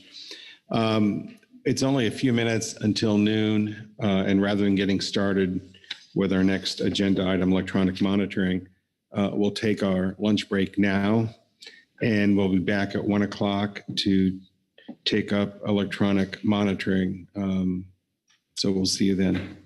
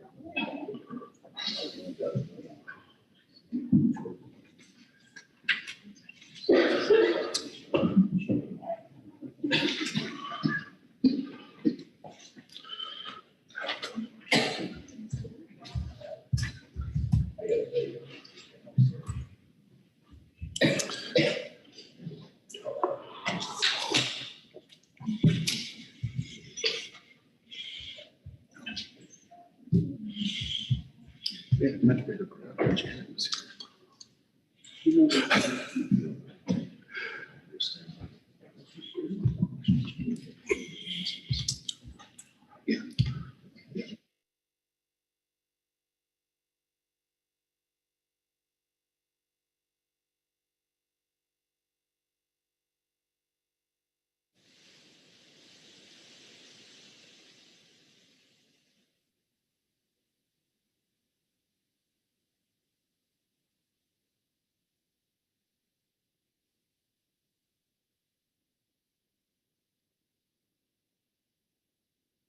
Good, let's see her. All right, well, welcome back from lunch. We have an ambitious agenda ahead of us. Before we get started on electronic monitoring, I wanted to welcome Barry Thom to the table, Chief Executive of the Pacific States Marine Fisheries Commission, which has a role in electronic monitoring. So I'm going to hand the gavel to Vice Chair Pete Hessemer for this agenda item. Thank you, Mr. Chairman, and I will again turn to Brett Weedoff to give us an overview on this agenda item. Microphone. Thank you, Chair, Vice Chair. H7 electronic monitoring. So during the September 2022 council meeting, we had an update on the subgroups of the GEMPAC and their progress on working on a few issues. Those issues are identified in the situation summary. We tackled some of those on a webinar at the end of October, and some of these things are addressed in our documents under this agenda item. I will briefly touch on those in a minute. What we're looking for here under the council action really is to adopt a range of alternatives, and those really are specific to some changes to the regulations under the EM program. And then we want to discuss some process and schedule for future action. So under this item, we have a lot of supplemental documents. Apologize for that late submission of a lot of information, but it was a challenge for us to get together and get our subgroup reports in and have our discussions. So inside the briefing book here, you have supplemental attachment 1 and 2. Those are the final regulations now to date under the electronic monitoring program. There are no more forthcoming regulations. So those are the regulations we're working from. And as you'll see as we go through this item, we're looking to possibly adopt a couple of minor changes to those regulations. Under attachment 3 and 4, you have the current program manual and the monitoring program's service plan guidelines. Those are right now the final ones that we put onto the web. NMFS National Fisheries Service developed along with the GEMPAC quite some time ago. Those are the current versions. And we're looking, of course, to talk about maybe modifying those a little bit. And so you'll see a report under that regarding that. We have revised attachment 5. That would be the GEMPAC subgroups 2 draft report on some of these items and the issues at hand. Then there's a revised attachment 6, which was a new attempt to develop a established provider / or a PFMC draft manual to streamline the manual for those who might be more experienced in this EM world. And so the subgroups put together quite a attachment there for you to take a look at. Under supplemental 7, we have a data sheet that was provided by a subgroup member that looks at the trawl quota attainment and the differences between EM and the estimates from the logbook. Then there is the video review simulation results where National Fisheries Service staff took a look at potentially changing some of the pass-fail rules to see if there's an effect on by lowering some of the, maybe lack of better word, standards to decrease the cost of video review. And so that was discussed under the GEM PAC as well. And then we have attachment 9 by Pacific States Marine Fisheries Commission that talks a bit about some solutions for as if they were a third party, and also if there may be appropriations provided by the federal government and through Congress. I do appreciate all the reports that people have provided to try to get to keep this moving forward and try to get our regulations effective on January 1, 2024. There is a GEM PAC TAC report, which Mr. Anderson will give you an overview of. There is a supplemental gap report and an EC report. I do note there is one public comment. I'm not sure how many are signed up at this time. Okay, that's a mouthful. What I said earlier was the council action is to adopt a range of alternatives and discuss the process and schedule for future action. And specifically looking to maybe make some changes to the regulations. Those would be what I believe is the alternatives. There's also some discussion about changing the manual. The manual is not necessarily written in regulations. It's a fluid document that can be changed year over year if needed and to address certain issues. That's developed by National Marine Fisheries Service, but it's also in consultation with the council as well. We worked with National Marine Fisheries Service and through the GEM PAC and developed that manual. So I am not looking, at least in my view, for a range of alternatives regarding the establishment of the manual, but a discussion of how that manual might fit and be better served for those who provide services as an EM provider. That is my basic overview. If you have questions for me, I'm happy to take them. If not, then we can turn to the GEM PAC report. All right, thank you, Brett. Let's just pause there. There are a lot of reports or materials in the advanced briefing book and since. So are there any questions for Brett on the overview? I don't see any questions. So then we will first turn to Phil Anderson for the GEM TAC report. Phil. Thank you, Mr. Vice Chair, and thanks, Brett, for the overview and all your help in getting us here. Just as a bit of a reminder, a year ago, we were in a room similar to this somewhere, talking about electronic monitoring and the regulations, and we had a lot of concerns being expressed by industry relative to the manual and some of the additional costs that we were looking at over and above kind of the cost of the program as it existed under the EFP. And so there was a sense of the council as a result of the input that we got there that we needed to pause, if you will, and take a closer look at that. And the council reconstituted the GEM PAC and GEM TAC. And in our chairman, one of his weak moments, he asked me to chair it. And in a weaker moment, I agreed to do that. So here we are. I want to first just kind of set this up just a little bit, because if you're not, like many things, if you're not living it every day or at least every month, maybe you kind of forget the context. So we have electronic monitoring. It's proved to be very successful under the EFP. It's almost predominant, if not so, it's used in the whiting fishery. And one of the big challenges was how to use it in the bottom trawl fishery. And so if you take a look at the bottom trawl sector and compare it to the Pacific whiting and midwater trawl sectors, the midwater trawl and the whiting sectors maximize retention fisheries. So they're not allowed to discard. Not true with bottom trawl. However, the species that they can discard there are 7 of them: arrowtooth, Dover, English, lingcod, other flatfish, and Pacific whiting. That's it. That's what they can discard. And And if you look at some of the data, and we looked at 2020, the total discard for those 7 species in the bottom trawl sector is about 172,000 pounds. If you look across the 153 trips, represents about a little over 1,000 pounds a trip.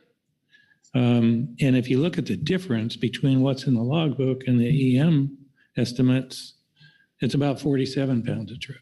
So remembering that EM is there to help validate what is in the logbooks and to ensure that it's accurate.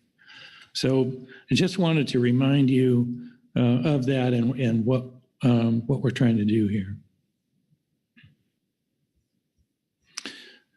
So I'm going to turn to the GEMPAC/TAC report. It's in your briefing book. And I'm going to try to not read it all so that I don't become a member of the GMT. And I'm going to take a few liberties here to make because there have been a few changes since this report was provided to the council. So I'm going to speak to those as I go through if I can. So the electronic monitoring policy and technical advisory committees have met twice during the week of October 24th. And let me just point out here that we have not met separately as GEMPAC and GEMTAC ever since a year ago. The meetings that we have been joint meetings. We met this past week to receive our subcommittee reports and formulate potential recommendations regarding the current regulations for electronic monitoring implementation and the implementation manual and reimbursement alternatives for the Pacific States Marine Fisheries Commission if they were serving as a third-party provider for video review and data storage. And those are kind of individual components of areas that the committee has been working on. We again focused our attention on ensuring that the continuation of the EM program that has proven to be successful under the EFP that has been in place since 2015 can continue to be successful under a regulation. We were mindful of the need to minimize the cost of the program while at the same time ensuring the integrity of the EM system as it relates to documenting discards and consistency between logbooks, the video, and the video review. We received a report. We established 2 subcommittees back in April to work on two different primary areas of concern. One was associated with how we could get funds to Pacific States Marine Fisheries Commission as a third-party provider while maintaining that firewall between those that are providing funds for the service and the people that are providing the service, in this case, PFMC. And then our other subgroup was primarily looking at the business rules and the implementation plan. So thankfully, we had some really committed folks on both of those committees, and they worked over the course of the next 6 months or so on those projects with periodic updates. And so we were obviously looking at this meeting knowing we had to produce some products. And so the purpose of our 2 meetings were to hear those, get confirmation from around the table on what we wanted to propose to the council. I want to acknowledge that there are still some issues to resolve. The committee recommended that we have what you'll see in the report is labeled as an established provider manual. And the intent was that established provider manual would take the place of the current electronic monitoring program manual. Well, I'm going to stop using the term established from this point forward when I'm referring to the manual.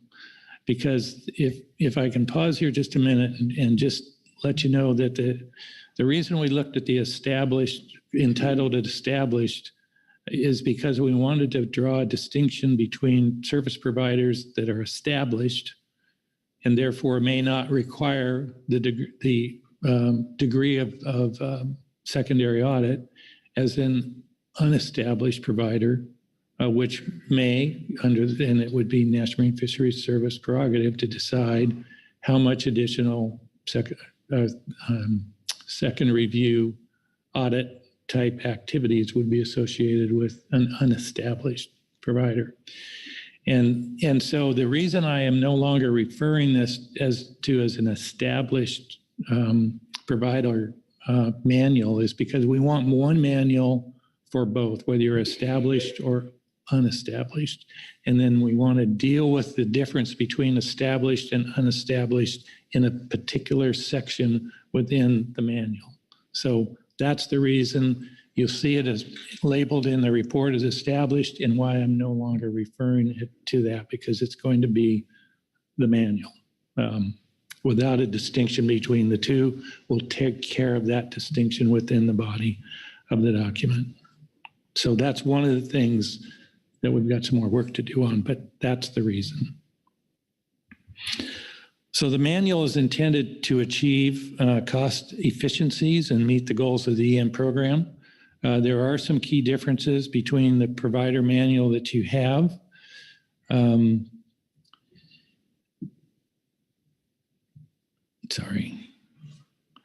There are some key differences, and I just want to go over those hopefully briefly.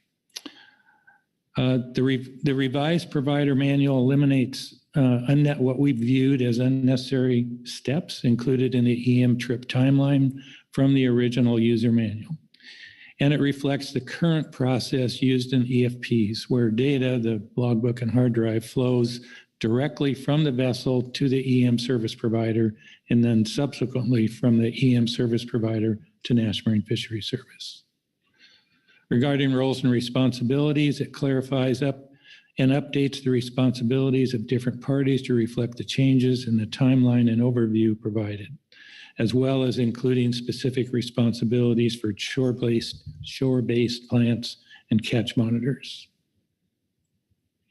The revised provider manual also streamlines the EM data review process based on the timeline and overview, as well as by establishing specific protocols for a percentage of hauls to be reviewed based on the gear type and type of trip. And then there's some other pieces in there as well. So one of the things we had to do is, after we looked at making these changes, we had to determine which ones would require a change in the regulations. And so you'll see from there on, there are I believe there's 3 different amendments to the regulations that would be needed in order for it to be consistent with the revised implementation manual. And I'm not going to read these, but I will just briefly speak to them.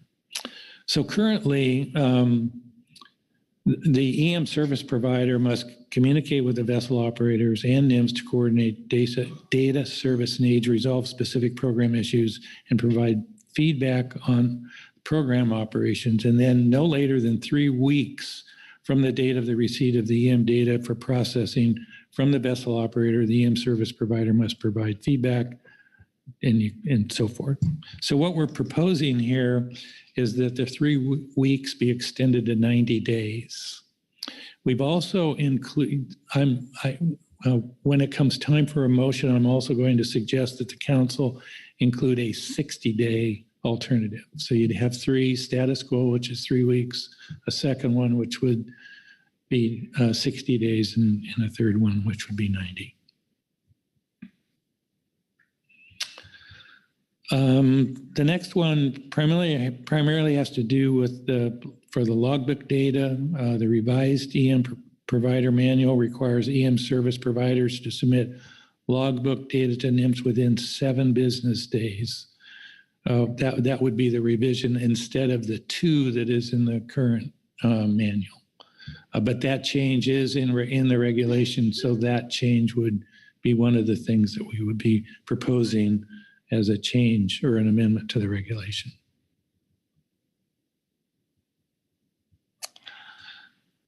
There's also another one that has been identified after the committee had concluded its deliberations. And it's on the top of page 2 there under 660.603. And it would amend the language to say the EM service provider must process vessels, EM data, and logbooks according to a prescribed review methodology as specified by NMFS in the EM manual on its website. And you can look at just above that and see the difference in the language.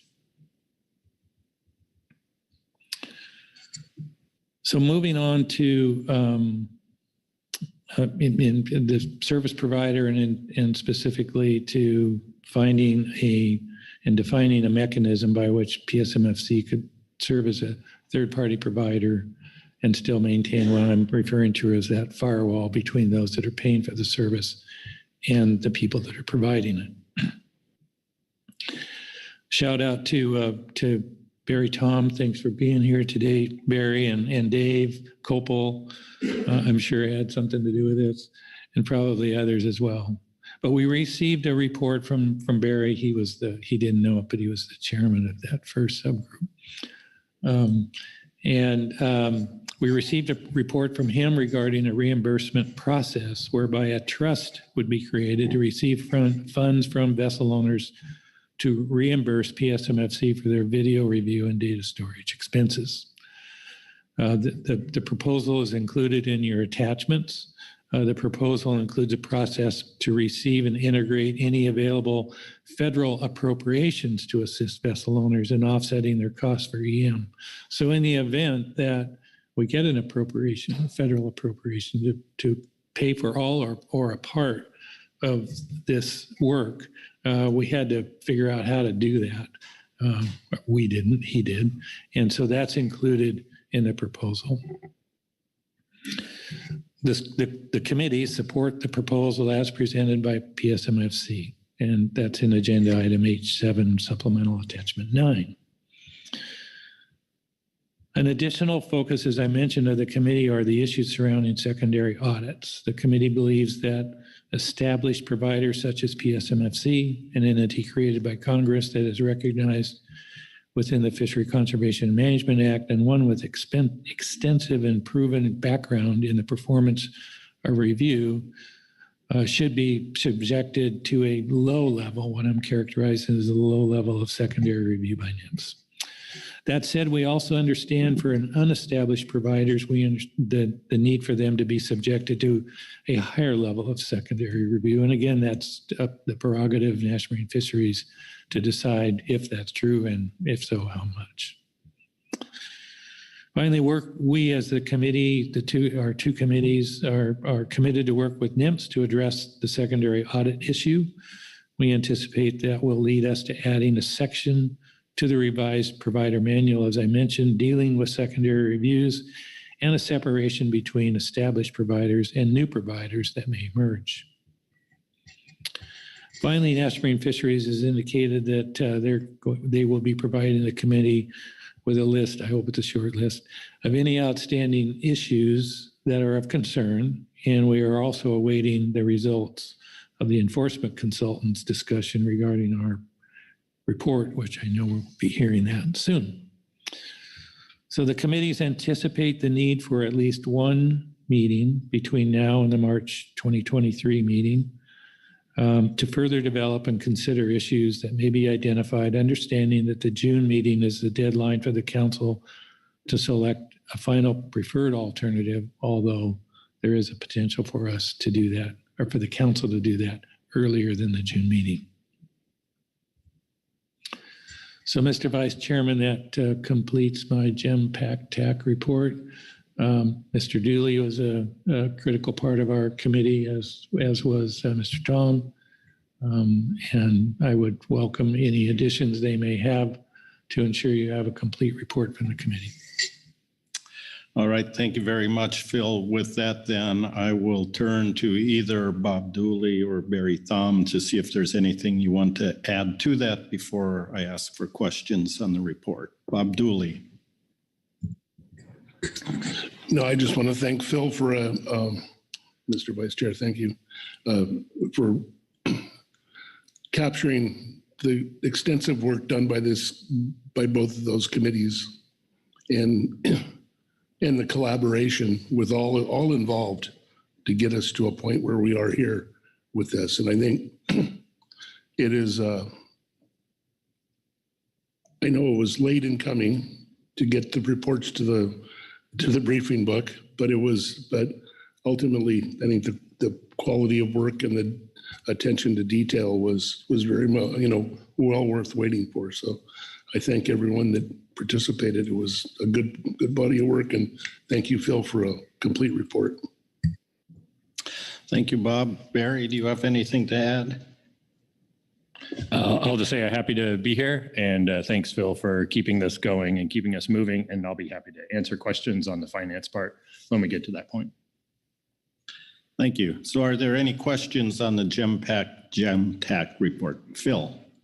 I apologize for the oversight, but I did want to give a special shout out to Kate Cower and Lisa Damrosch, who were on our number 2 subcommittee for the heavy lifting that they did in terms of looking at the manual and bringing forward the document. So great, many thanks to them, and Bob was a big part of that as well. All right, appreciate you mentioning that. And again, any questions on the report? Marcy Remco. Thank you, Mr. Vice Chair. 2 questions. The first surrounds the question of audit and the committee's recommendation that a new audit shop wouldn't be needed for established providers when the work is done by highly experienced providers or by Pacific states. I think you noted in your overview remarks that you weren't intending to imply that no audit function was needed, but maybe you can elaborate on what the implications are here and what commitment there is, albeit minor, to audit at some level, including audit of Pacific states, if in fact they're the provider. Phil. Through the Vice Chair, thanks, Marcy, for the question. So in I believe it was March of 2021, at a GEMPAC meeting, there was a spreadsheet brought forward by National Marine Fisheries Service that included their anticipated costs once we got the EFP converted to a regulation. And in that document was a line item having to do with secondary audit. And I don't remember the number exactly, but it was around $300K. So it was a significant cost increase to the program as we had known it. And so the reaction to that, was, what is this? Do we need to be investing that much money annually into second audits, particularly if we have a provider such as PFMC, who is a well-established provider? And Ryan can add details to this if I misspeak or leave something out. But that was assuming that my understanding that was assuming that we had all new providers. And so the level of secondary audit that might be needed would be much higher than it would be if it were PFMC or another established provider. So there was a big focus on that number. And so one of the things that we took on as a committee was, let's talk about this secondary audit piece and how we might go about ensuring that we can minimize the cost of that while not undermining the ability of National Marine Fisheries to conduct secondary audits. So that's where we came up with this established provider idea. And it has evolved even in the last week, as I mentioned, that because at the end of the day, if you will, not this day, but at the end of some day, we're going to we want one service provider manual for people to look at, regardless of whether they're considered established or not. And then we want a section to deal with established, and I'm going to call them unestablished. There may be a different term used. And then National Marine Fisheries Service can make the determination on what degree of secondary audit is needed, depending on which one of those categories you are in. But I think it's fair to say, under no circumstances is National Marine Fisheries Service prepared to say that under no circumstances are we going to do secondary audits. That is not going to happen. So we were looking for a way to, common new term here for me is thread the needle here between established, unestablished, and particularly in view of what may come to be as PFMC being that third-party provider.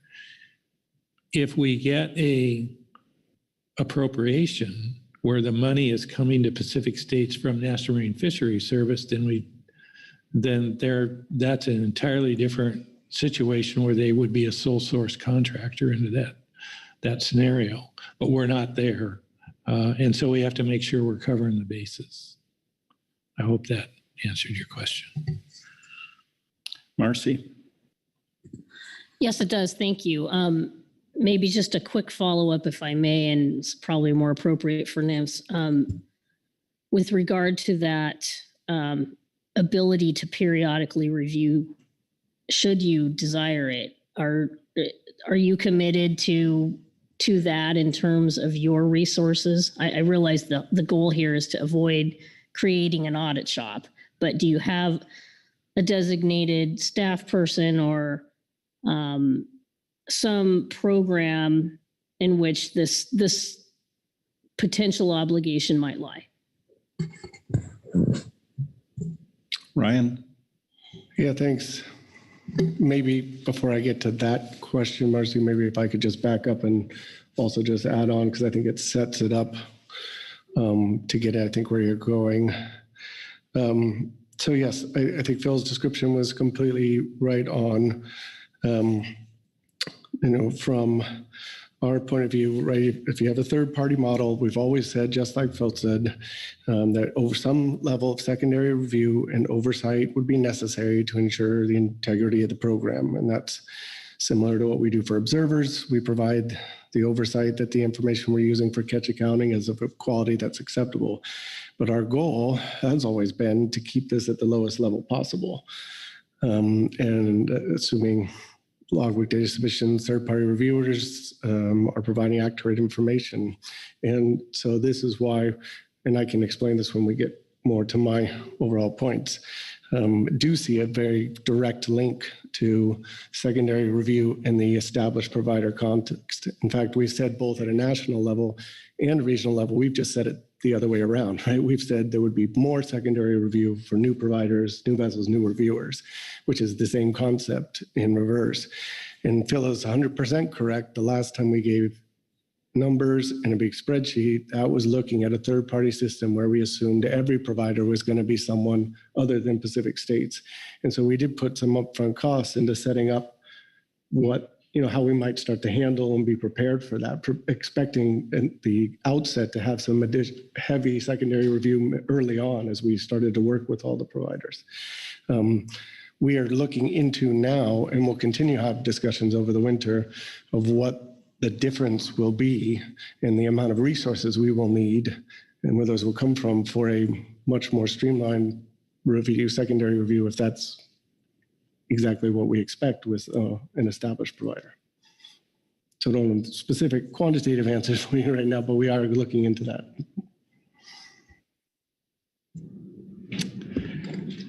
Marcy? Thank you, Ms. Vice Chair. Thank you. I did have a second question, if I may. Go ahead. Surrounding the trust and how that trust, once it's established and funds are put into it by vessel operators or for the video review.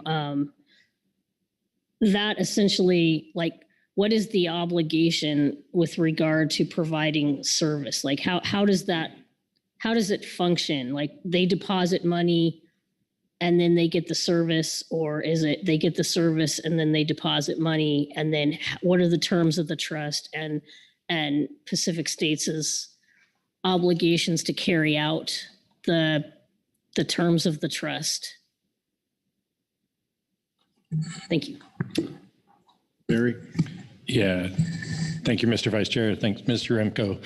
So in the document that was provided in the attachment, you'll see a process. I like to think about it.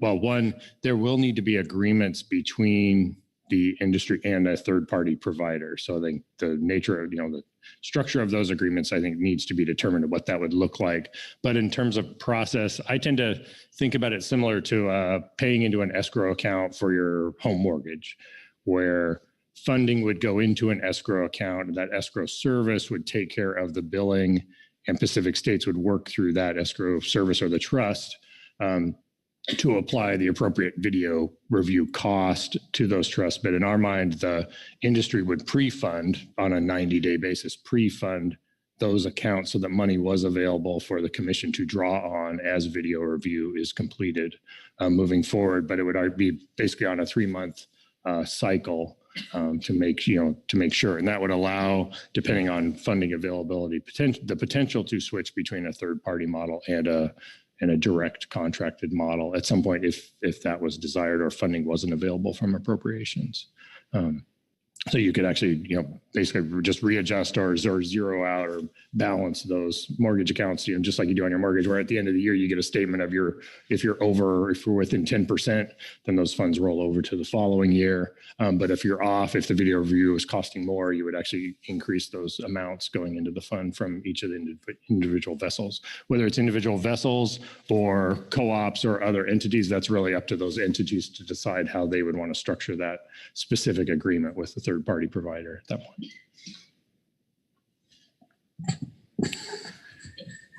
All right, thanks. Further questions? We're still just looking for questions on the GEMTAC report. And I don't believe I see any hands, so thank you very much, Phil, for that. We'll next move on to the GAP report, and we have Jeff Lackey here for that. Good afternoon, Jeff. Afternoon. Thank you, Mr. Vice Chair. I will be, my name is Jeff Lackey. I'll be reading from Supplemental GAP Report 1, Groundfish Advisory Subpanel Report on Electronic Monitoring.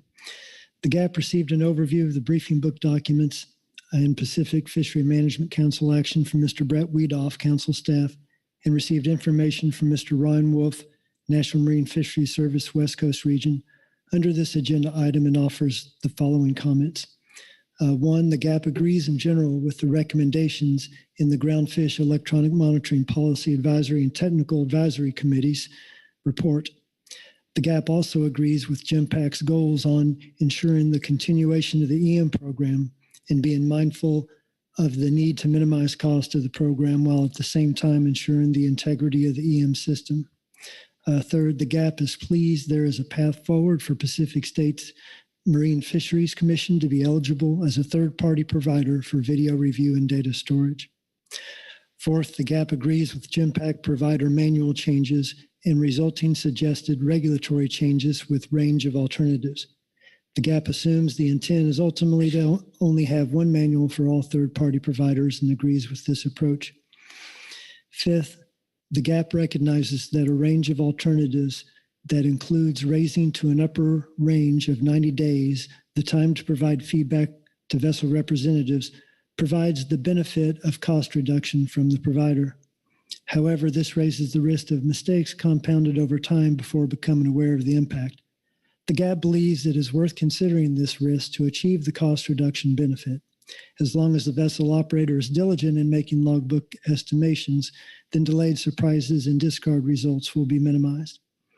6th, the GAP agrees with GEMPAC that a new National Marine Fisheries Service audit shop is not needed, that should probably have said for established providers on there. 7, the GAP supports the GEMPAC request for at least one meeting between now and the March 2023 council meetings, and that concludes the report. Thank you. Questions for Jeff on the GAP report? I don't see any hands, so thank you, Jeff. Next, we'll move on to the enforcement consultants report. We have Captain Dan Chadwick with us for that report. Good afternoon, Captain Chadwick. Good afternoon, Vice Chair. My name is Dan Chadwick. I'm a captain with Washington Department of Fish and Wildlife. I have a little bit of air support from Assistant Director Greg Bush here, who's online after the report here. So I'll be reading from agenda item H7A, Enforcement Consultants Report on Electronic Monitoring. Members of the EC attended the GEMTAC meeting on October 24th and October 28th.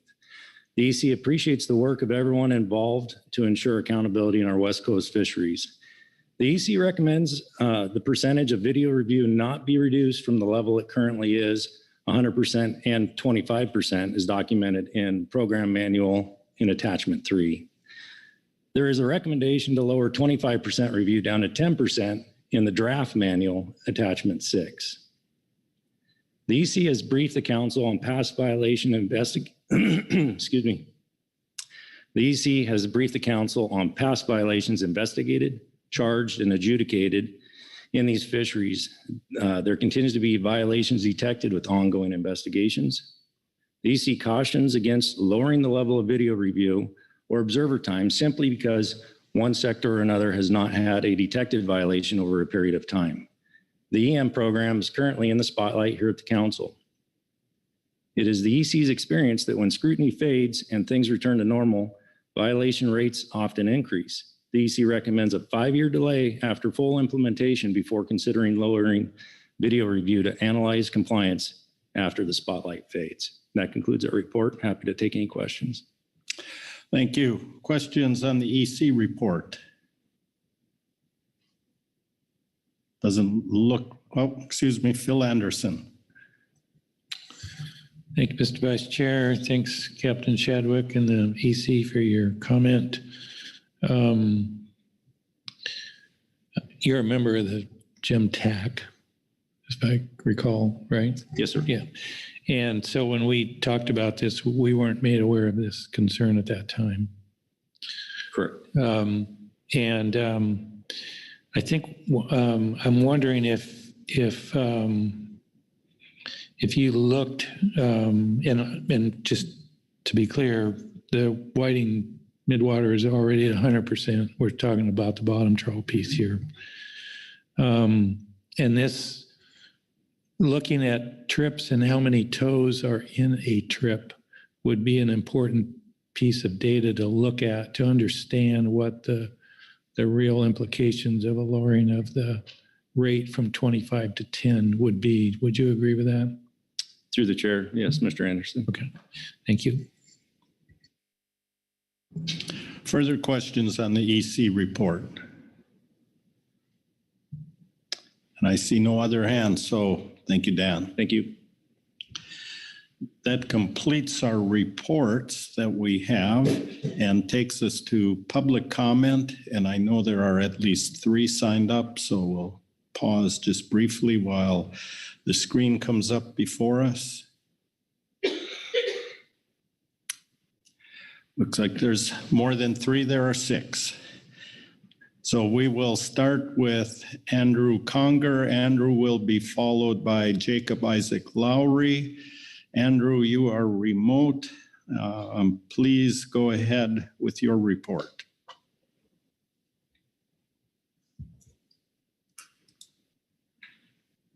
And I see your microphone is muted. You will need to unmute yourself on your end.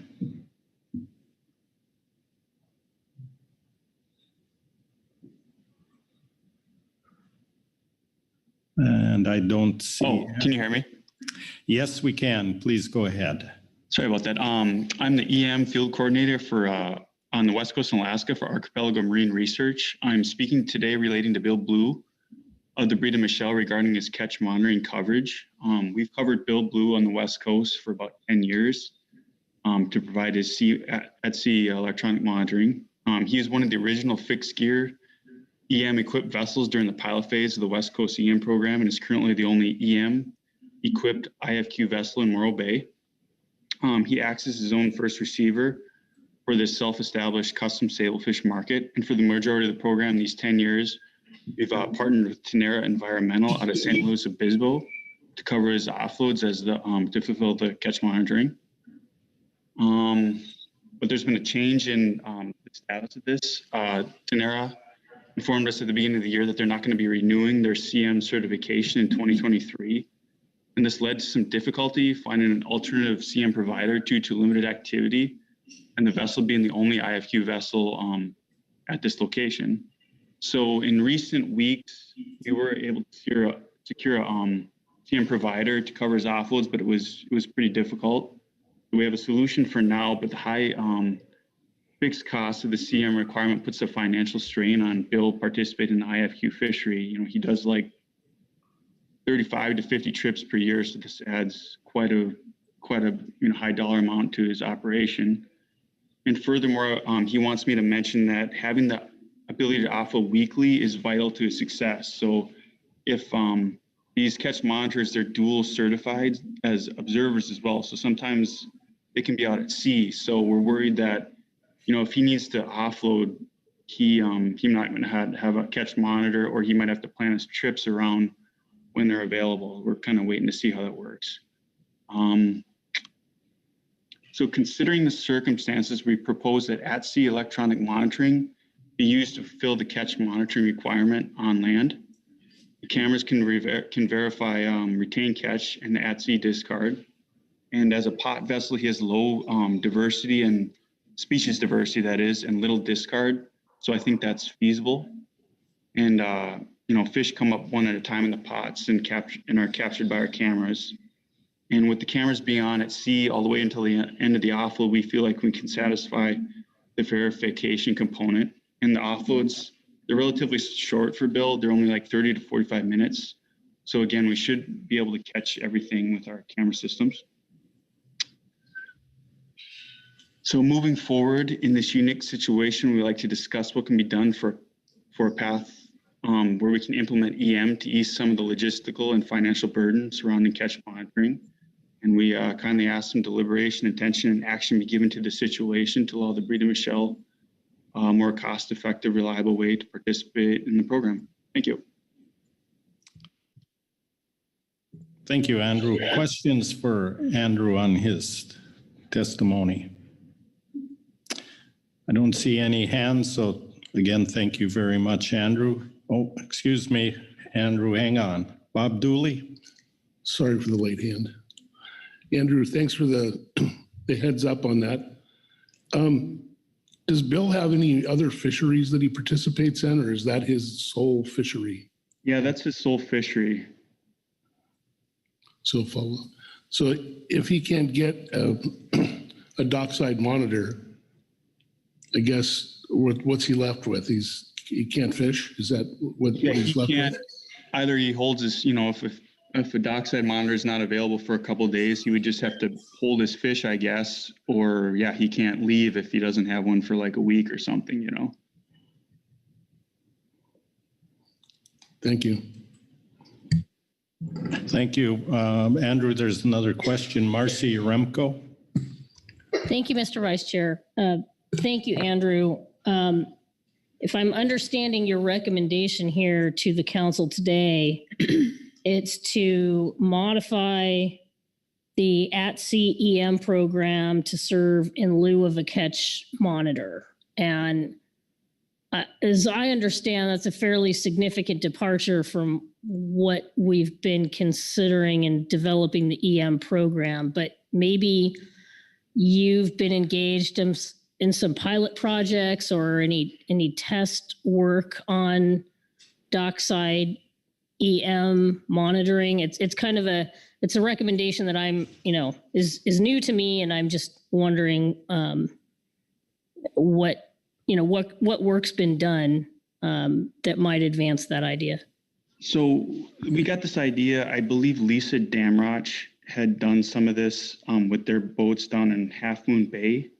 I'm not positive on that, but I think that's kind of how we came up with the idea. And this, again, was just a unique situation where we were stuck with, we're running out of ideas when he didn't have a catch monitor in Morro Bay. So.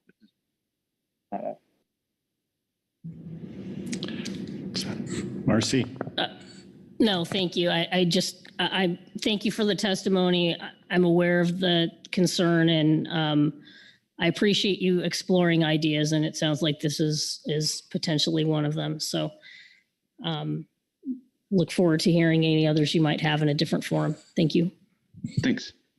Okay, Krista Svensson. Yeah, thank you, Mr. Vice Chair, and thank you for your testimony today. I guess the question that comes to mind for me is this is one fisherman that you've been actively supporting with EM, and in the course of this, we've heard a lot about economy of scale, and so it would be helpful for me to understand a little bit more in terms of how you can support one vessel in one port, or are you going to fold that into the larger project somehow? So just helping clarify in my mind how that operates for fixed gear. Well, yeah, are you saying like, yeah, we really wouldn't apply this anywhere else because we have 50 boats. Most of our boats are in Oregon, a lot larger scale operations where catch monitors are available. I live in Newport, so, they have catch monitors for all the whiting offloads. So this just doesn't apply for, one boat down in Morro Bay. So we wouldn't want to roll it into anything really further. It's just for this specific situation, if that's what you're referring to. Excuse me. Yes, and then just how that can be supported. I mean, it seems like if you're one person doing one thing, financially, that could be pretty spendy. Well, so he already has a system on his boat, so it wouldn't really be doing anything different than what he already does. He would just leave the system on through the offload. I guess I'm not understanding you. So it wouldn't be really we wouldn't be really allocating any more resources. Is that what you mean? Okay, thank you. Okay, thank you. Further questions for Andrew? And Andrew, I think that's the end of the hand, so thanks for your testimony. We'll move on to Jacob Isaac Lowry, followed by Heather Mand. Jacob says in person, but I see you online. Are you there? I am. Can you all hear me okay? Yes, we can. Please go ahead. All right, wonderful. Well, it's good to hear everyone's voices. I wish I could be there with y'all today. But I think given that we've had some big wins on this EM issue per the testimony, I just wanted to add a comment here really to focus on building on that positive momentum today. And I think kind of to that end, since the discussion around groundfish EM often seems like it gets bogged down in the minutiae sometimes, I thought it may be helpful to the council to pull the discussion back up to the 35,000 foot level. And my understanding as someone who sat through and participated in every GEMPAC meeting since the fall of 2019 is that the GEMPAC has historically requested the council delay final EM rulemaking over three principal concerns. The first one is that the fleet would not be able to work with PAC states under a multi-provider model. The second one is that a multi-provider model would be more expensive to the fleet than a sole source model based on some assumptions around how economies of scale would work in a regulated EM market. And then the third concern is that the secondary review or the audit envisioned under a multi-provider model is an unnecessary cost to the fleet. And in terms of where the process seems today in addressing the GEMPAC's historical concerns based on the testimony and conversation so far, it sounds like that regarding principal concern number one, at this time, my understanding is that PAC states has now identified a mechanism by which they can participate under a multi-provider model. We think that's fantastic. And honestly, I think it's a real testament to how much we can all accomplish with the right leadership in place. I think regarding principal concern number two, these assumptions around economies of scale, I think that given the West Coast trawl EM EFPs already seem to be operating under a multi-provider model for hardware, that the Alaska trawl EM EFPs seem to have been operating under a multi-provider model for hardware and video review since the beginning, and that Alaska doesn't seem to envision a scenario where that won't continue under reg. I think that given the New England EM program under reg is also a multi-provider model, and given that Archipelago, Saltwater, and Flywire have all testified before the GIMPAC that all of us are confident our organizations can beat PAC states pricing, it seems like the real-world evolution of the EM market that has occurred during the West Coast's regulatory EM delay has shown that some of these initial assumptions around sole source appear to have grown a little long in the tooth. And I think it seems really positive that in the conversation today, it really seems like everyone has kind of started to accept that that change has occurred. And so it seems like at this time that 2 out of the 3 of the GIMPAC's historical concerns with moving forward under a multi-provider model have been materially addressed, which seems like an objectively good thing. And my understanding is that that leaves principal concern number 3, this issue of the secondary review or audit, as the last meaningful issue left to resolve.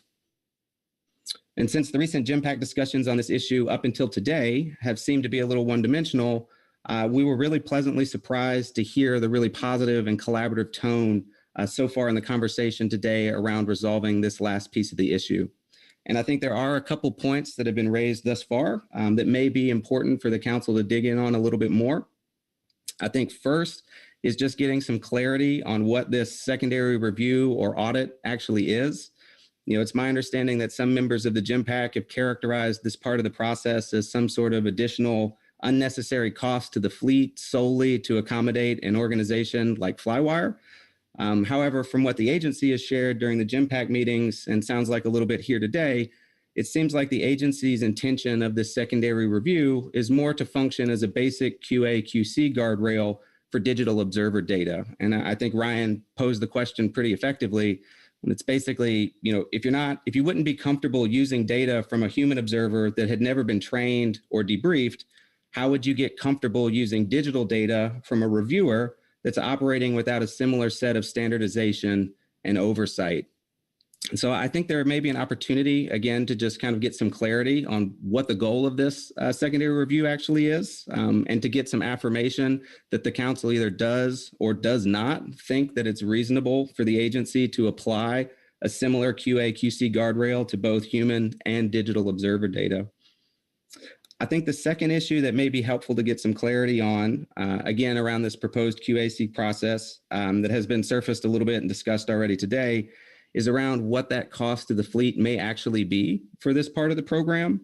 And it's been really encouraging that it's already come up today that we're acknowledging that that original cost number of $303,000 that was provided back in the spring of 2021 was made under a set of assumptions that seem like they have changed based on conditions in the ground. So I would just encourage everyone again, as we did earlier this year, to continue leaning in and taking a hard look at how do we, Phil, like you said, thread that needle to get something on this last piece that's going to be fair and equitable for everybody and lets everybody finally get over the hump and get this policy issue squared away. So thank you for the time today and happy to answer any questions. Thank you. Any questions for Jacob on his testimony? Jacob, I don't see any hands here, so again, thank you. We will move on to Heather Mann. Heather will be followed by Brent Payne. Heather, if you can hear us, please go ahead. Mr. Vice Chairman, council members, my name is Heather Mann. I'm speaking on behalf of the Midwater Trawlers Cooperative. Together with Brent Payne at United Catcher Boats, we co-sponsor the Trawl EM EFP, which has been in place since 2015. Originally, our EFP was simply for midwater whiting, but as organizations had changed and people had moved around, our EM EFP also took in the non-whiting trawl boats as well. So I had planned to keep my comments pretty short and sweet. I know we're crunched on time. I want to thank Phil Anderson, Barry Tom, and Dave Colpo in particular for their extensive efforts related to moving this program to a place where fishermen will continue to want to use EM. And I want to align my MTC support with the comments and recommendations of the GEMPAC and the GAP. I do, however, have to take exception with the EC report. Not only is it deeply offensive, not a one EC member made any of these comments during either of the two GEMPAC meetings in late October where members were in attendance. Further, if there are violations going on within my EFP, I've not been made aware of it.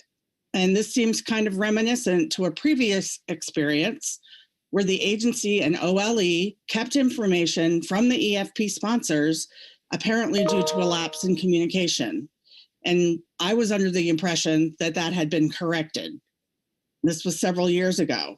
And now we see a report from our EC saying there are ongoing investigations and violations, and more so that violations will grow as the program ages.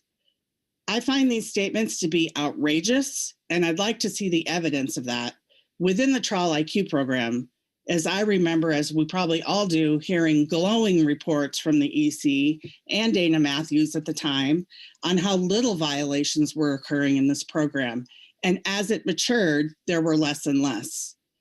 And frankly, Mr. Vice Chair and council members, I'm tired of trawlers being treated like criminals. There is no one other sector of West Coast fishermen who are as monitored or scrutinized as the West Coast trawl fleet. None. The camera systems continue to be more robust than human observers, there's no doubt. This report is an unwelcome shock. And I can't help but compare this West Coast process with the North Pacifics, where people were actually working together with OLE and the agency to accomplish a robust program, not punish people during an EFP and spring these types of things on them in public at the last minute until the agency and OLE moves off the starting presumption that trawl fishermen are criminals and can't help themselves from committing violations. We're never going to get to a place of mutual respect where we can work together and collaborate in an authentic way. I also can't help but compare this situation to the access to the non-trawl RCA, where simply logbooks, little to no observer coverage, and no EM is fine. And when I look at the EC report for that item at the last meeting, there's no accountability concerns.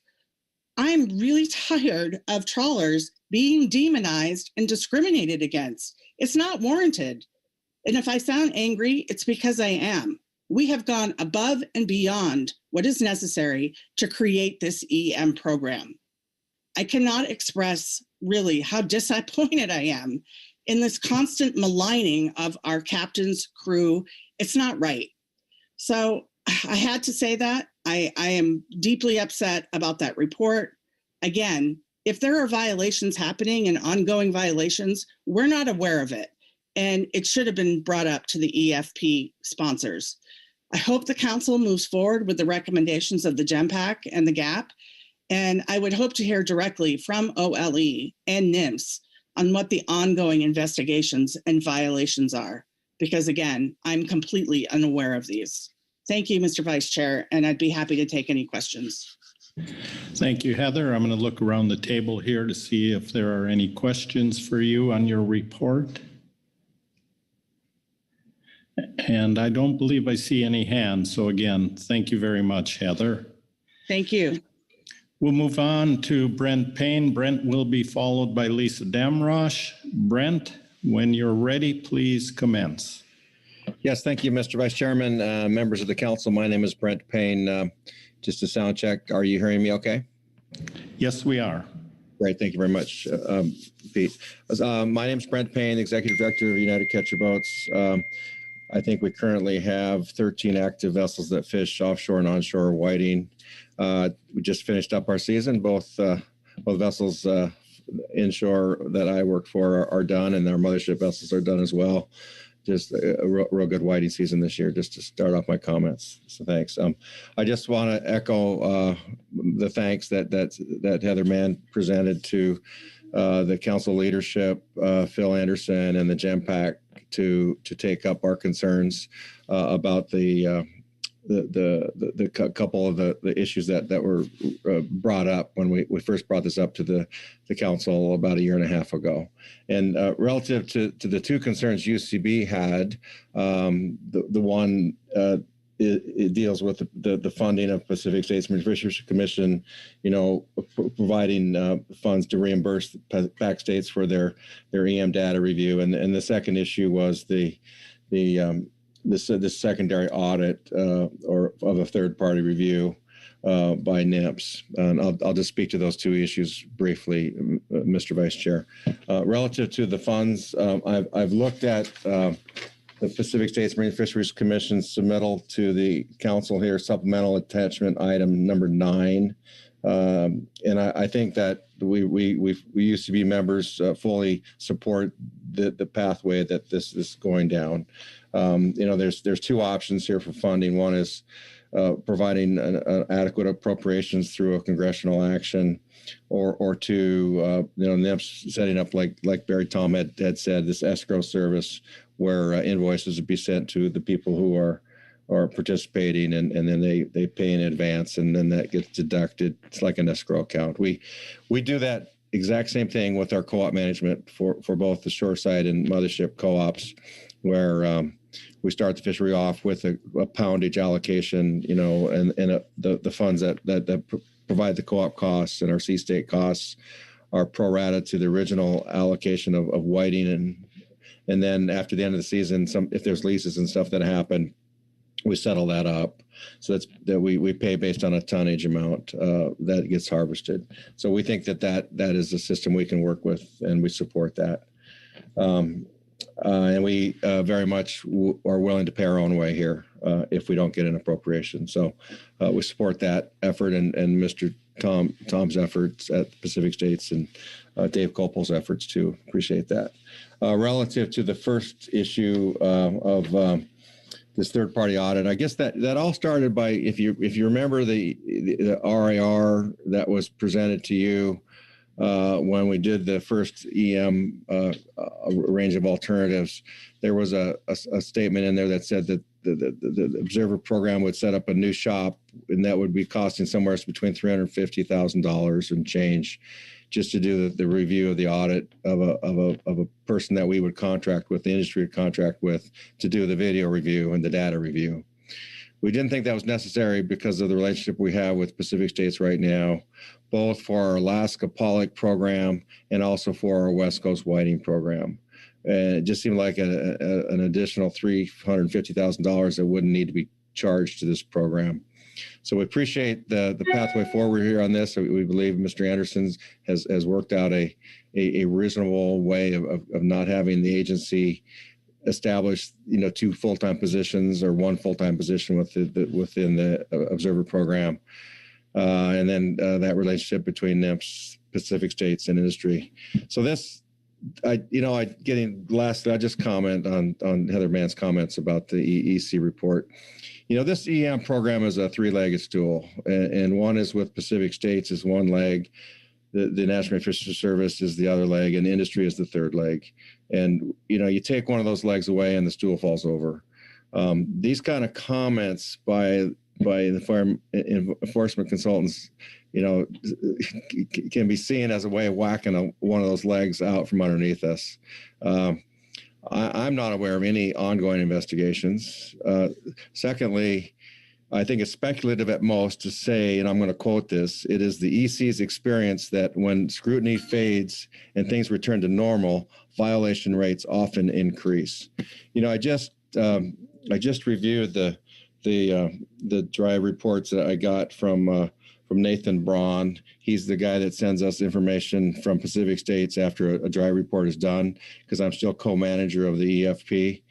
And I haven't seen any violations, as far as their concerns. Courtney's overview of the monitoring program at Pacific States is excellent. I'm just curious what violations are being experienced here. So I'll leave it at that, Mr. Vice Chair, and we'll be happy to take any questions. Any questions for Brent on his testimony? Brent, I see no hands, so thank you very much. We'll move on to Lisa Damrosch. Lisa will be followed by Kate Cower. Lisa, if you're there, please go ahead when you're ready. Great. Can you hear me? Yes, we can. Great. Thank you, Mr. Vice Chairman, council members. My name is Lisa Damrosch. I am a member of the GEMPAC.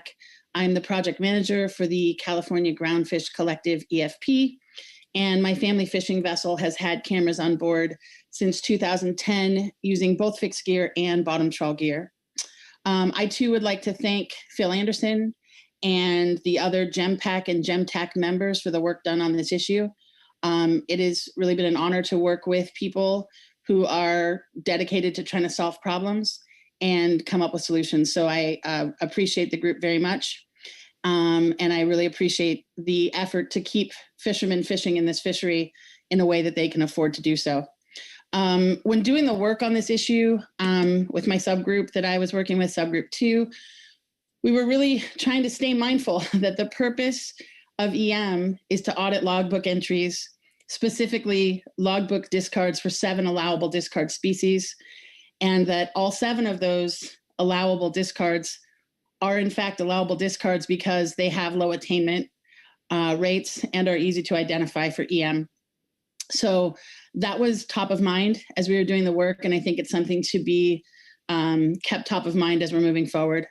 I think it's also important to consider that EM is not only about this fishery. While that's what we're talking about here, the goal has always been to provide opportunity and a pathway to increase accountability in all sectors.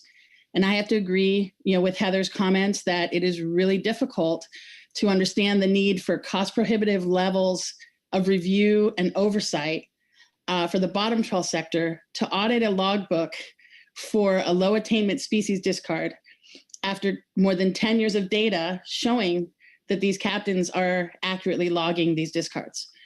That's hard to wrap your mind around. And then when you add to that there's a plan to basically trust logbook entry in a brand new fishery with no oversight in the non-trawl RCA, it's just really difficult to wrap your mind around. And we're going through all of this work and effort to figure out how to make this EM program work.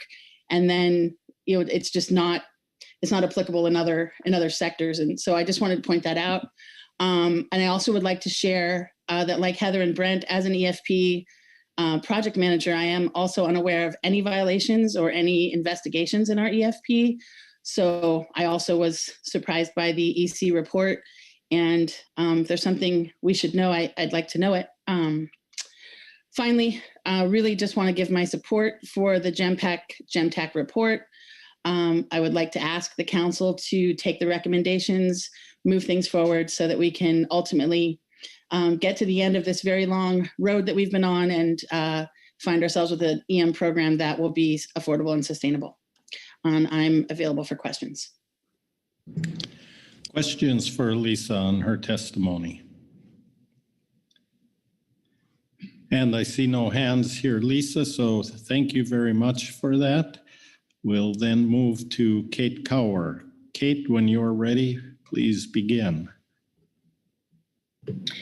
Thank you, Mr. Vice Chair. Thank you, council members. This is Kate Cower with the Nature Conservancy. As you know, TNC has been a sponsor of one of the EM EFPs with the California Groundfish Collective and has been involved in the development of this EM program since we started back in 2014. And I'm also a member of the reconstituted GEMPAC. I just wanted to comment very briefly today. Wanted to start just by thanking Mr. Anderson for all of his leadership as the chair of the GEMPAC. It's taken quite a lot of work to get to this point, and it wouldn't have happened without his expert guidance that he's provided to the committee. And I know we have all been up here at the council before sharing concerns about losing the collaborative nature that was key to progress. And so I just wanted to thank other key partners that have helped make that a possibility, partners like Pacific States and others. So I don't want to add anything to what was already covered in the GEMPAC report and all of those recommendations, which we fully support. But I also did want to flag and respond to the EC report, which notes that they recommend the 5-year delay in reducing video review rates. I just wanted to remind the council that the video review is one of, if not the primary driver of cost of implementing the CM program. And the purpose of developing this program has been to try to create a more cost-effective alternative to verify logbooks. And so that EC recommendation did not come up during GEMPAC discussions. I think it would have been helpful to have discussed it in that forum. But the proposed delay in lowering video review would probably prevent the program from meeting its goals of cost effectiveness. And it doesn't necessarily provide us with a quantifiable or measurable change in what that does for validating estimated discards on only 2 different types of trips, bottom trawl and midwater trawl optimized retention trips. So don't think it's clear why an additional 5 years of data on top of the 10 years we already have from the EFPs and previous EM studies would be necessary for actually reducing video review and for taking the recommendations from the GEMPAC and from NMFS and how to process those protocols. So I look forward to continuing to work collaboratively with the GEMPAC and with NMFS to resolve those outstanding issues that are going to come back to the GEMPAC. Just want to thank you for the opportunity to comment today. Thanks. All right, thank you. Questions for Kate on her testimony? And there are no hands here, Kate, so again, thank you very much. That concludes our public comments on this agenda item and will take us into council action. Up there on the screen before us, adopting a range of alternatives and then some guidance or discussion on a process and schedule for further action. So with that slight pause, Ryan Wolf. Thank you, Chair. I thought I'd go first since I didn't give a NMFS report and that it might be helpful to frame council discussion just to give a little bit of feedback. I do want to echo all of the thanks that you've heard to all the members of the GEMPAC, GEMTAC, to Kate and Lisa, who I've worked a lot with on subgroup 2. To Phil, it might have been a moment of weakness, but we have greatly appreciated you stepping into this role and appreciate all the many documents and conversations that we've had. So I do think that Phil did a very good job giving an overview of the report. So I'll just kind of touch on some of the key components that he outlined and that we've discussed that would be, I think, considered here for your discussion under proposed range of alternatives. And these are not in priority order, just in the order of what's on. I'll just start with what I think are the 2 main reg changes. And that would be the first, changing the feedback report time from 3 weeks to, I think it feels like 60 or 90 days. So from our perspective, right, the intent when we originally came up with 3 weeks, right, the 3-week turnaround was to provide operators with timely feedback, vessel operators, and to address any potential issues so that subsequent fishing trips could be corrected if need be. We've also had some instances where longer wait times for EM data uploads can and have resulted in changes to vessel account balances, requiring vessels to transfer in pounds to create late deficits. So I'm just noting this. These are, maybe I should caveat, as Phil mentioned, right, NMFS has been charged with coming up with a list of questions, a list of not necessarily concerns, but just things we would like further discussion on at the GEMPAC and that the council could also consider. So one of these requests would be for the council, the GEMPAC, GEMTAC in their coming deliberations, just to consider how a backlog of up to 3 months may affect individual vessel owners in regards to feedback reports and their account balances. For the second reg change from 2 business days to 7 days for logbook data, again, I completely understand the intent here is to sync this timeline to current practices under the EFP and as a potential additional cost saving. I don't have any concerns necessarily, but again, just like the other, wouldn't mind hearing from vessel operators or anyone else if they thought that that might have any impact. All of that, I think, will help build the rationale as we get to final action. So the two main reg changes, I know there's a third one here that may be, and I think we can explore if there are any additional ones, clarifying reg changes as we continue this work in the GEMPAC. The elimination of the business rules that currently exist in the draft manual, and proposing 10% review for bottom trawl fixed gear. Again, that's not a reg change. That is a change to the manual. As I think someone correctly stated, the manual is an IMSS document. It's on our website. It's good to have guidance here if there are processes we're talking about that require changes. But again, this is different than a change in regulations. But I will say that the original intent, let me go the other way.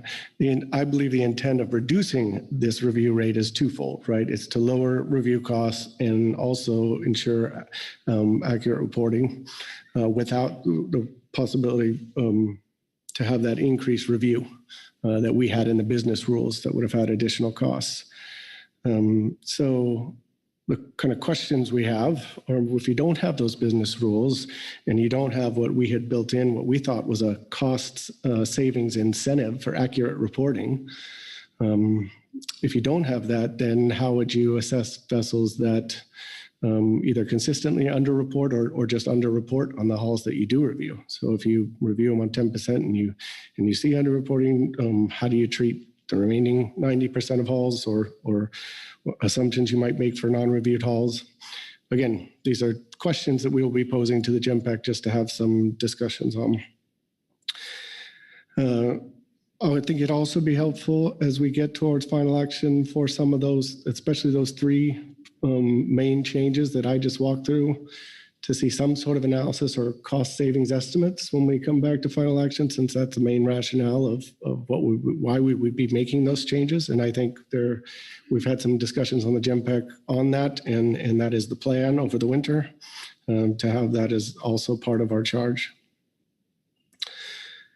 And then finally, for secondary review, I appreciate the way that Phil explained it in his initial presentation, and I completely agree, right? I think there is a direct link between secondary review and, if you want to call them, established providers. But taking a step back, I think it is important to reiterate, based on the dialogue we've had earlier, this and some of the public comment, that we are not trying to do something big or new or more onerous than what we do for observers, right? Similar to observers, this is an oversight role that NMFS would have to ensure the information for catch accounting is of a level of quality that's acceptable. Mainly a QA/QC role, as noted. And again, our goal is to keep this at the lowest level possible, hence the lowest cost. And we have said both nationally and regionally that we very much believe that these levels would be lower for lower for established versus new providers. And we will continue to explore this further with the GEMPAC and the GEMPAC over the winter. And we're happy to continue those discussions as we move towards the next time we discuss this at the council. So those are at least NMFS overarching remarks. Again, I'd like, in the spirit of the collaboration and discussions that we have had, to take those remarks as things that I think we need to still discuss, maybe have some conversations on, further explain the rationale, like I said, over the coming months. But I do want to say that NMFS remains committed to this process and appreciate everyone, both in the GEMPAC and the GEMPAC, that have gotten us to where we are at this point. Thank you. Thank you, Ryan. Further discussion?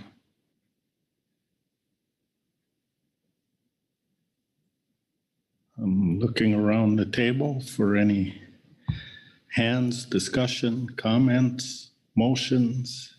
Phil Anderson. I was waiting for you to get to the M word. I do have a motion, if it pleases the vice chair. Please go ahead. Thank you, Sandra. I move that council adopt the following range of alternatives for public review relative to 50 CFR Part 660 Subpart J West Coast Groundfish Electronic Monitoring Plan. First is modify federal regulatory language regarding data submission deadlines. Applies to all EM providers. Alternative 1, status quo. Alternative 2, 60 days. Alternative 3, 90 days. And this is to submit feedback to vessels and EM summary report to NMFS. Second is modify federal regulatory language regarding logbook submission deadline. Applies to all EM providers. Alternative 1 is status quo. Logbook data must be submitted to NMFS within 2 business days of receipt from the vessel operator. Alternative 2, logbook data must be submitted to NMFS within 7 business days of receipt from the operator.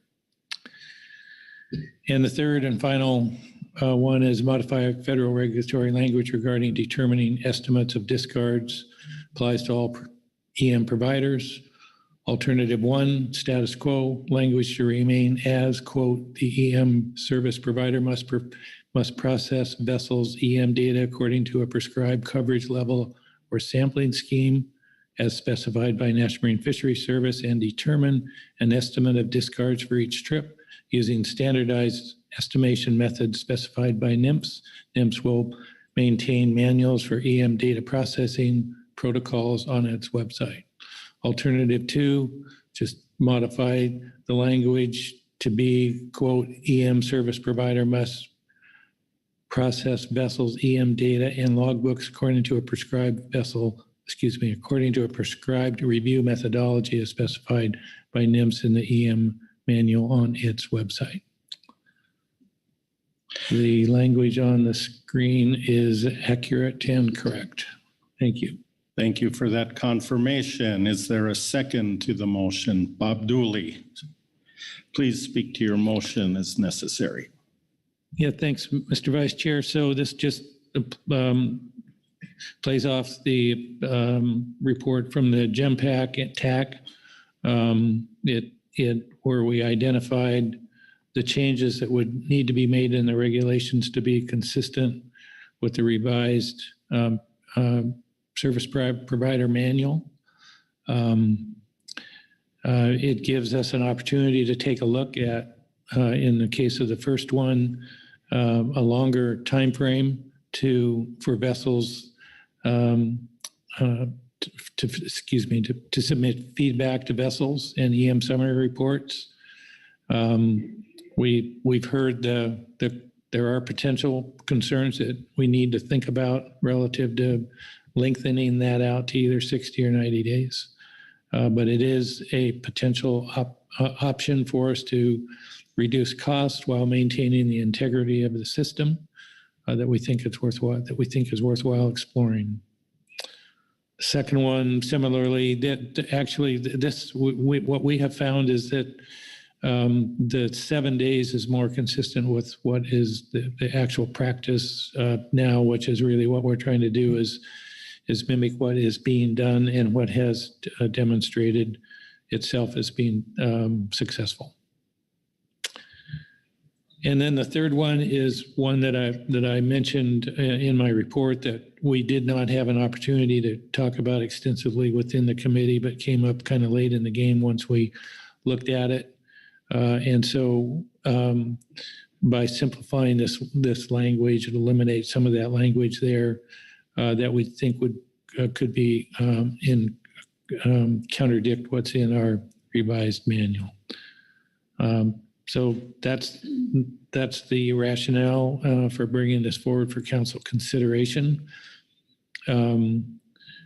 We understand that we have a target of January 2024 to have the EM program under regulation. And so this is the first step in this process of considering modifications or amendments to the current regulations, and would look forward to the council's favorable consideration of the motion. Thank you. Are there questions for the maker of the motion? I don't see any questions, so we will open it for discussion on the motion. Bob Dooley. Yeah, thank you, Mr. Vice Chair. Thanks, Phil, for the motion. I would just want to add that, these weren't developed in a vacuum by the GEMPAC. The people that were charged with putting this together included Pacific States Representative Dave Kopel, and the focus was our charge was to find ways to reduce costs in this and to make it more efficient.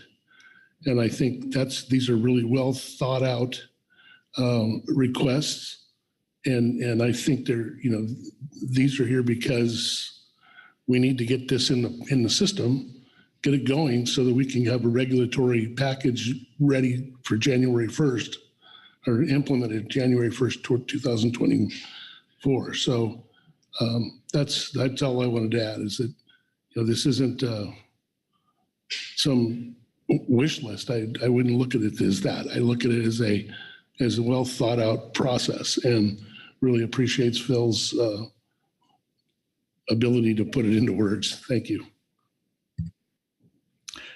Further discussion. Give everybody a little bit of time to think about this and make sure I don't miss any hands.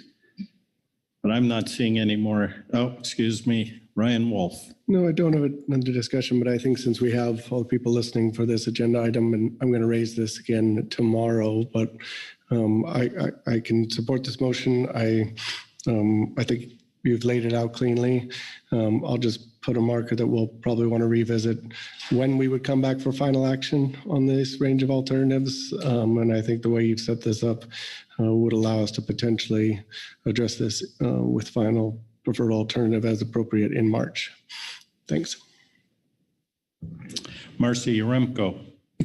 Thank you, Mr. Vice Chair. I want to speak in support of the motion, modifying elements of the federal regulatory language. I think they're pretty straightforward and very happy to support them. I do have a few other questions or comments related to the bigger issues surrounding EM, including some of the public comment, but I figure that we're talking about the motion right now, so I'll hold them till we wrap this part up. Thank you. Further discussion. And that was a fair pause. I'm not seeing any hands, so I'm going to go ahead and call for the question on this. All those in favor signify by saying aye. Aye. Aye. Opposed? Abstentions? Motion passes unanimously. Thank you very much for that work. Phil Anderson. Thank you. I just wanted to speak to a couple matters here that are the second part of our action here. The GEMPAC had requested the ability to meet one time between now and March. I'd like to up that to 2. We may not need it, but we may. A lot of times it takes a discussion of what the issue is and make sure everybody understands what that issue is, and then a second opportunity to look for a solution. The other thing that we've talked a little bit about, and I am anticipating that Ryan spoke to, is there are likely going to be a couple of other questions that come from NMFS that we will need to look at and address. And I'd like to have the opportunity to have a thoughtful deliberation about that and recommendation or a solution to it. So that's that piece. The piece about the review rate, I certainly heard the enforcement consultant's concerns. And one of the questions I asked Captain Chadwick is, let's take a look at the data. We're talking about bottom trawl. I'm not going to say I know with certainty the number of tows that they make on a particular trip, but generally it's not a lot. And so our suggestion here is that at least one would be subject to video review and no less than 10%. So if you had 4 tows in a trip, for example, you'd have a 25% review rate under what we've proposed. I won't go through the math on what you do for 6 or 8, but so it's to me, it's going to be important to go back and take a look at a little bit more carefully. What are the number of tows that are typically taken in a trip, and what would this mean? And does it have an adverse effect on the integrity of the review to ensure that the logbooks are accurately reflecting the discards of those 7 species, because that's what we're talking about. So and as Mr. Wolf mentioned, this is in the manual. It is something that we don't need a regulatory change for. So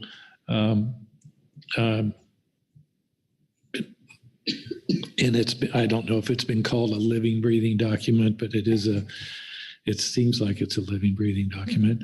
And so we would have, we have the opportunity to change things if they're not working. But I think that careful look at that review rate is going to be important before we land on a particular number, if it is something other than 25%. So, and again, as Mr. Wolf mentioned, we may be in a position to come back with a final before June. He mentioned March. I'd like to think that's possible.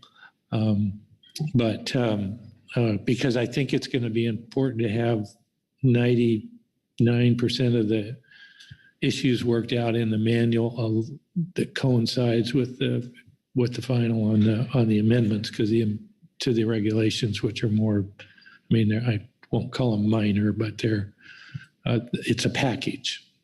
So thanks, Mr. Chairman, or Mr. Vice Chairman, for indulging me in those comments.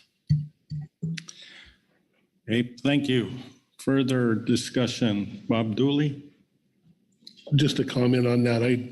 I did speak with Dave Copel about this a little bit, just in anticipation of this, and asked him the question about what percentage of, how many tows there are in the average trip of bottom trawl.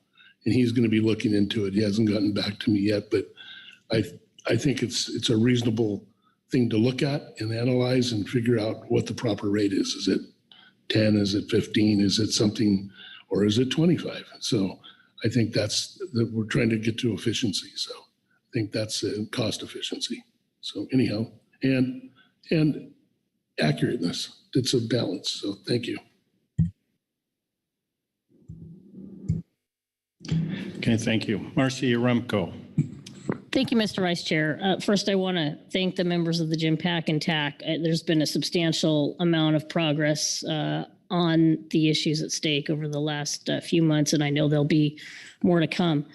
I guess I have a few sort of overarching things that I'm thinking about as the program progresses, and certainly support the work and support the further program development. But just maybe it's a flag or just a pause in my mind about the situation with Pacific States and the establishment of the trust account. While it may be minor in the scheme of obligations that Pacific States will be assuming, it's a permanent one, as I understand it. And I think about Pacific States and its priorities.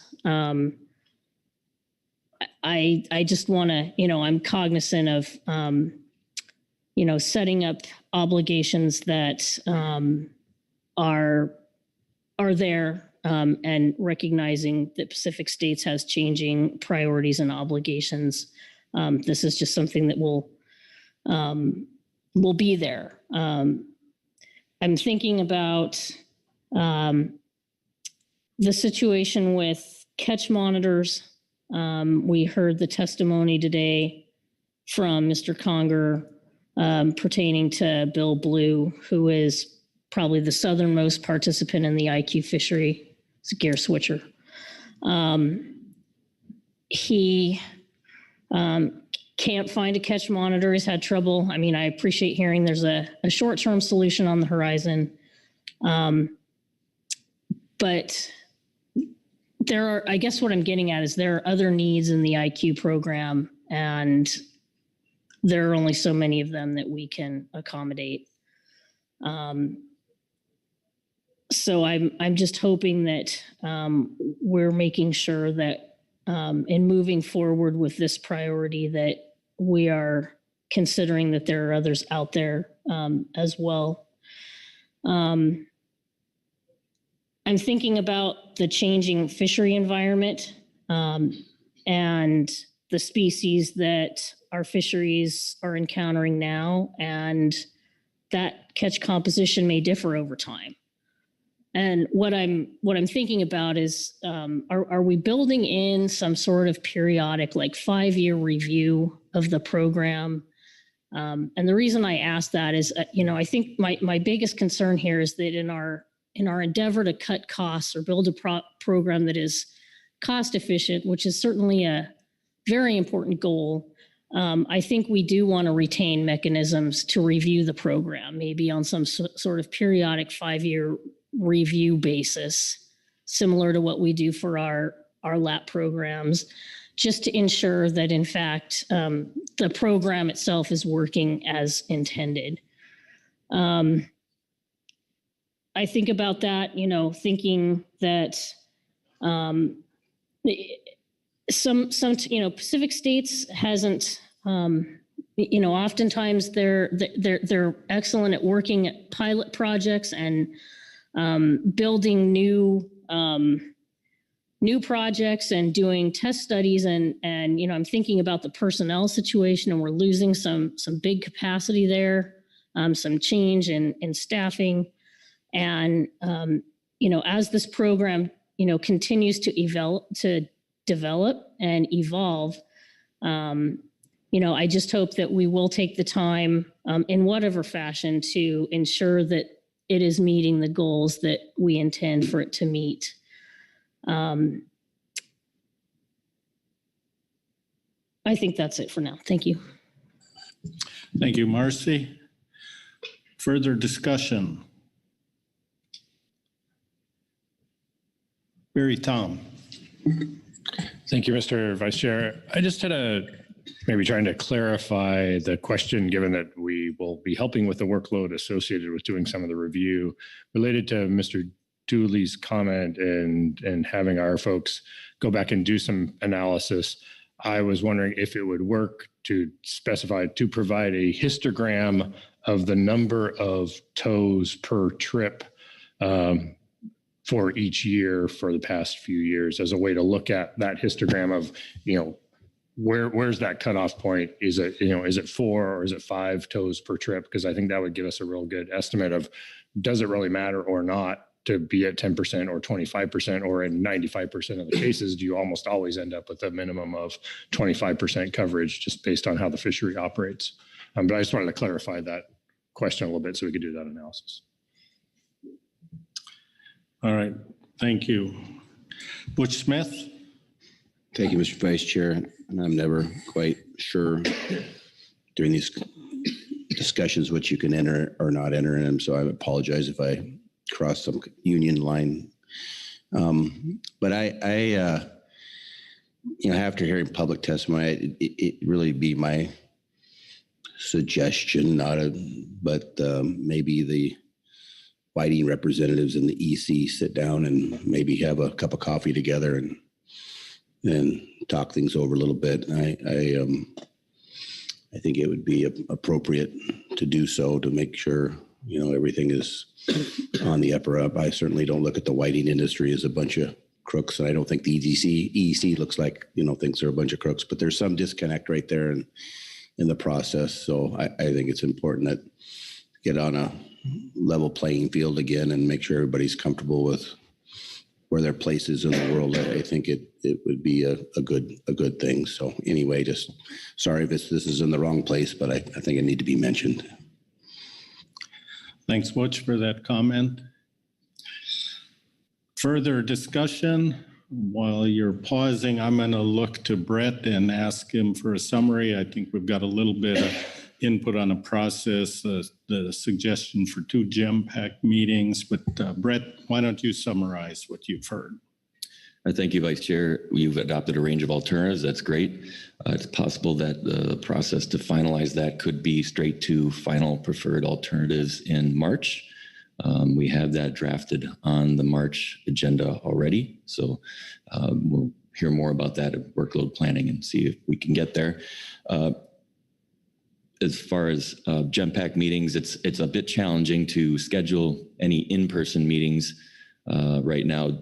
I know with the holidays coming, we'll do what we can. If we have any new information to discuss or just further discuss what we've discussed here and what we've further developed, we could do that as soon as possible. I'd love to have an in-person meeting. We'll see what we can do to schedule something between now and the March meeting. I maybe even look at possibly meeting in person in March.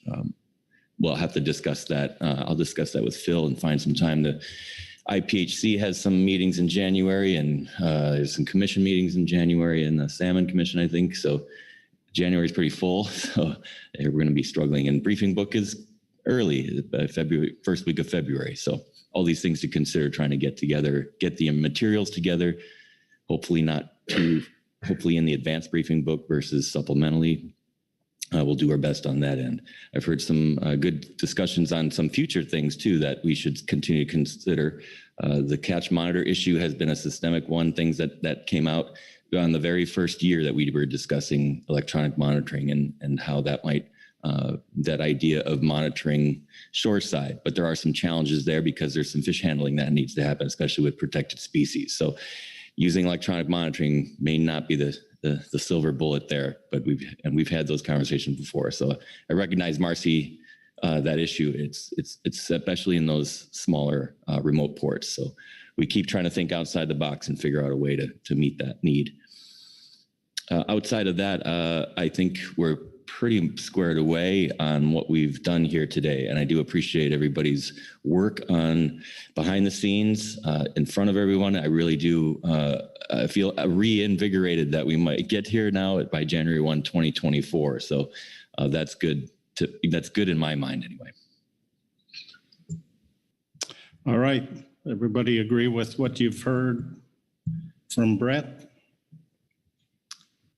Looking around, I don't see any disagreement. I think if there was disagreement, I'd see a hand. So with that, I think we're ready to close out this agenda item. Thanks everybody for their efficient work on it. And I will pass the gavel back to our chair.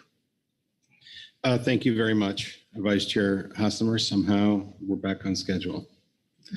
But we also have an agenda item coming up. It's our last of the day that may prove challenging. I hope not too challenging. So we'll take a break now. We'll come back at 3 o'clock and we will get through the last agenda item. So see you at 3 o'clock.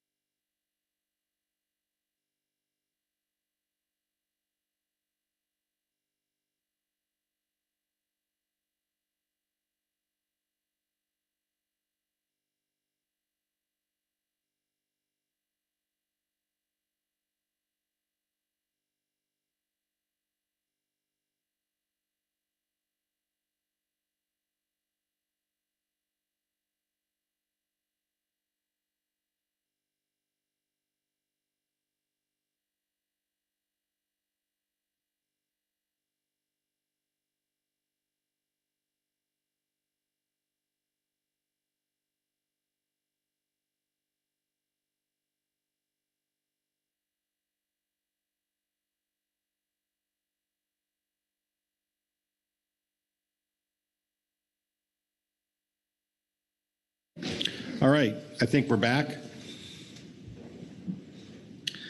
We're on agenda item H3. We've had our reports and public comment, and it's now time for council action.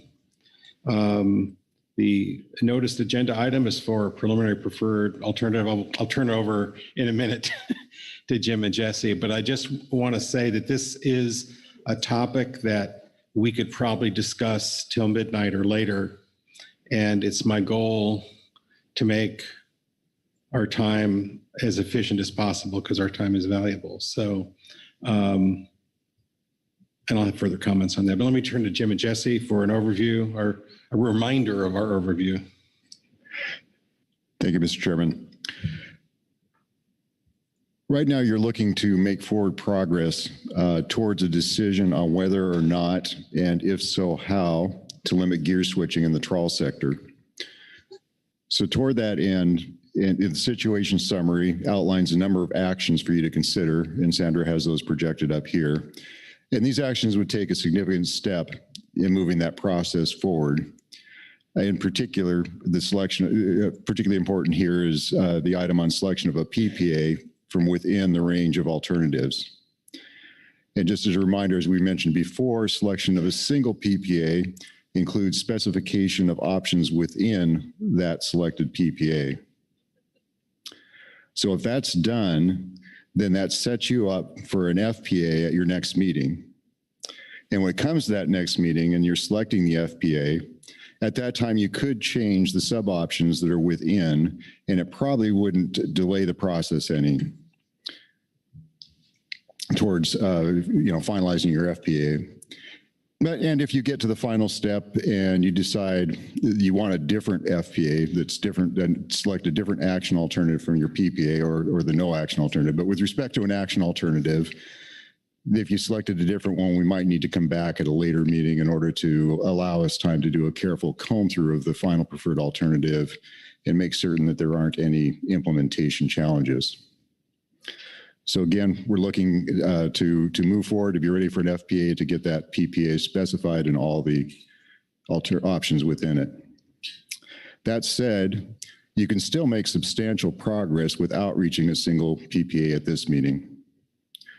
For example, currently you have alternatives 1, 2, and then 3 or 4 together, each of which contain very different mechanisms for addressing the purpose and need, and have very different long-term implications.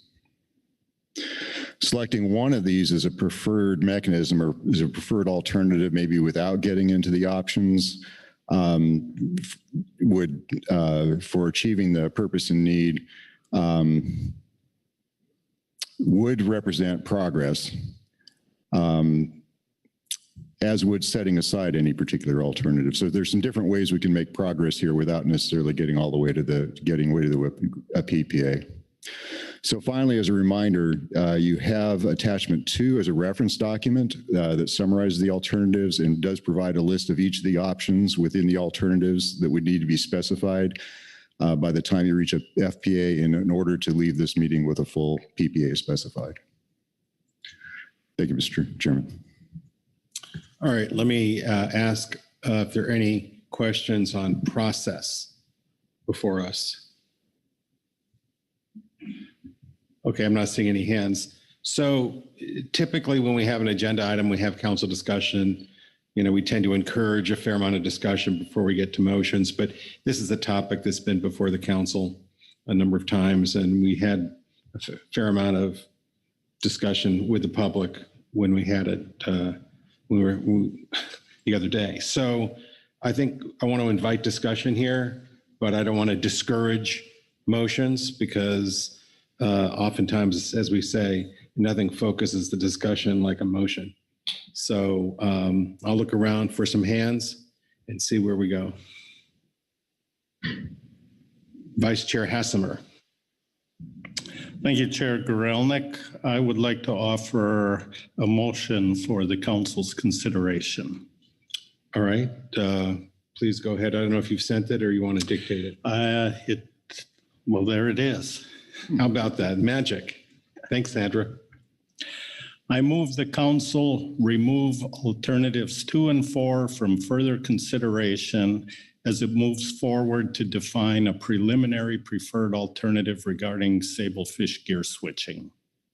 All right, and it appears the language on the screen is accurate and complete. Yes. And I'll look for a second. Seconded by Jessica Watson. Please speak to your motion. Thank you very much. I could take a lot of time to laud the efforts of everyone involved in this process on this long road, but the intent of this is to streamline our advancement of this today. So I will set aside the recognition of everyone's efforts for a later time. But note, their efforts are recognized and appreciated. I do want to thank Jesse and Dr. Seeger for the tremendous amount of work they did on the analysis we have available to us and continuing support they provide. That helped me, and I believe it helped others to refocus on the issue and determine how to efficiently move forward. At this meeting, the message was clear that we can move forward without considering alternatives 2 and 4. NMFS stated in their report 1 that alternative 2 would have the highest burden to initially implement and routinely administer, appears to require the most complex and annually recurring tasks beyond initial implementation, and several aspects of that alternative that appear to require council clarification. The GMT responded to statements in the NMFS report by stating that the council could consider removing this alternative from further consideration. The GMT also described concerns with alternative 4 and recommended not including it for further consideration. At this meeting, in the GAP report, as has occurred at previous meetings, we heard separate reports from the fixed gear and trawl sectors as they could not reach a consensus position. However, the GAP did reach consensus that alternatives 2 and 4 should be removed from the list alternatives under consideration. And specifically, they be listed as considered but rejected alternatives.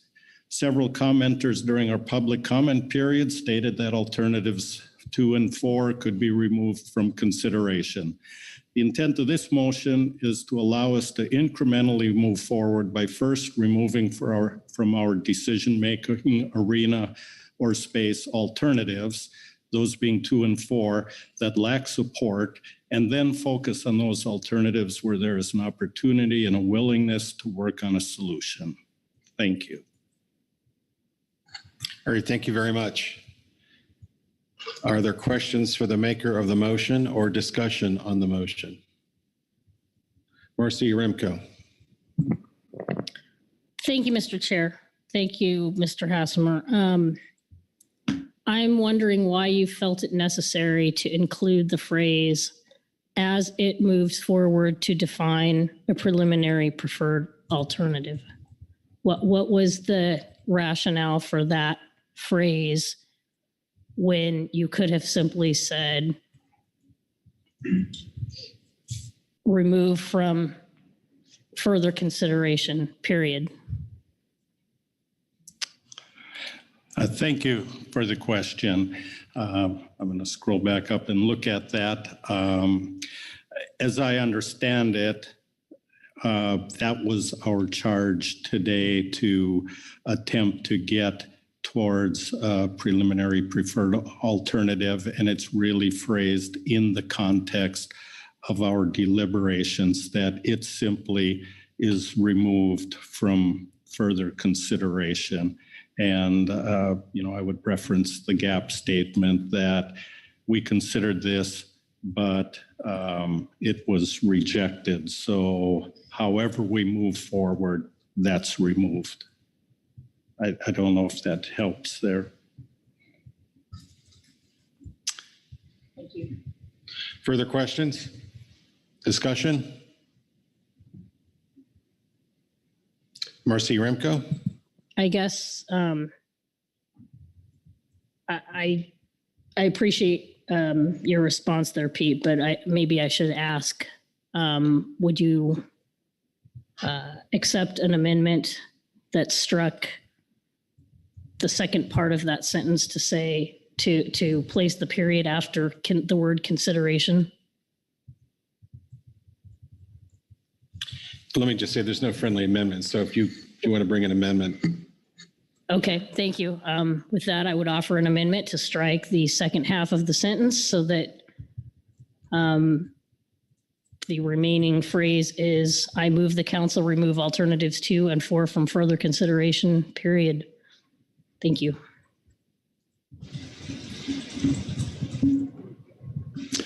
All right. So I think that Sandra has accurately captured your suggested change. Let me see if there's a second. Seconded by Krista Svensson. Please speak to your motion to amend as necessary. Yeah, thank you. I just have some concerns with the implications of forward to defining the PPA.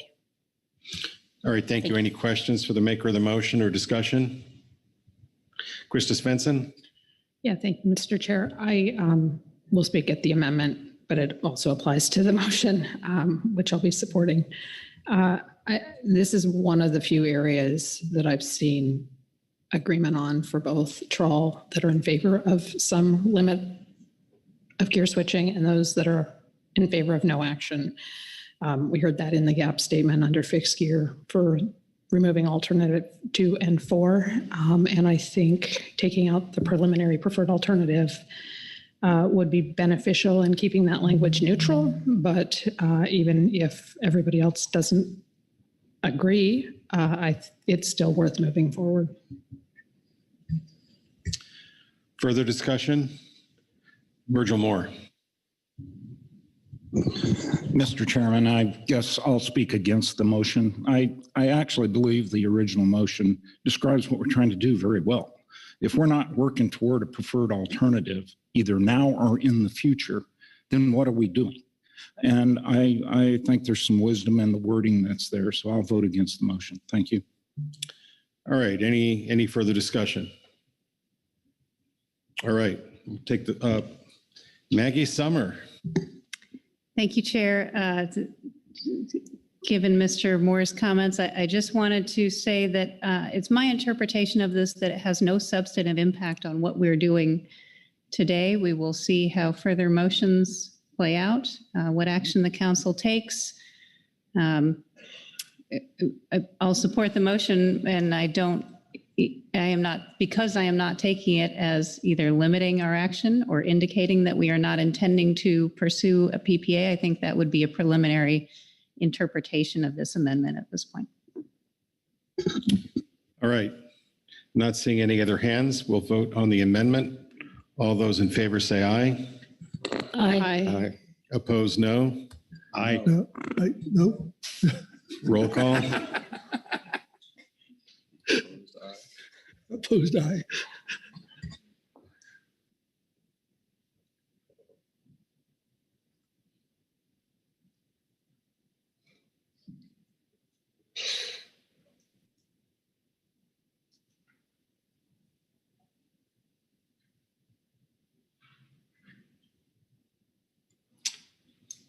Okay, Mr. Chairman, I will be taking the roll, referring to the roll on what I will refer to as the amendment to Mr. Hassemer's main motion on agenda item H3. Hopefully that sufficiently describes what it is we're being asked to do here. Let's see, Corey Niles. Yes. Krista Svensson. Yes. Joe Oatman.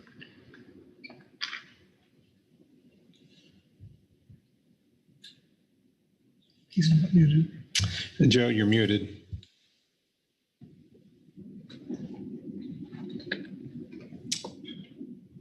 But I come back to Joe.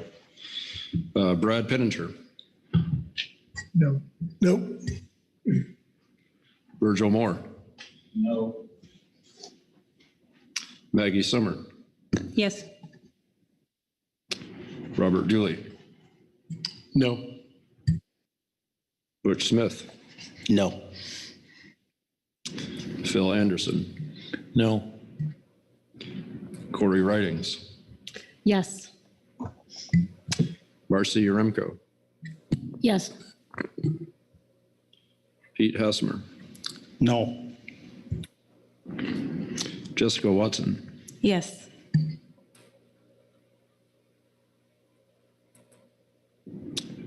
And Mr. Chairman, you are the tiebreaker.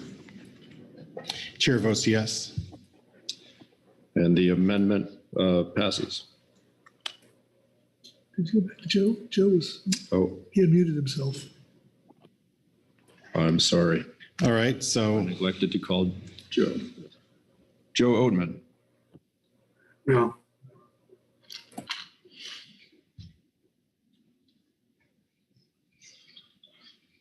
So we have a tie vote, which means it does not pass. All right, we're back to the motion unamended. Let me see if there's any further discussion. Not seeing, Marcy Remco. Thank you, Mr. Chair. I will be voting no on the main motion as the amendment failed. I would have supported it if it simply indicated that we were removing these alternatives for further consideration, but the implication that that the work will move forward to define a PPA, I'm uncomfortable supporting that. Thank you. All right, any other hands? Jessica Watson.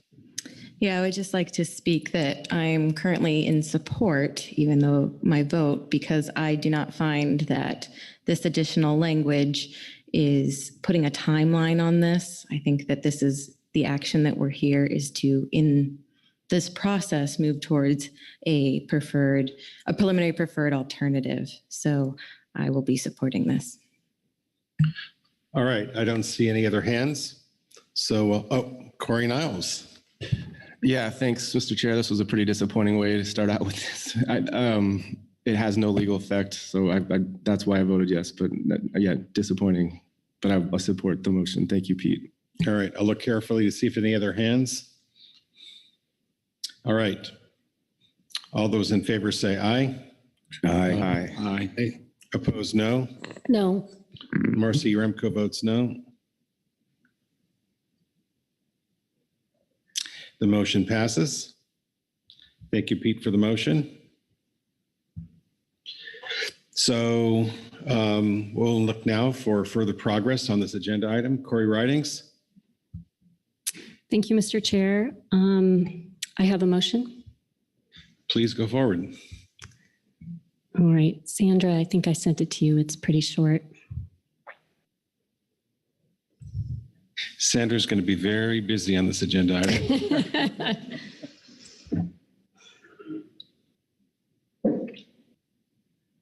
All right, please go ahead. I move to select the no action alternative as the preliminary preferred alternative. And the language on the screen is accurate and complete. It is. And I'll look for a second. Seconded by Krista Svensson. Please speak to your motion. Thanks, Mr. Chair. Fundamentally, I feel that we do not have enough information to know if the costs of this action alternatives outweigh the benefits. This is not because the available analysis isn't thorough or thoughtful.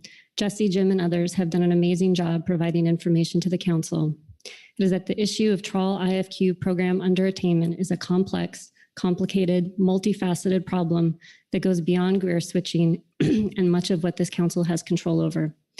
We have heard about market conditions, quota share control limits, hiring practices, product marketing, community housing, armchair fishermen and quota owners, original trawl versus fixed allocation, inflation, USDA programs, fuel prices, year-round processing, new entrants, and more.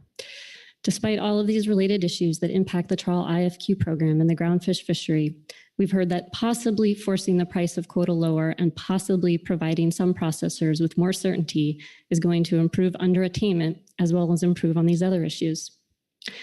We heard many things under public comment that I agree with about the need for processing to increase its ability to operate better in service of a stronger West Coast groundfish fisheries and trawl in particular. Some of those mentions about such as year-round operations, more employment in coastal communities generally, and the need for sablefish glue to support smaller fisheries. Yet there is no strong evidence that limiting gear switching will accomplish any of that, or that even if it did, that the benefits from this would translate into benefits for fishermen and supporting communities. The GMT notes in their report that there is still a large amount of uncertainty as to how the changes implemented under this action could impact the future of the IFQ fishery. There is evidence, as we've heard from public comment, that this is possible and maybe likely, but that probability is not high enough to impose the known costs. Any of the action alternatives, I believe, would impose complexity, cost, and management burden into the IFQ program. As outlined in the NMFS reports under this agenda item, these are likely not small and add to a program that we've heard from the public is already expensive, complex, and has grown almost into its own microeconomy of ancillary businesses from quota traders, banking, and observing. Because of this, it may preclude other IFQ program and groundfish initiatives from being completed or supported by NMFS staff. And this comes at a real cost for other groundfish items and priorities and may not even be possible unless cuts to other groundfish programs are made. And that is even after the 3% cost recovery cap is reached. It also takes away from the larger discussion and work that could look at other reasons and solutions for underattainment. It feels like we're going backwards here. Instead of adding costs to the program, we should be removing them to the benefit of all fishermen in the program. The action alternatives are more restrictive and I believe would preclude future adaptations to environmental, economic, and social change. I agree with public testimony that flexibility means different things to different people, but any of the action alternatives at face value are by definition limiting options for all fishermen, trawlers, gear switchers, and fixed gear alike. While some financial flexibility may benefit those with interest in lower quota prices, that directly means less financial flexibility for those who have interests in higher quota prices. Pardon me. And flexibility means more than just how much one pays or earns from a quota transaction. It also means the ability for fishing to operate differently in the face of change, whether that is climate change or other environmental change, social change and social shocks such as COVID, or how people relate to fishing and fish, or economic changes such as market changes, cultural preferences around seafood, and how people relate to fisheries. As part of the scenario planning exercise that the Council conducted under the Climate and Communities FEP initiative, maintaining and building that flexibility was a bottom line message. The GMT noted in their statement that they are generally supportive of alternatives and options that promote management flexibility and are the least restrictive, and that participants in all groundfish fisheries have expressed the need for management flexibility as climate change impacts fish stocks and marine resources in the future. Any of the action alternatives will result in financial loss for those that have invested in gear switching. We have heard from the public that there are fishermen who have made investments in the ability to gear switch. This is millions of dollars of investments and entire businesses. We heard one estimate from the public of 50 million. Gear switching was not a mistake. It was built into the program to provide flexibility and options if a certain set of circumstances were to arise. People, fishermen, and quota owners of all types then made financial and business decisions accordingly. Today, the original set of circumstances that led to that decision haven't fully materialized, and there are people who want to change it to their benefit. But it was not a bug, it was a feature, and it was a feature of a market-based program. Even if one part of the program isn't working exactly as some thought it would under today's circumstances, it is working in accordance with the rules of the program and market conditions. It is also, best we can tell from the broad range of evidence and public testimony, not that far off base. The margins seem thin.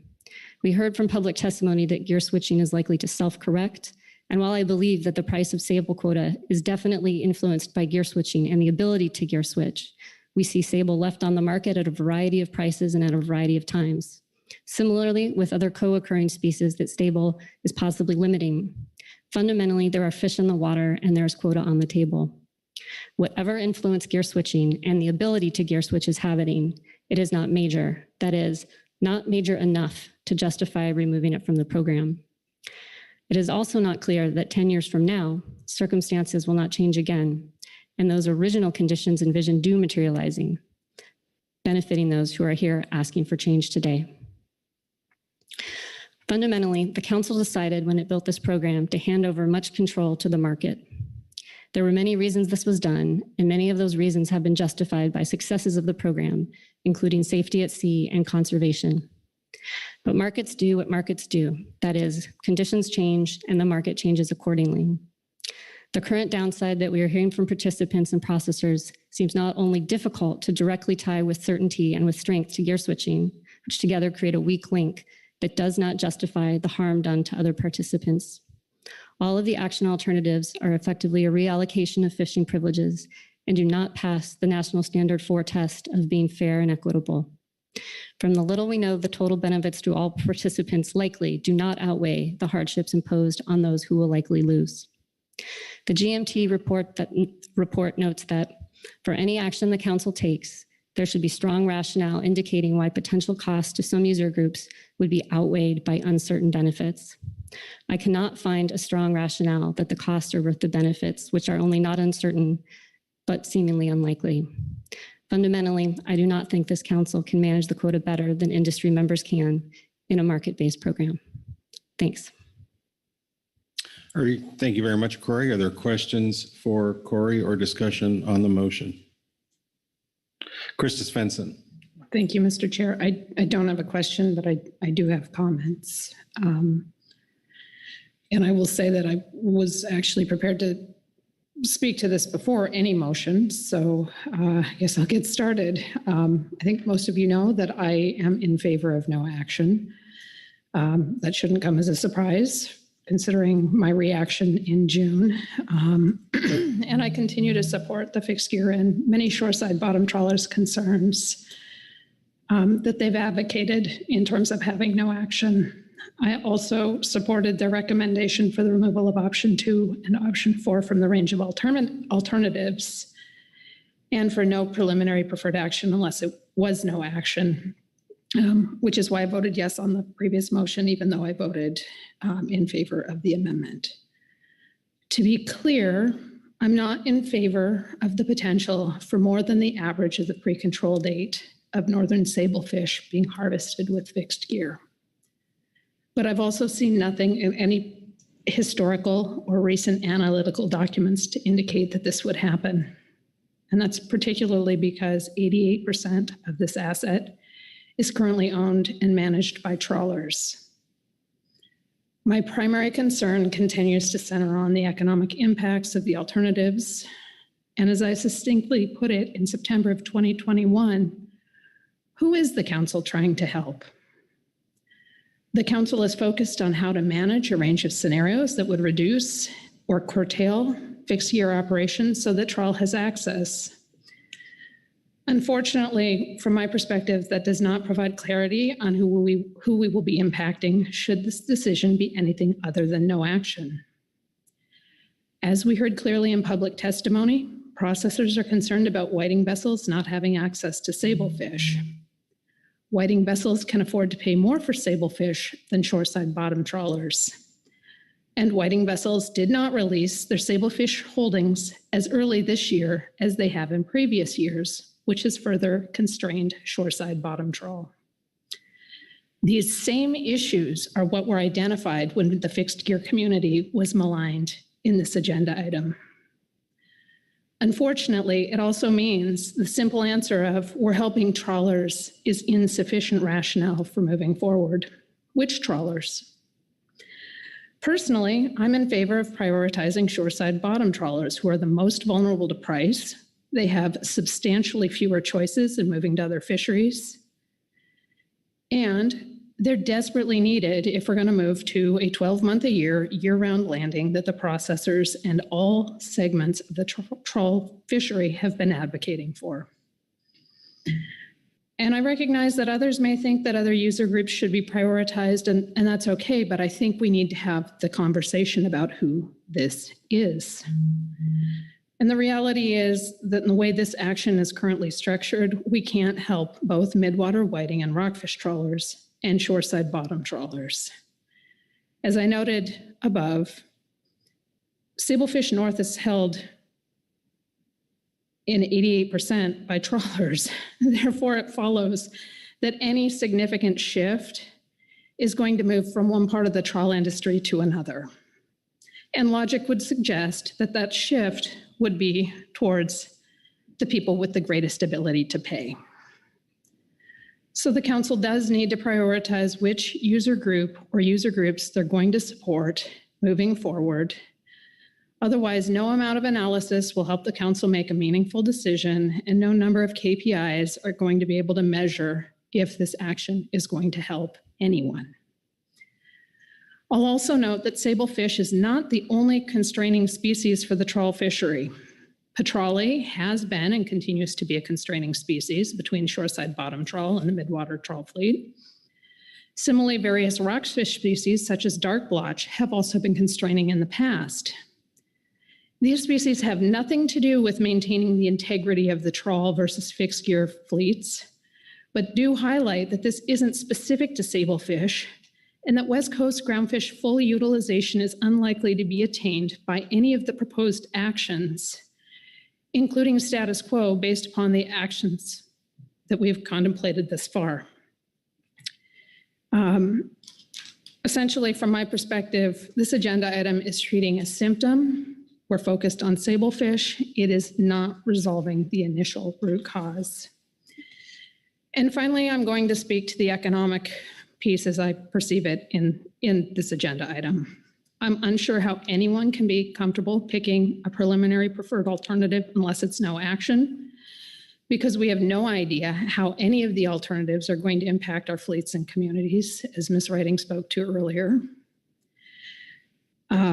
This has been a major theme in all of my interventions since 2019, and I've heard repeatedly, as we heard in testimony this week, fishermen asking for numbers to see how this would help or hurt them. That there's a probable loss in asset value of $50 million.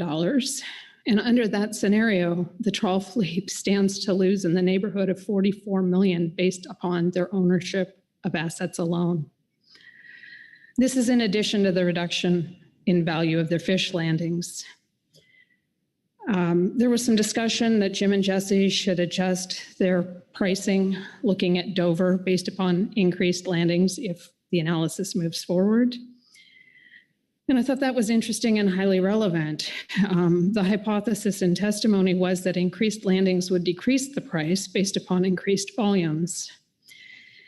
I agree that's likely and it's consistent with general market pricing, but I think that that price point is likely to be even lower based upon how much fish would need to go into the frozen market. And we've heard testimony that processors are interested in developing frozen markets, which I encourage. However, frozen prices are traditionally 1/2 to 1/3 the price of fresh for fishing vessels. And in some cases, depending on market conditions and species, it can be as much as 80% lower. So when we're looking at PACFIN or other public sources for analysis, and we're looking at the historic averages of the past, I don't think that that's going to be relevant looking at the future.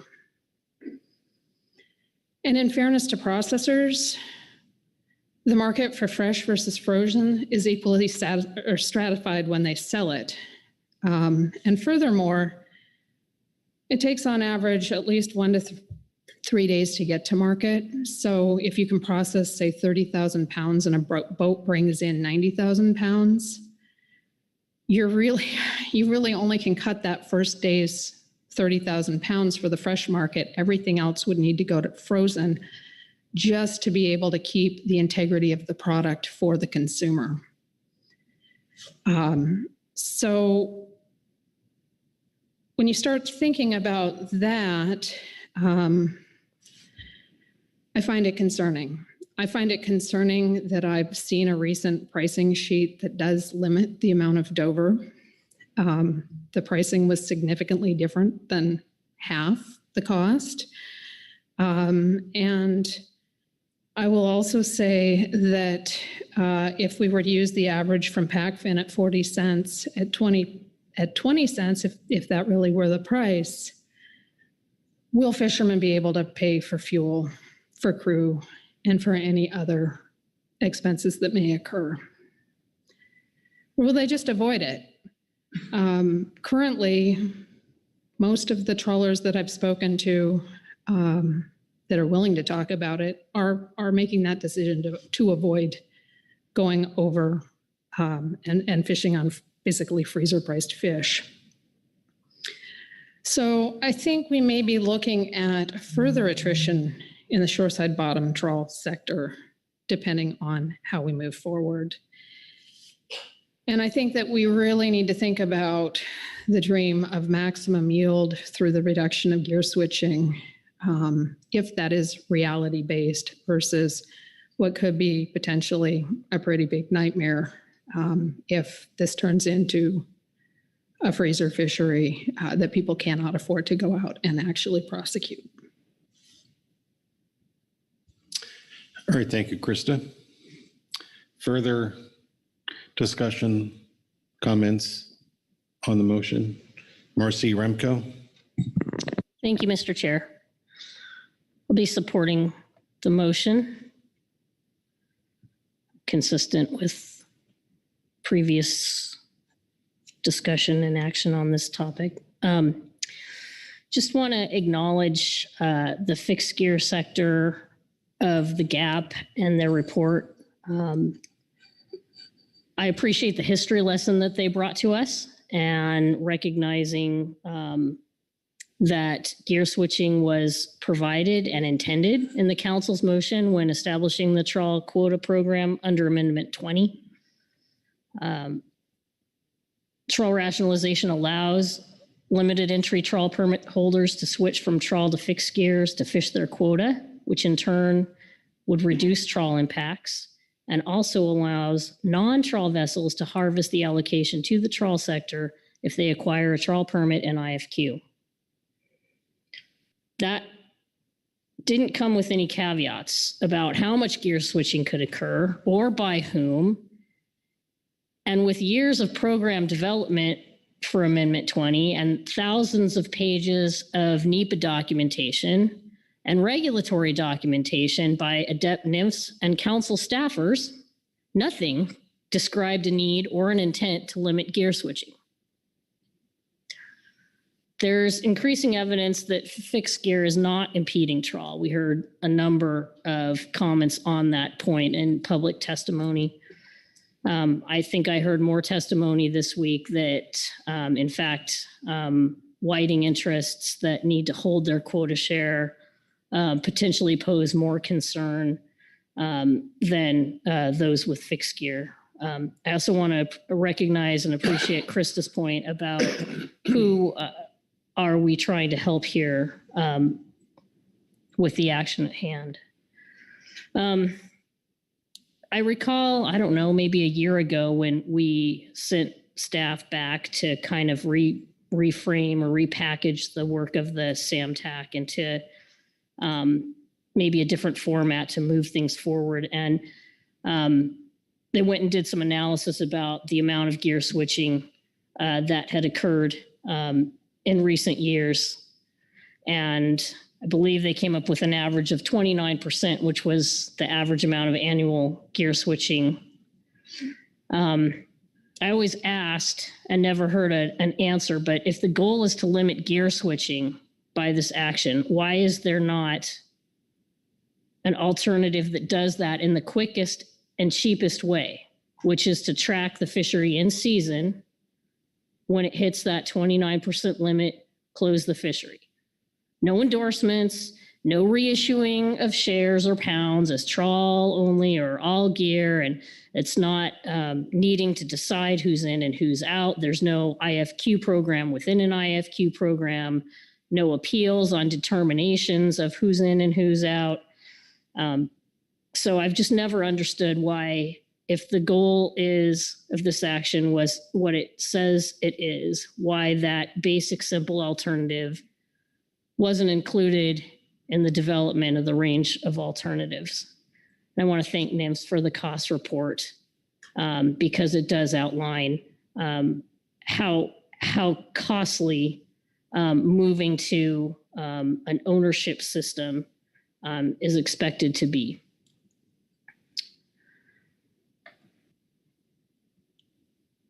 Now we're hearing a little different, I think,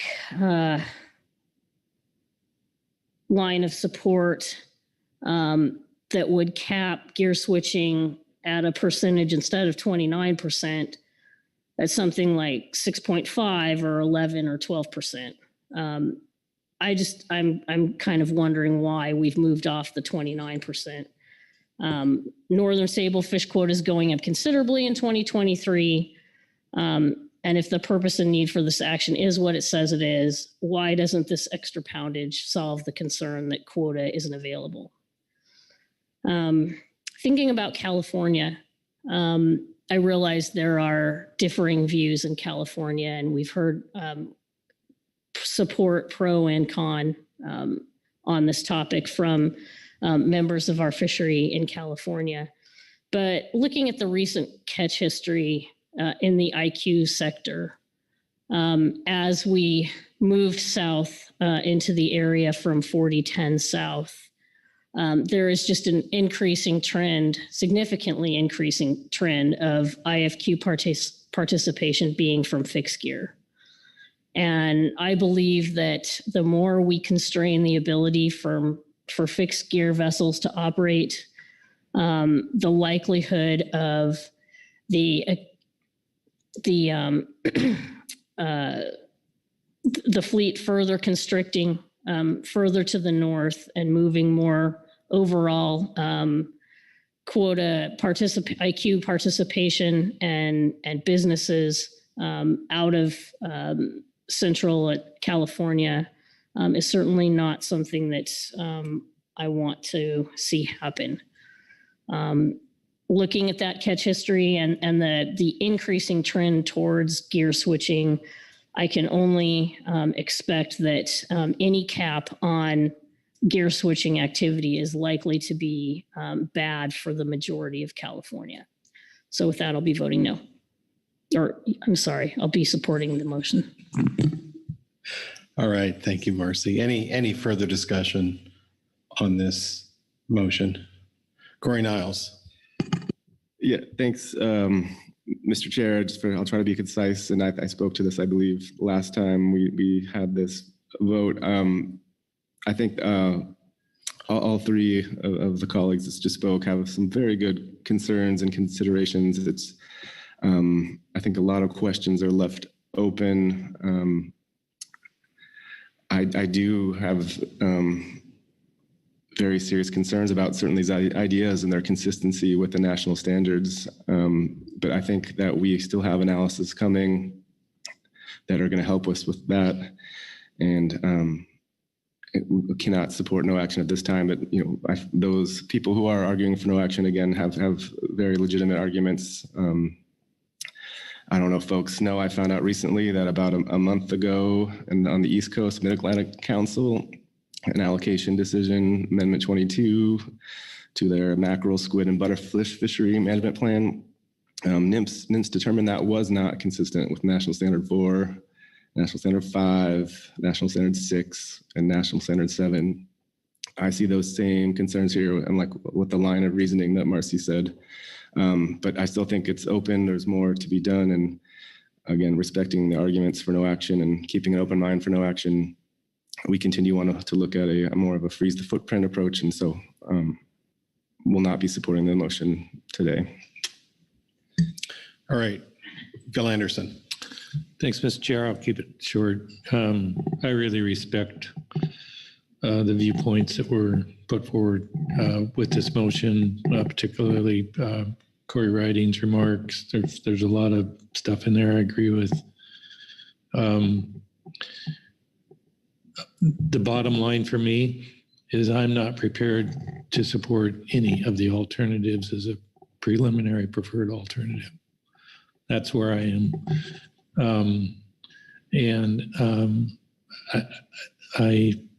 I just don't have enough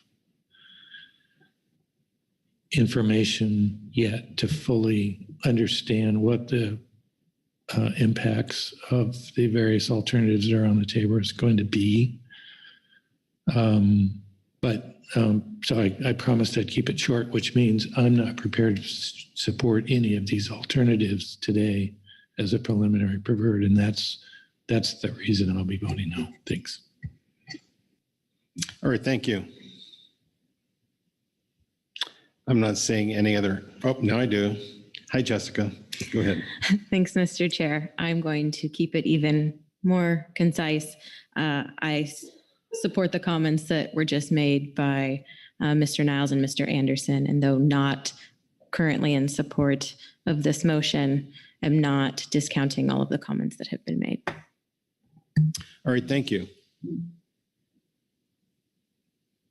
All right, we'll take a vote. All those in favor say aye. Aye. Aye. Opposed, no. No. No. Mr. Burden, would you please take the roll?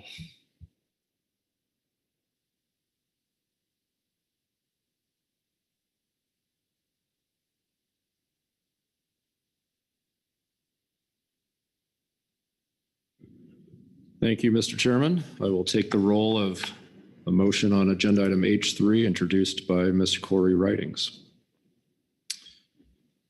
Jessica Watson. No. Virgil Moore. Aye. Butch Smith. No. Corey Ridings. Yes. Marcia Yaremko. Yes. Joe Oatman. No. Krista Svensson. Aye. Phil Anderson. No. Pete Hassemer. No. Corey Niles. No. Brad Pettinger. No. Robert Dooley. No. Maggie Summer. No.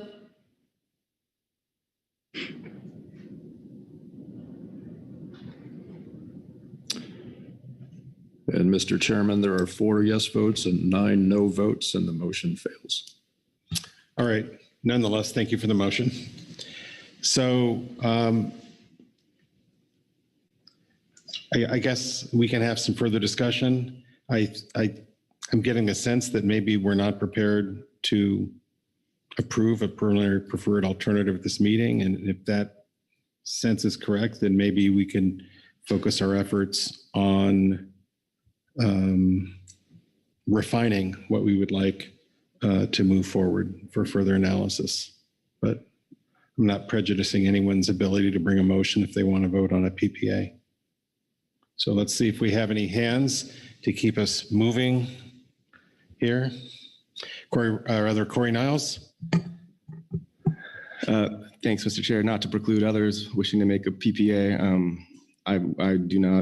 We do not support PPA at this time. I do have some, I would call them tweaks. Others might disagree to alternative one I'd like to put forward, but we'll leave it up to you how you want to sequence it.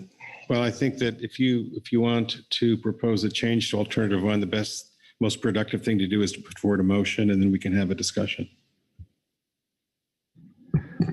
Yeah, thanks, Mr. Chair. I believe Sandra or Chris should have motion number 1, please.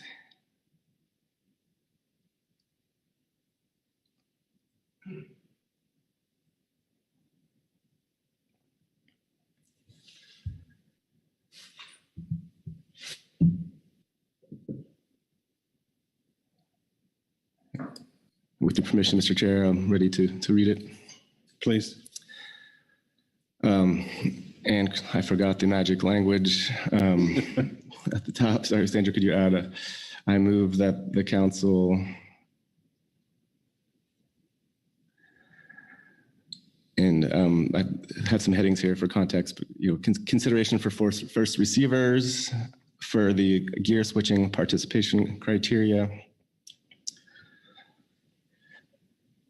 and add a first receiver that owns Sablefish North quota share and purchased a minimum of 30,000 pounds of Sablefish North from fixed, and can you fix that to fixed gear vessels?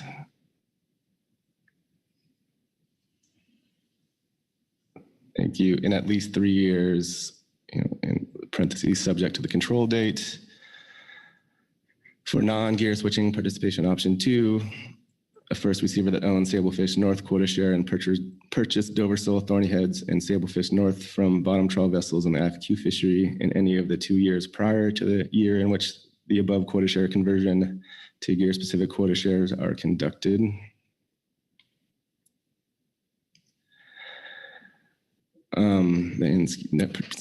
Participation criteria, individual versus collective and cooperatives. Change the participation criteria for use in quota share conversion procedure, which is page 14 of attachment 3, to read, have owned Northern Sablefish quota share as of September 15th, 2017, and for some criteria, have used a vessel or vessels under their ownership or have been part of a quota share of a QSA ownership group when at least one member of the group owned a vessel or vessels when it met the participation criteria listed below. Add language to the participation criteria that has the effect of qualifying members of a Fishermen's Collective Marketing Act registered cooperative that transfer their Sablefish quota pounds to gear switching vessels owned by members of the cooperative. Continue to explore the consequences of the individual versus collective approach. Quota share transfers in the control date. Create exemptions from the control date. Please, would you add the please before control date? Thank you. For transfers of quota share between accounts that resulted because of changes to accounts that are administrative in nature, result from business reorganizations, for transfers to family members, including the inheritance, e.g. probate, estate planning. These exemptions would be only for transfers and not acquisitions, i.e. there would be no net increase in the overall amount of any gear quota share. Lastly, intermediary gear switching qualification. Add a gear switching participant option 3 that has the following effect. Those that meet option 2 criteria keep 100% of their quota share as any gear quota. Those that only meet the option 1 criteria keep 50% of their quota share as any gear quota.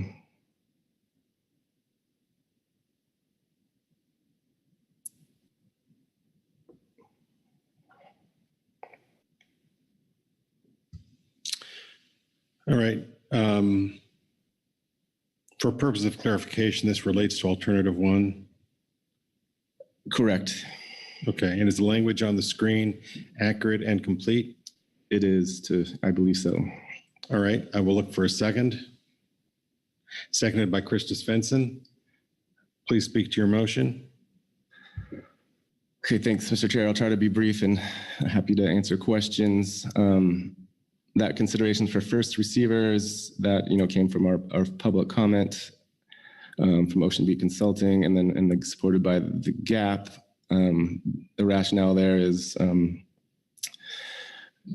first receiver, buyer processor, aka buyer processor, purchase quota share with the idea of enticing boats to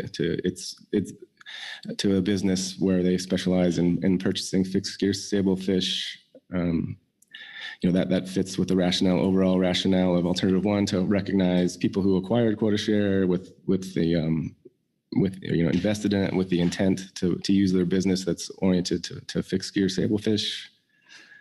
The second part there was not in the GAP statement, or GAP did not support alternative 1 at all, but it seems fair to include the bottom trawl processors in that option, where the remaining any gear quota goes to those who are actively participating in the bottom trawl fishery in the last 2 years of the fishery. The 2 years previous to this going into effect.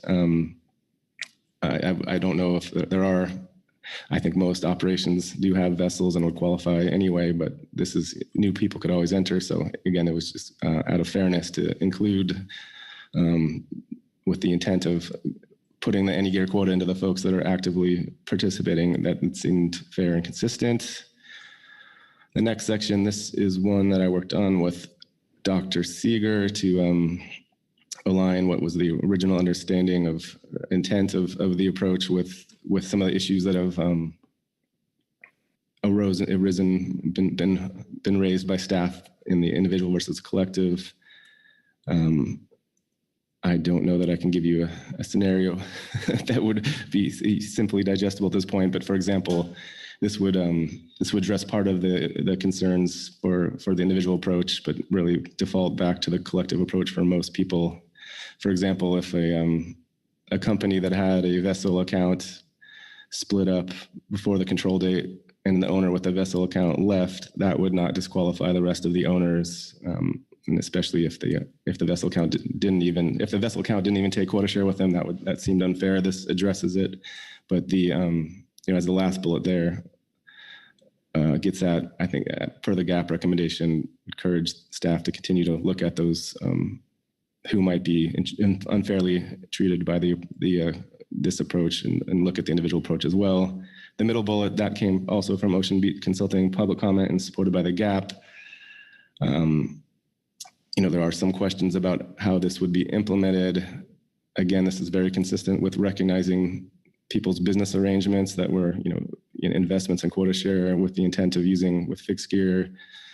The issue that was brought up at this meeting was that the NMFS ownership data doesn't capture this type of arrangement where people would have put their quota share into a pool and been used by not their vessel that they own, but someone that was in the cooperative. Leaving this would rely on. I've heard enough from folks in the fishery and others with expertise could speak up here to how cooperatives work, but it seems traceable, verifiable, and analyzable by staff. I think there's very few, if not even just maybe one of these situations. We had one in Washington early on in the program, which was a bright spot for us in terms of attracting IFQ fish to the state. Unfortunately, it didn't continue, but those people may still have the quota share which they acquired to try to make a go of this cooperative. And then this next one, in conversations with staff, I think this was in looking at the data, there are situations where people have or might move quota share from one account to another just for legitimate business reasons, administrative reasons. People may want to transfer to quota share, to a family member, and those reasons would be consistent with why we have a control date, and it would not undermine our control date. And again, kind of as here, this of course staff has the leeway to look at that and see if there are other situations that fit that, look at the language, et cetera. Lastly, and this one is one that it did not come from the fixed gear gap folks. In listening to public testimony, I was hearing there's a trade-off here in this alternative one where there's 29% any gear quota. The question is, it goes to the people who meet the gear switching qualification criteria, and the remainder goes to other people. We're trying to respect investments, and there are folks, there seems to be more support or consensus that the people who fished for 3 years and 30,000 pounds each year do demonstrate investment. There are people in the option one, which is any landing, that also made very reasonable business decisions in investing. And so this would be a middle ground option where those people who may have not fished for the 3 years would not get to keep 100% of their any year quota, but just half of it. And intent there is, again, just to have one more option to look at. And I think I'll end there and look for questions. And again, the intent here is these are to keep alternative one, the structure in place, add a couple of, I almost think of them exemptions to folks that aren't captured by the letter of the alternative as it is now, but in keeping with the overall intent. Yeah, thank you, Mr. I'll stop there. All right, thank you very much. Corey, are there questions for Corey on the motion or discussion on the motion? Jessica Watson. Thank you, Mr. Chair. Thank you, Mr. Niles, for this motion. Just a clarification. It seems like these are additions to the motion, and therefore you're not removing any sub-options that are currently in Alt 1. Correct. Thank you.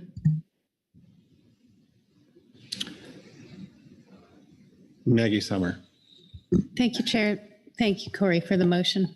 Appreciate the intent to be responsive to some issues raised in public comment, as well as some you have discovered through other conversations and other input.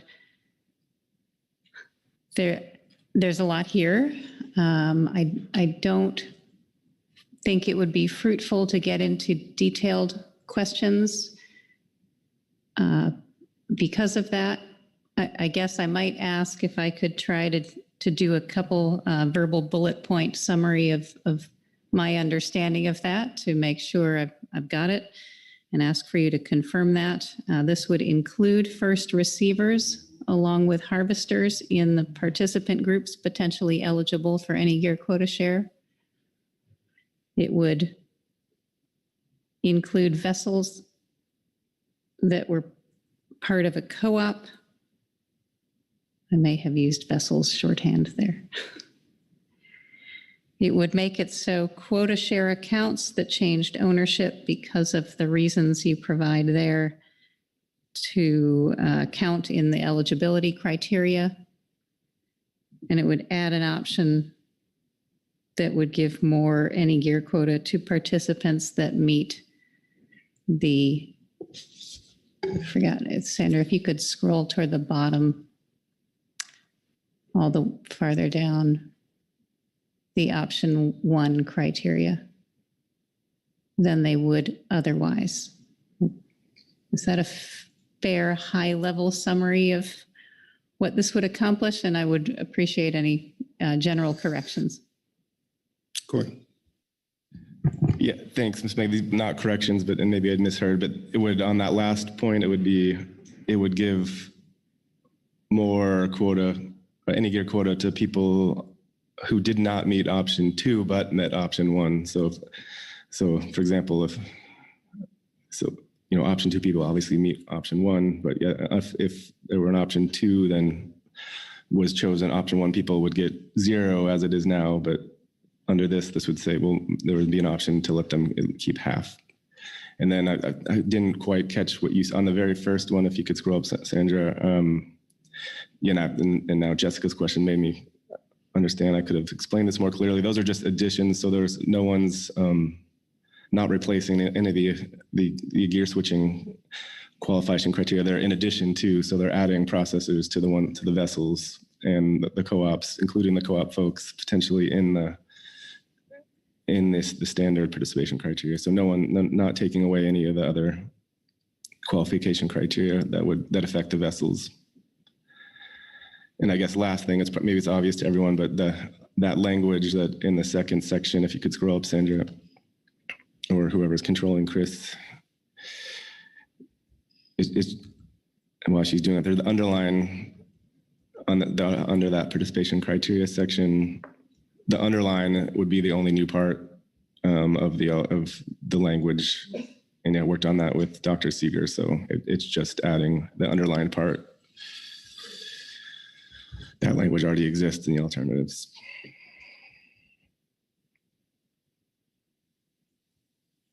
But yes, I think you got the general. Maggie? Thank you, Chair Geraldick. Thank you very much, Corey. And of course, your motion language speaks for itself. And I appreciate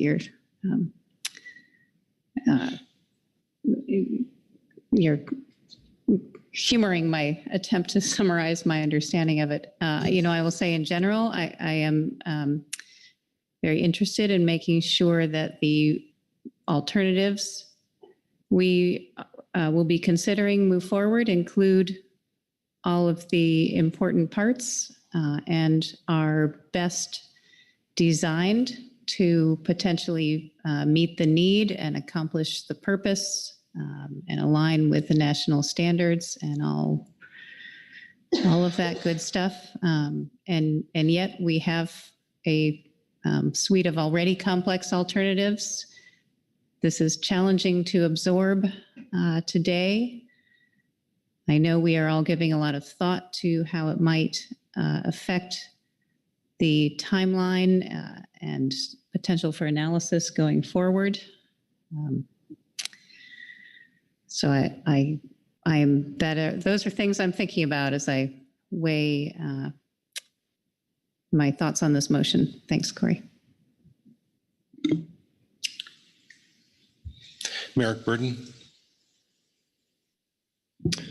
Thank you, Mr. Chairman. I felt Maggie look intently at myself and other council staff and making a few remarks there. So in response to some of your process concerns, of course, we will take up agenda planning and workload considerations tomorrow, but I think it does have some bearing on Mr. Niles' motion. There is quite a bit here, and if this were to pass, I think the process that we would be looking at is to come back in April for a discussion of clarification, and that we would be looking at June for another consideration of a PPA. For workload considerations, that might be what we have to do anyway, because we do have quite a few items that are going through a couple of staff officers, and so we're looking at a bit of a bottleneck, but that's a discussion for tomorrow. For today's purpose, I think what we'd be looking at is taking this language, if it passes, having the staff consider it in more detail and coming back to you in April for some clarification and things of that nature to make sure that this is all well understood before we head into the June meeting. Hopefully that addresses some of the process considerations that were on your mind this summer. Maggie. Thank you, Chair Gralnick. Thank you very much, Director Burden. I do have maybe one specific question then on the motion, Corey, on the Senator, if you could scroll down. That's it, to the quota share transfers. Just wanted to express some reservations about how business reorganizations might be defined for this purpose, as well as family and the family aspect here. Just acknowledge that we think that could pose some potential challenges in specifying and analyzing and implementing. That is just one item here that stood out to me in particular.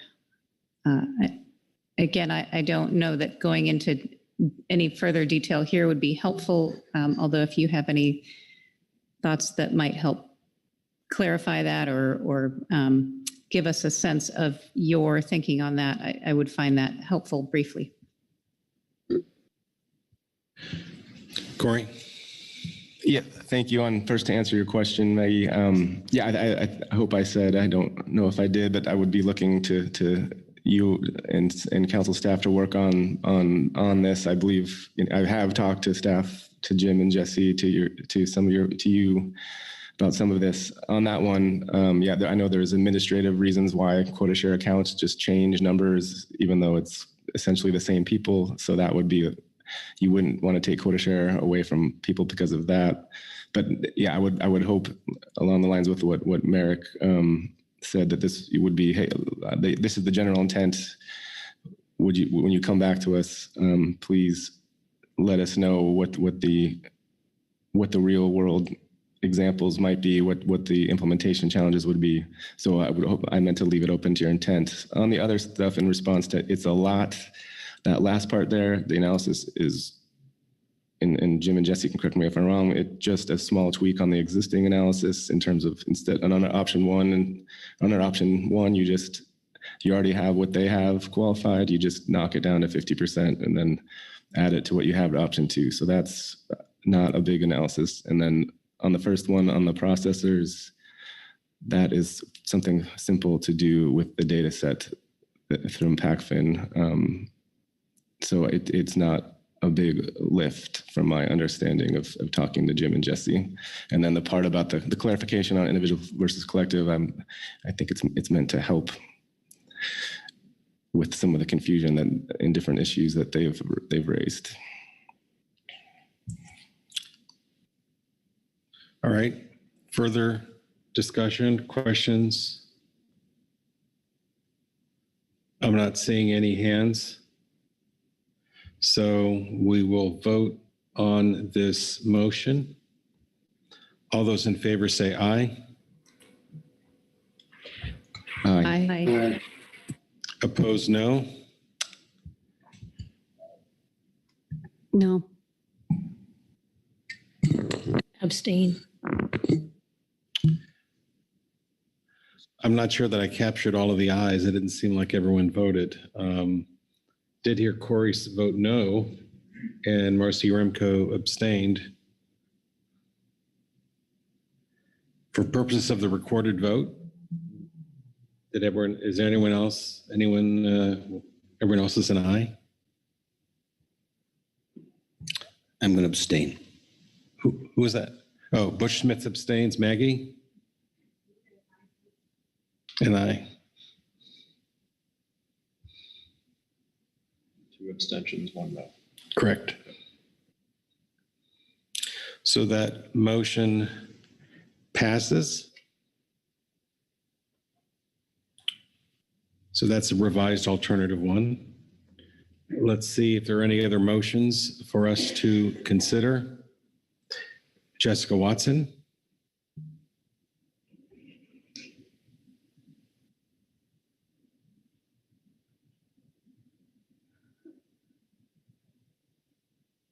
Thank you, Mr. Chair. Sandra, can you please put up my motion? Sorry for not signaling that.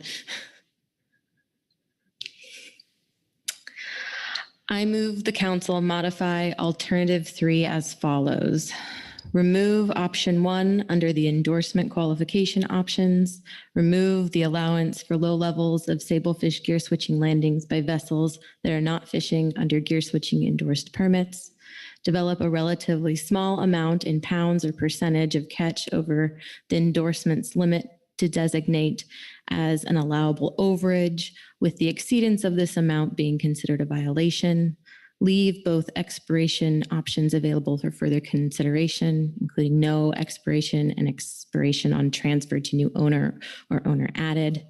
Evaluate restricting the number of gear switched endorsed permits an individual could own, and use the collective approach for the endorsement qualification and limit options.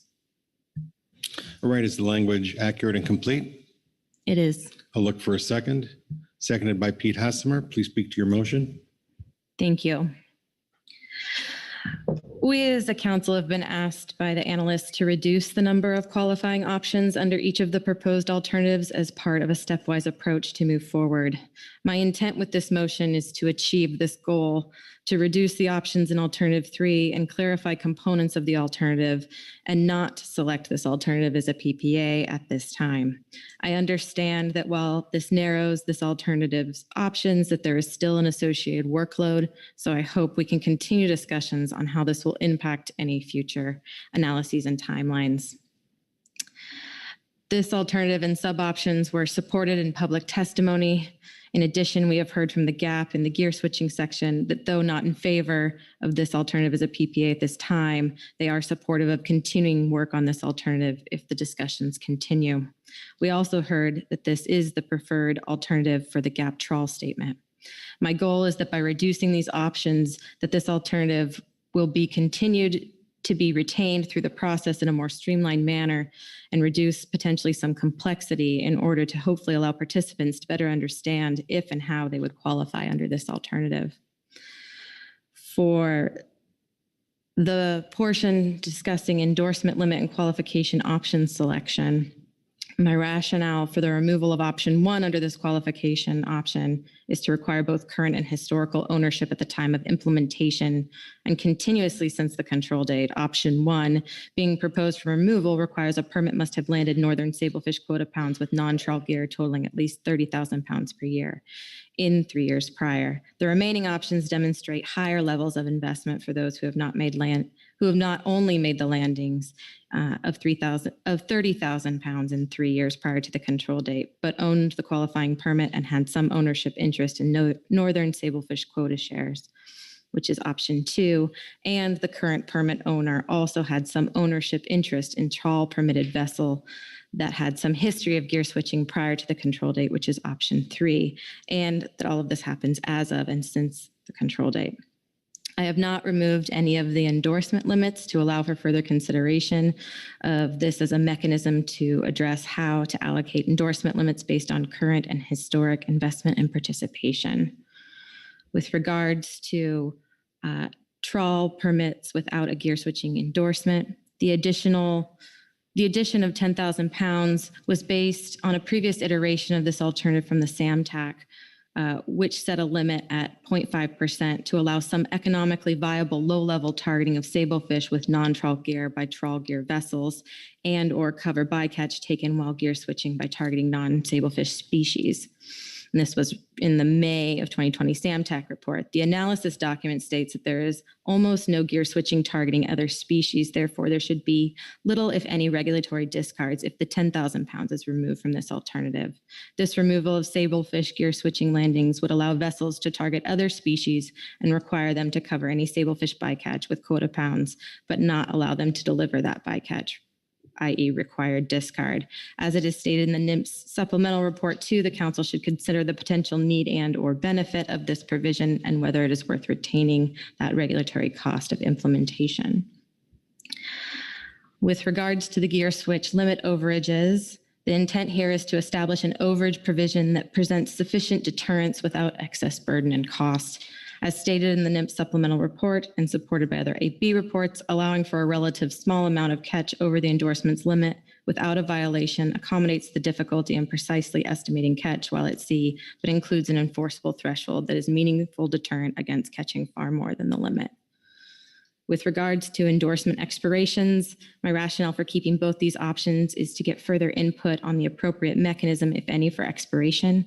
There are some suggestions, as in the GAP report, but really what I'm looking for is some additional information of different options available.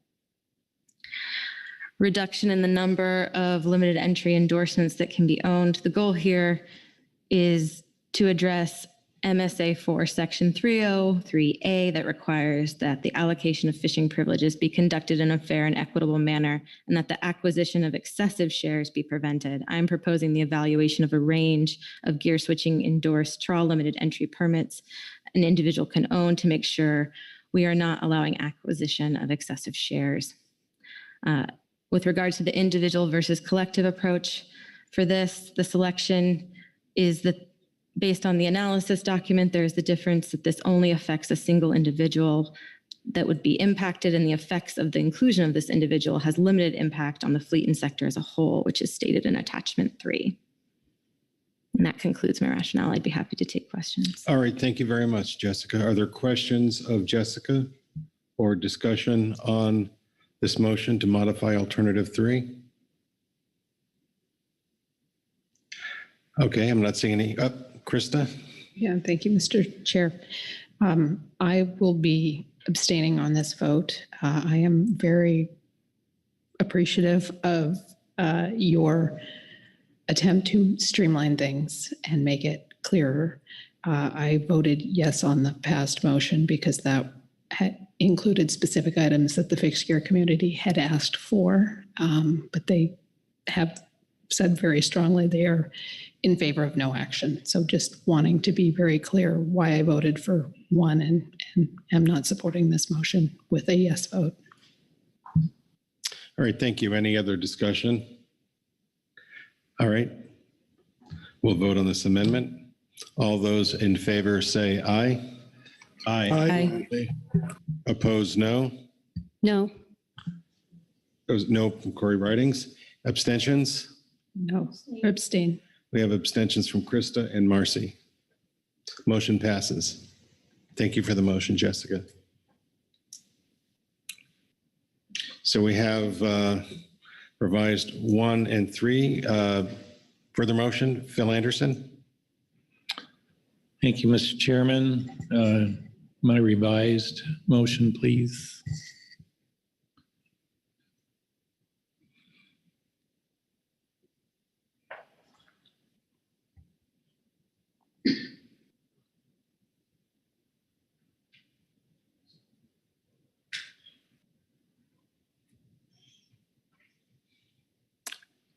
Thank you, Sandra. I move to add the following alternative for sablefish gear switching.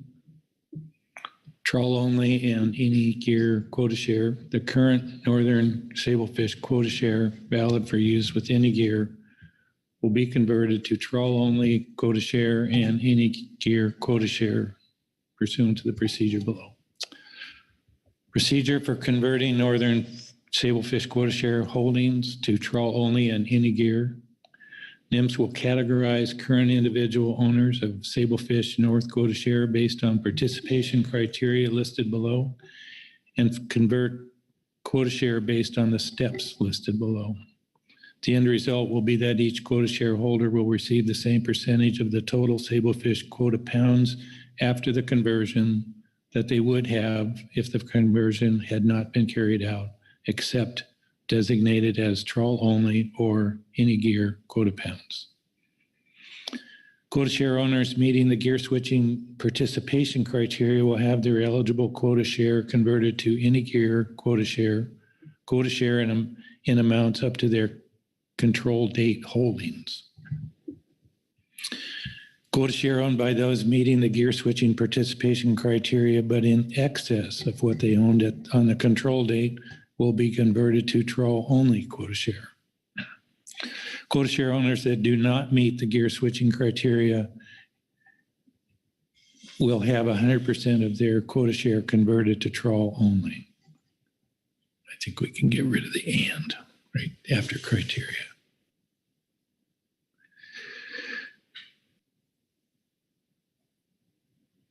AMP quota pounds will be distributed to each quota share account as any gear and trawl only quota pounds in proportion to the any gear and trawl only quota share in the account.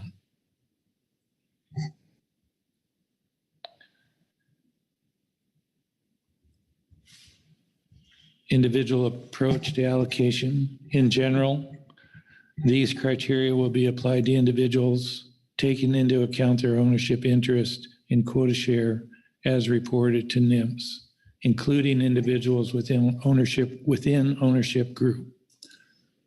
For this purpose, trusts, non-governmental entities, and governments will be treated as individuals.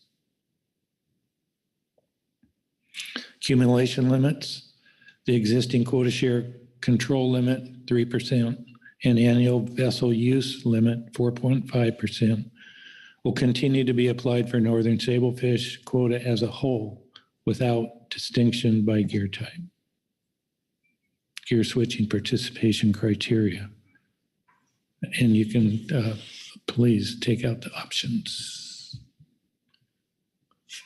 To qualify as a gear switching participant, as of and since the control date, an entity must have owned a permit or permits that landed Northern Sablefish quota pounds with non-trawl gear totaling at least 30,000 pounds per year in at least 3 years between January 1, 2011 and September 15th, 2017, the control date, and had some ownership interest in Northern Sablefish quota shares in any amount.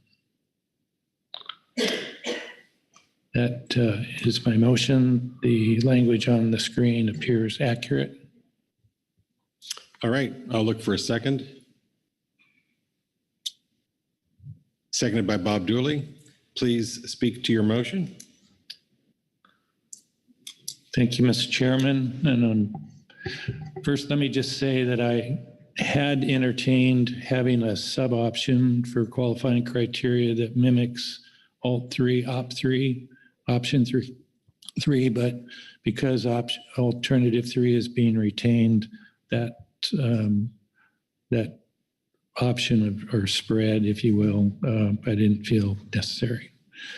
I also considered what I characterize as an attrition provision, which would mean under certain circumstances, the any gear quota share would be converted to trawl only. I did not include that in this primarily because I don't support it. The alternative I am proposing recognizes the investment of a larger portion of the individuals that purchase quota shares of the trawl Sablefish compared to the Alt 3, Option 3, with the intent of using fixed gear to harvest the associated quota pounds when compared again to Alt 3, Option 3. It also increases the number of people that participated in with fixed gear in gear switching during the time period between the inception of the catch share program and the control date, which would retain their ability to continue gear switching. The alternative treats both in-a-gear and trawl-only quota share consistent with the existing catch share plan in terms of ownership, leasing, and sale. A significant focus that I had in mind when developing the alternative was trying to minimize ongoing implementation cost and workload for NMFS and the council, I suspect. I worked closely with our analyst and with National Marine Fisheries Service to ensure that the motion met that intent. The alternative places a significant limit on the amount of trawl sablefish quota share that can be taken with fixed gear compared to the no action alternative. The intent is to provide the processors with a higher level of certainty relative to trawl sablefish that is reserved for trawl harvest strategies, such that it will encourage near-term investments in processing capacity for flatfish such as Dover sole. In addition, it is intended to encourage near-term efforts and investments in marketing of flatfish. Finally, it is intended to increase attainment percentages of Dover and species taken in association with Dover sole. Thank you, Mr. Chairman. All right, thank you very much for the motion. Are there questions for the maker of the motion or discussion on the motion? Virgil Moore. Mr. Chairman, Phil, question. So this is a new alternative, if I understand the way this is referred to, and since we eliminated 2 and 4, does this become alternative 5? I did not, excuse me, Mr. Chairman. I did not number the alternative. It's just a new alternative. It's a new alternative. Thank you. I would leave it to council staff to determine the best way to represent it amongst the 2 remaining alternatives that have already been identified. All right, thanks for that clarification. Marcy Remco. Thank you, Mr. Chair. Question, if I may, for council staff, with adding this alternative, is that would mean it would be added to the range of alternatives, and then would it require individual analysis? And if yes, is that substantive, or is it just repackaging of other elements or of elements from other alternatives? Thank you.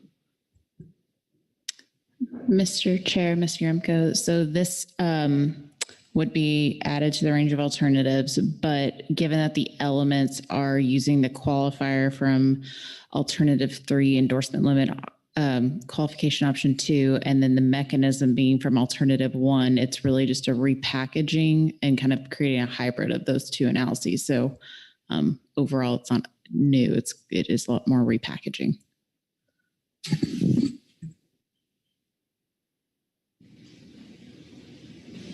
Thank you. All right, further questions? Discussion? All right, let's vote. All those in favor say aye. Aye. Aye. Opposed, no. No. No from Corey Niles. Abstentions? Abstain. Abstain. Was there more than one no? Corey Ridings. Did I say Corey Niles? I'm sorry. There's too many Corys. One of you have to change your name. Who's had it longest? And Marcy and Krista abstained?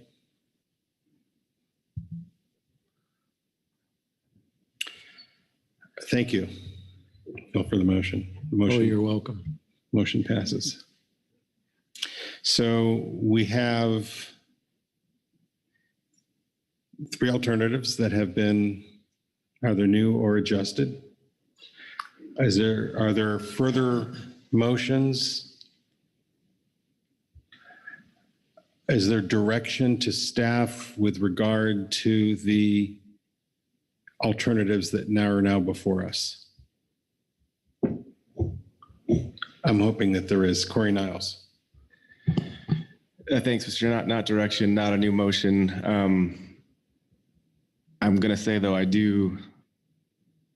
I'm trying to keep it really brief here. Lots of thoughts. I was very tempted to do a new motion basically on the idea that Marcy led off with in her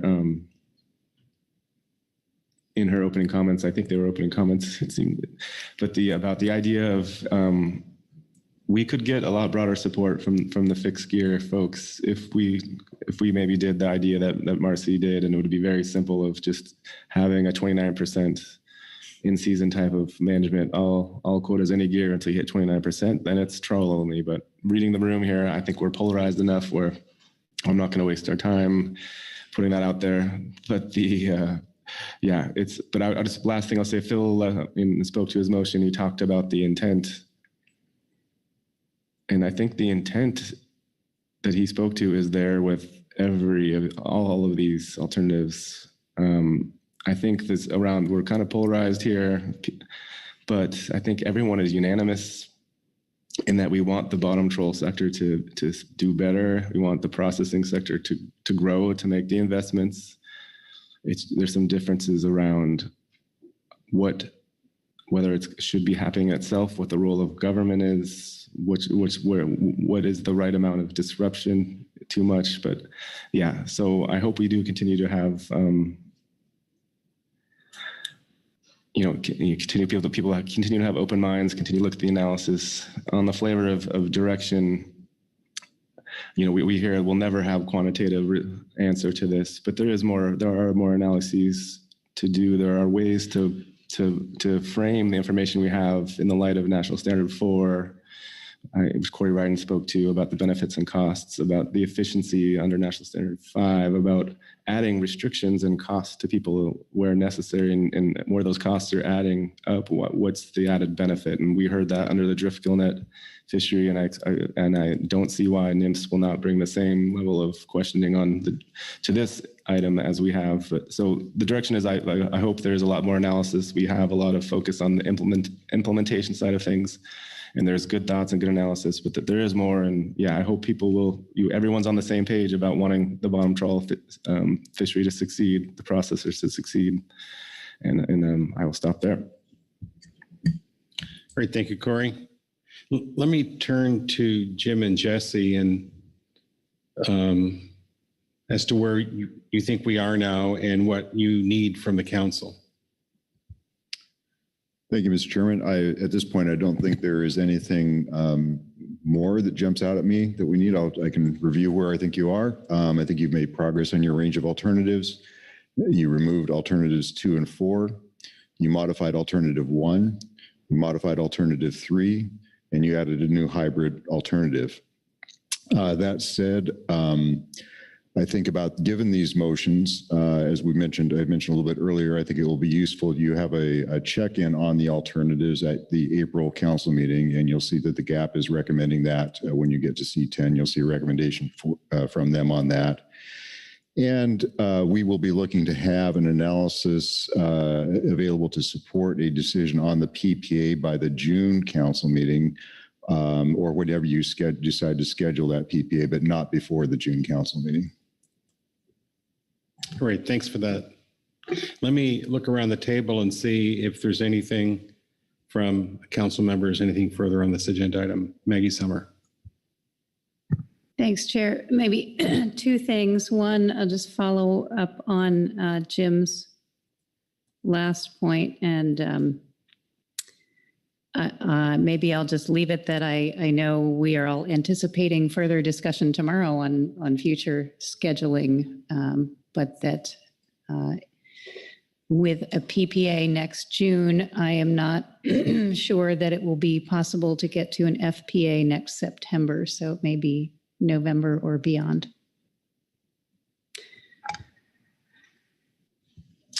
Okay, go ahead. Thanks. I had a couple other comments I was going to make when I thought that our next step might be final action. It won't be, but looking ahead on the path we're on, I think I'll offer them anyway, which is just to really emphasize that the council and the public must have sufficient information to understand the potential impacts and potential costs and benefits to the fishery. And we will need, of course, meaningfully narrowed and clearly specified alternatives to do that. In addition, when the council reaches the point of adopting final measures, it should fully justify its recommendation relative to applicable law and the FMP objectives. And this should include a clear description of how the council sees the action would achieve those objectives. It should also include a clear description of how the action meets the national standards, including National Standard 4 requirements to consider fairness and equity, including a view on the connection to achieving OY or the furtherance of FMP objectives, and how total benefits outweigh hardships for affected fishery participants and fishing communities. Other factors that should be considered include, but aren't limited to, avoidance of excessive shares, economic and social consequences, food production, dependence on the fishery by present participants, and coastal communities. And I'll note that while National Standard 4 has received a fair amount of focus as appropriate for an action that we view as an allocation of opportunity, the analysis and council rationale and justification should also address all of the other national standards. Developing sufficient analysis to support a decision and then clearly articulating its rationale will help the council ensure that the action is consistent with FMP objectives and applicable law. And given our actions today, maybe just coming back around to my first point, this will clearly take time. So we will all be thinking about that, I guess, overnight as we head toward workload planning and scheduling tomorrow. Thank you, Chair. Thank you. And keeping in mind, we usually do both March and April tomorrow, so it'll be an especially long.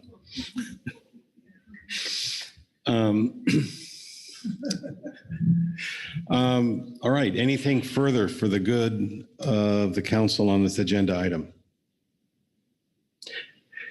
Jessica Watson. Thank you, Mr. Chair. I'll try to be brief, but I just want to raise my concern with the lack of consensus that we hear not only around the council table, but public testimony and the impacts of the complexity of the alternatives for everyone to actually understand where individuals fall. And so I encourage increased communication on these alternatives and ways in which to try to simplify as best as possible how and where people would fall under these different alternatives, specifically with new ones being brought forward. And that is in no way a judgment on Jim and Jesse. They do an amazing job presenting this information and working on new ways to present it. But just continuing those discussions and opportunities, I think, will help increase participation and clarity when people are discussing these different alternatives and speaking to their positions. All right, thank you for that, Jessica. Okay, I'm not seeing any other hands. I think, Jim, you've summarized where we are. So that will conclude this agenda item. I want to pat everyone on the back for getting through this agenda item. I think there was widespread fear and loathing that this agenda item would go quite long, and it didn't. On the other hand, we didn't get to a PPA, but I think that's probably appropriate given where we all are. So that will conclude today's agenda. We have administrative items largely tomorrow, but especially including agenda planning, which will take some time. Before we depart, I'll ask Executive Director Merrick Burden if he has any words for us.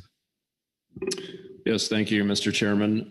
I would just also commend this council on I would call it a Herculean lift today. Somehow we managed to schedule marine planning, EM, and gear switching all in one day.